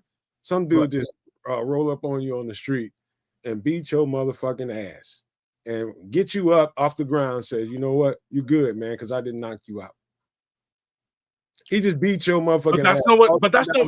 That analogy doesn't serve. But it's the same thing. Let me give you a better analogy. The bottom line is, give you a better analogy. The bottom line and I'll give you an analogy where I get my ass kicked. Yeah, I'll give you an analogy where I get my ass kicked. Me and a dude start scrapping in a back alley, and we go toe to toe, and I get knocked out. I lose the fight, but I know that I whooped his ass just the same, because that's what happened today. It wasn't an ass whooping. Yeah, and that dude knows too. He's like, yeah, I'm not Damn, I probably shouldn't have fought but that I ain't dude. trying to fight him no more because one extra shot he would have got me. He could have got me at any point. When I look get at the this, hell out of this alley. Your at eye this game big, today, your mouth busted, your eye big. His eyes is busted too. He's bruised right. up. You know what We both bruised up. This was a real football game. It wasn't the Lions game. The Lions game, we came in and we got our asses kicked from the beginning to the end of the fucking game. Like, that's what that was.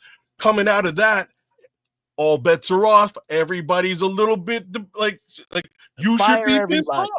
Fire everybody. You know what I'm saying? This was not that. This was an actual football game where we contended against our division rivals to the final moment of the game. No. Did we lose? Yes. That's fine, because in 2 weeks, that won't be the case. The girl says the man. Mark my words. The girl says the man beat me up, but it's okay because he's going to take me to see the sunrise in the morning. Both of my eyes closed shut. But what did you do to him? What does he look like? But what does he look like? Yeah, but she probably what do you call that? Castration? I'm salty, y'all. Y'all forgive me, man. I'm just and it's crazy. I mean, yeah, and it's good. It's fine. You should be salty after a loss, but can you point to one reason offense, defense, or special teams like that's why this game is lost? Like, no. Yes, I can. There's enough to go around. Yes, I can. What? Don't nobody want to hear that at this point. I already did that. All right. But like I said, it's funny that you're in your feelings about it and you have all the right to be. I'm just saying, I'm not. I'm sorry. I'm actually super positive about this situation. Even in a loss, I don't like coming into this game, and I said it myself, there's no losing this game for me, like, unless the Bears walk into this game and get 50 burgered out. If they get disrespected in this football contest, then yep, these guys are not going into the playoffs. These guys are not, they're not going to the Super Bowl. All of that's off the table. That's not what we saw today. We actually saw a really decent team give the Green Bay Packers a really decent go for the money, and they're going to have to be worried in 2 weeks when the rest of the missing talent that went il disparu this week, that's French for they fucking disappeared, show up. And then also that's another sign of growth of this team or lack thereof. It's like, all right, they're feeling however they're feeling right now, this very minute, but they also know that it's like, oh, we're going to see these fools again in 2 weeks at our house. How will they respond from the coaching and play calling on both sides of the ball to every player in their execution? Now I'm going to say something with some precise precision like you've never heard me say. Here's the bad thing. This is the worst thing about that loss. Is anybody in this league was watching that game. Every fucking football player, even if they was playing a game at that particular time, even if they was playing at 2, 12 o'clock, 3 o'clock, no matter who you are in the NFL, you're watching what the Green Bay Packers are doing. You're watching what the Chicago Bears are doing because of their records, number one. Number two is when they're watching that game, and the NFL is a copycat league, and I'm about to get to the point right now. What they see the Green Bay Packers do to the Chicago Bears, everybody's going to try to do. Everybody's going to try to do, number one. And number two is a loss like that can either, and this is going to go one or two ways. There's no in between. There's no fucking gray area. There's no almost here. This loss is either going to galvanize this team, and they're going to find a way to really topple these Packers the next time around, or it's going to be a bad sign and a bad omen, and the next team that we play, who are the Cleveland Browns, are going to take advantage of what the Green Bay Packers did to. This is how the NFL works. Other teams see what the last team before them did, and they'll try the exact same thing and try to do the exact same thing to you and see if you respond differently. That's the bad thing. That's the bad thing. And hopefully, and I don't know what the fuck's going to happen, but hopefully they rebound from this thing, see the cracks and the holes in their game, and figure out a way to get around it and do something else, because guess what? Myles Garrett's coming next week. He ain't gonna be fucking playing. Yeah, so is Shedeur Sanders. So how many sacks did Micah Parsons get today? None. Yeah. That don't work on Myles Garrett. No, because he's even when Myles Garrett gets like 8 sacks a game, that don't mean they win. I don't see this. I don't see Myles. Like, I'm not afraid of Myles Garrett. I don't see him coming to town to do the same shit against us that these guys do. Although you are right, they're gonna watch the film, they're gonna watch the tape, and they're gonna do their best damn, their best damn take on it. Damn ball. They're gonna do the exact same thing until the Bears beat them doing that exact same thing. They're gonna definitely try to do it. You're right. Why would you do anything different than what the Packers just did? No. You're right. I'm agreeing with you 100%. That does not mean that they can execute via that means. It doesn't. They don't have the dogs to necessarily do that at all. Nor does that mean they can stop the run. This is where I'm going. I'm We're talking about the Cleveland Browns defense. You know that. They're good defense, bro. Have y'all Googled them? I'm familiar with the team. Okay. You know what I mean? Like they're good defense. It doesn't mean that they can do what Green Bay did today. Doesn't mean that at all. Not to mention they also have to score points, and they have a very hard time doing that. But it also helps if the Bears stop spotting teams, the first quarter to the first half. Bingo. This is another major issue. And like I say, so things to note. Patrick was saying, perhaps Nomad knows that Caleb just isn't the guy. I didn't say that. I said Patrick said it. I didn't say you said it. You said perhaps Nomad knows that, or at least feels that. And maybe he does, maybe he doesn't. At the end of the day, in my opinion, this is just year 2 for the young quarterback.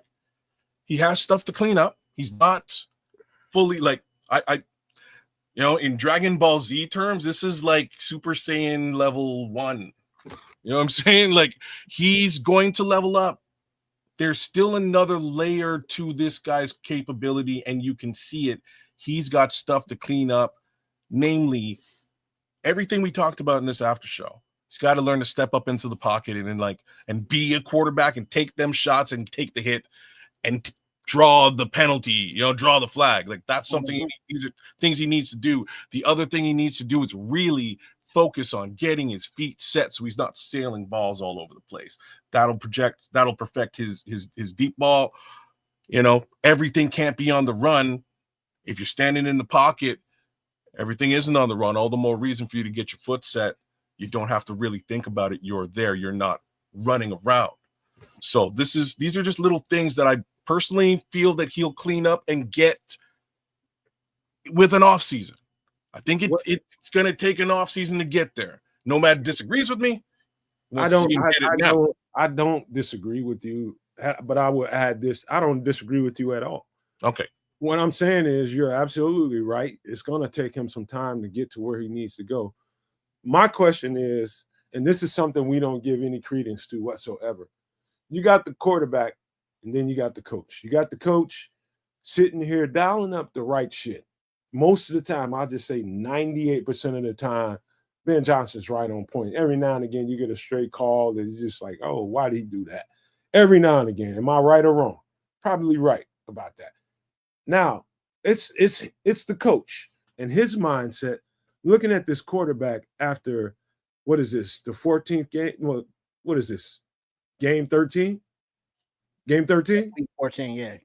Okay, so he's looking at this point, why he's probably starting to think, okay, this is who this quarterback is. So what I'm calling and the type of plays that I'm calling ain't going to work for this particular quarterback. And the question is whether he'll go into default and go into more Caleb Williams type of plays, and that is running out of the pocket, on the run, those type of things instead of being under center.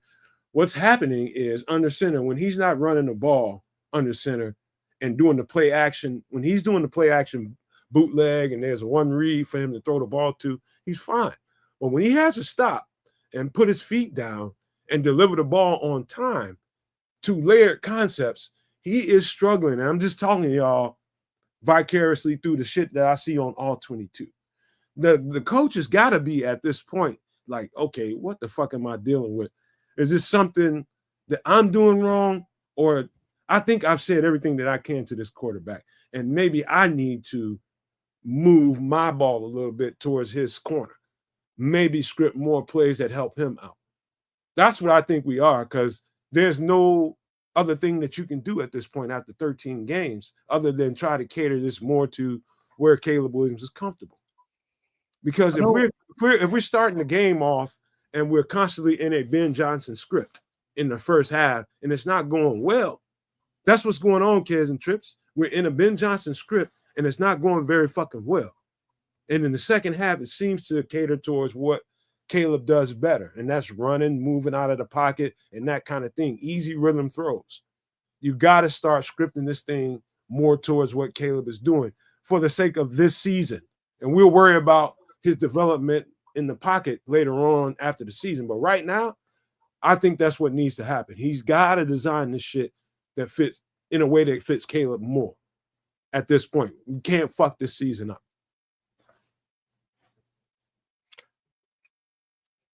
I slightly agree with that, but at the same time, I'll say it one more time. I don't think this is the Bears Super Bowl season. You know what I mean? Like, I'll put it out there. It's an awesome ride. I hope for a playoff berth, and I hope for a deep playoff run when everybody's more or less healthy. I still don't see us going to the Super Bowl. I don't think this team is there yet. Just saying, we don't have a pass rush that's viable. We don't. There's issues here that can be fixed in a simple offseason, a single offseason at this point. considering the upgrades that they've made so far. So I don't put all the issue and blame and question on the quarterback and the OC at this point. What I have seen from both of them is that, first off, they respect each other and they can work with each other. It's actually working. We've seen way worse situations, bro. You know what I mean? Like, we've seen situations where the OC comes in and he has no chemistry with the quarterback at all or the offense itself. It's his offense. So I'm fine. Whether they switch to a more Caleb Williams friendly situation, or whether Ben continues to do things with his game plan in mind, the flip is that Ben is also trying to he's trying to scheme against a team as opposed to just scheme for the quarterback's comfortability. All that in one. You have absolutely right. I don't know which one is best, but what's best for the Cleveland game is whatever the Titans did, because they were able to put up points on them. So whatever that game plan was, let Ben Johnson gets there. And Red Baron here, who's really becoming a defense attorney here, is like, we're ranked eighth in points per game on offense, good, 27th on defense, bad. I think we focus too much on Caleb instead of holding teams under 21 points. True, the defense needs help, but when is number one pick going to be like, all right, we can win shootouts? So here's why we don't focus on the defense. Like, there's probably a single reason to this. The defense has been turning the ball over and is leading the entire league in turnovers, and the offense virtually never scores off of them. Yeah. So you can't just blame the defense or really hold them accountable. They're doing their job.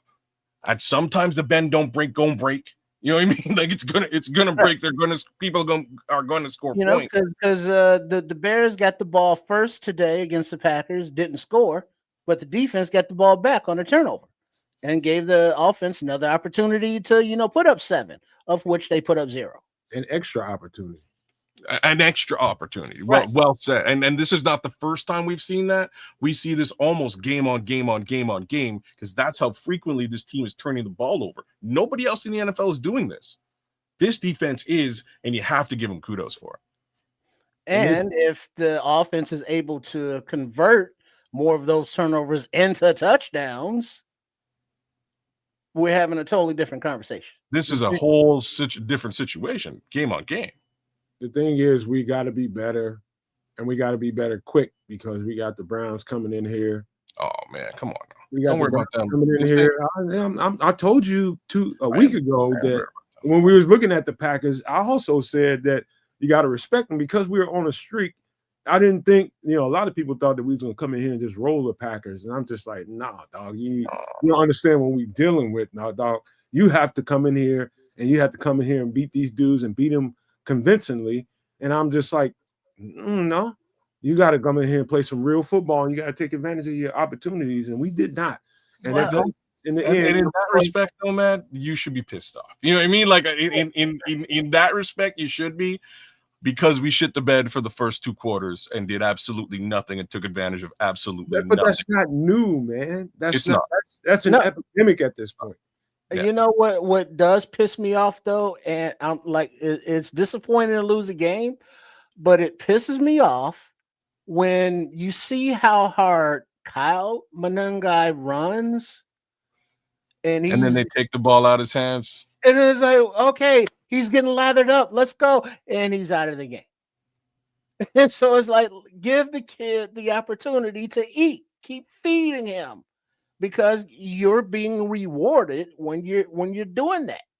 And I get that, you gotta can't have him run 100% of the play. You got to bring in Swift, cool.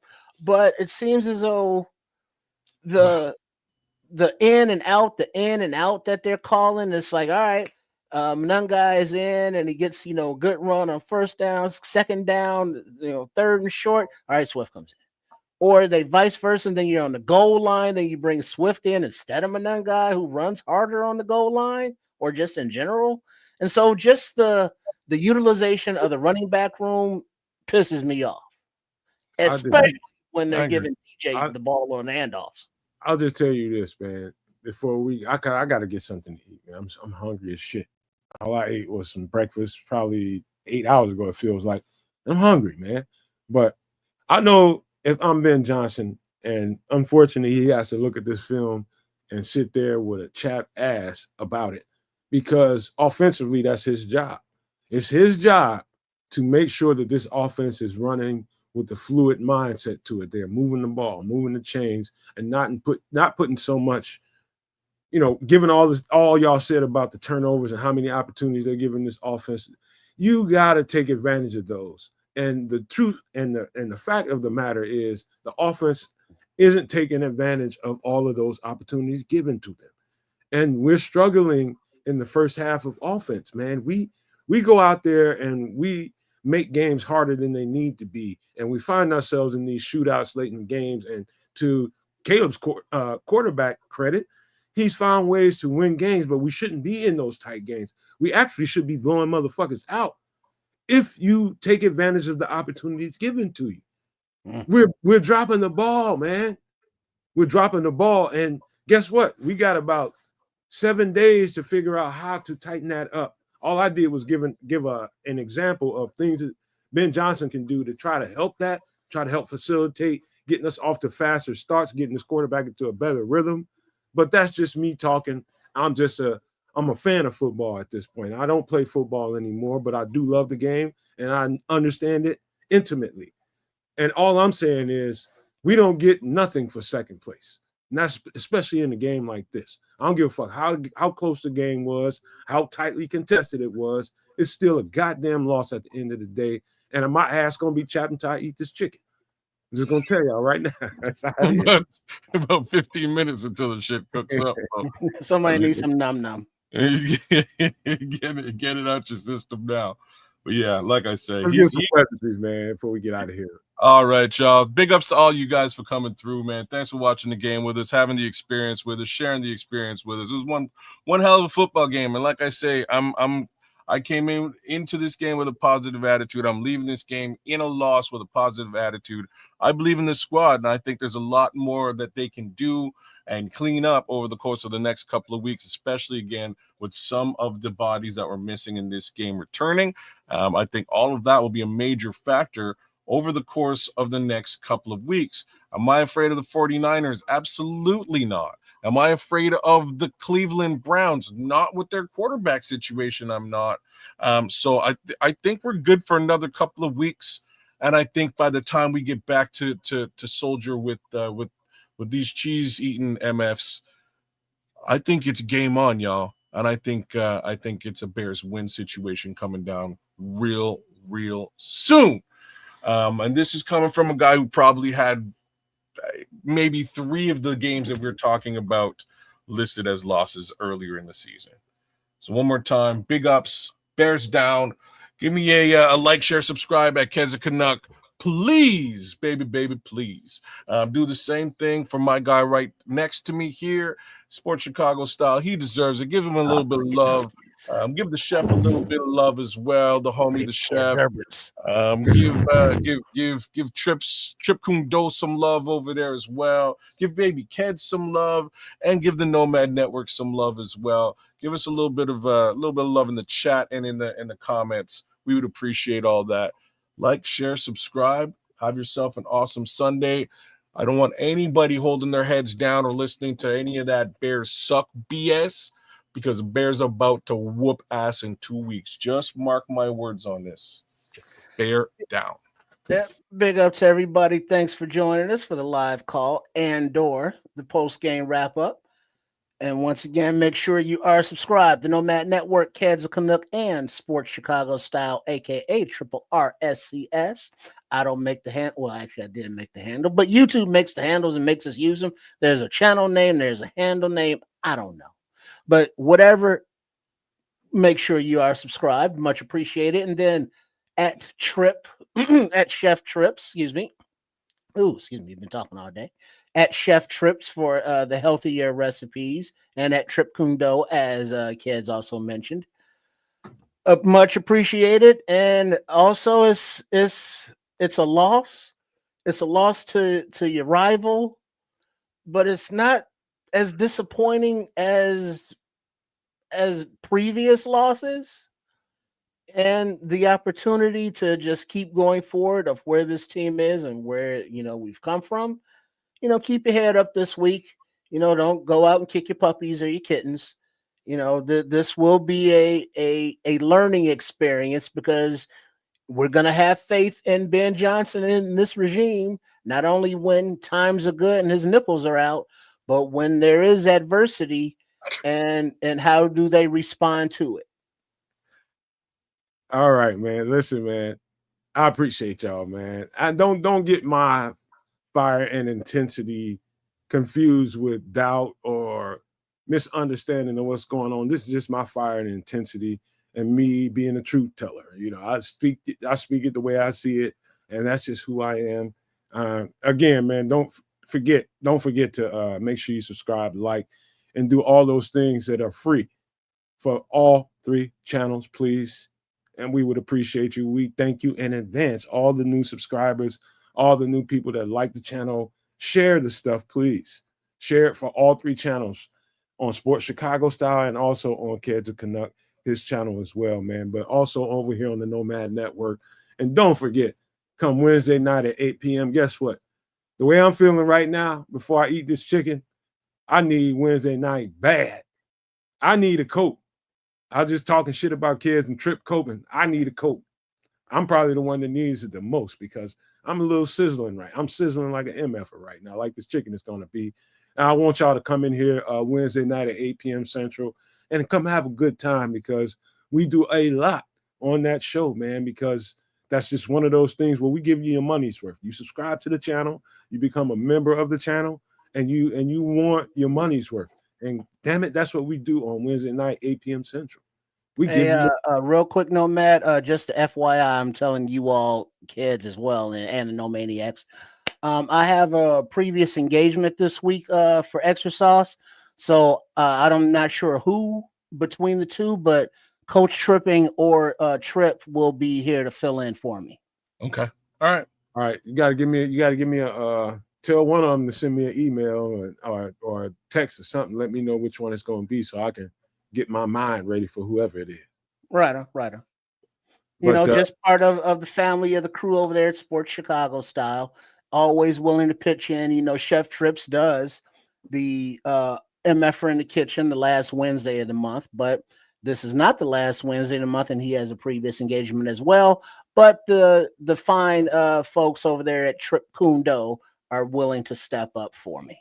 Oh, much Lord. appreciated, fellas. I'd love to see Triple R, but if we got to do karate on that show, I guess we'll figure out. That's the best place to do it, I guess, if we're going to do some damn karate on some Extra Sauce. Well, technically it's Trip Kundo, but sure. But we'll make it work one way or the other. I just love y'all, man. You two cats, man, and all y'all in the chat. I love this community, man, because we wouldn't be able to do some Extra Sauce without y'all. We wouldn't be able to do the Nomad Network, the Nomad at Night, the Feed the Bears, all the things that we do over here without you guys. Just know how important you guys are and how much we love you guys. And I just want to just give you that appreciation, because I mean it. And I think I say that for everybody here, man. We appreciate you guys for allowing us to do what we do every single week. And we'll see you guys Wednesday at 8 p.m. Central. Make sure you come through. We look forward to seeing you. But I want to leave you with these famous words: love, peace, and hair grease, y'all.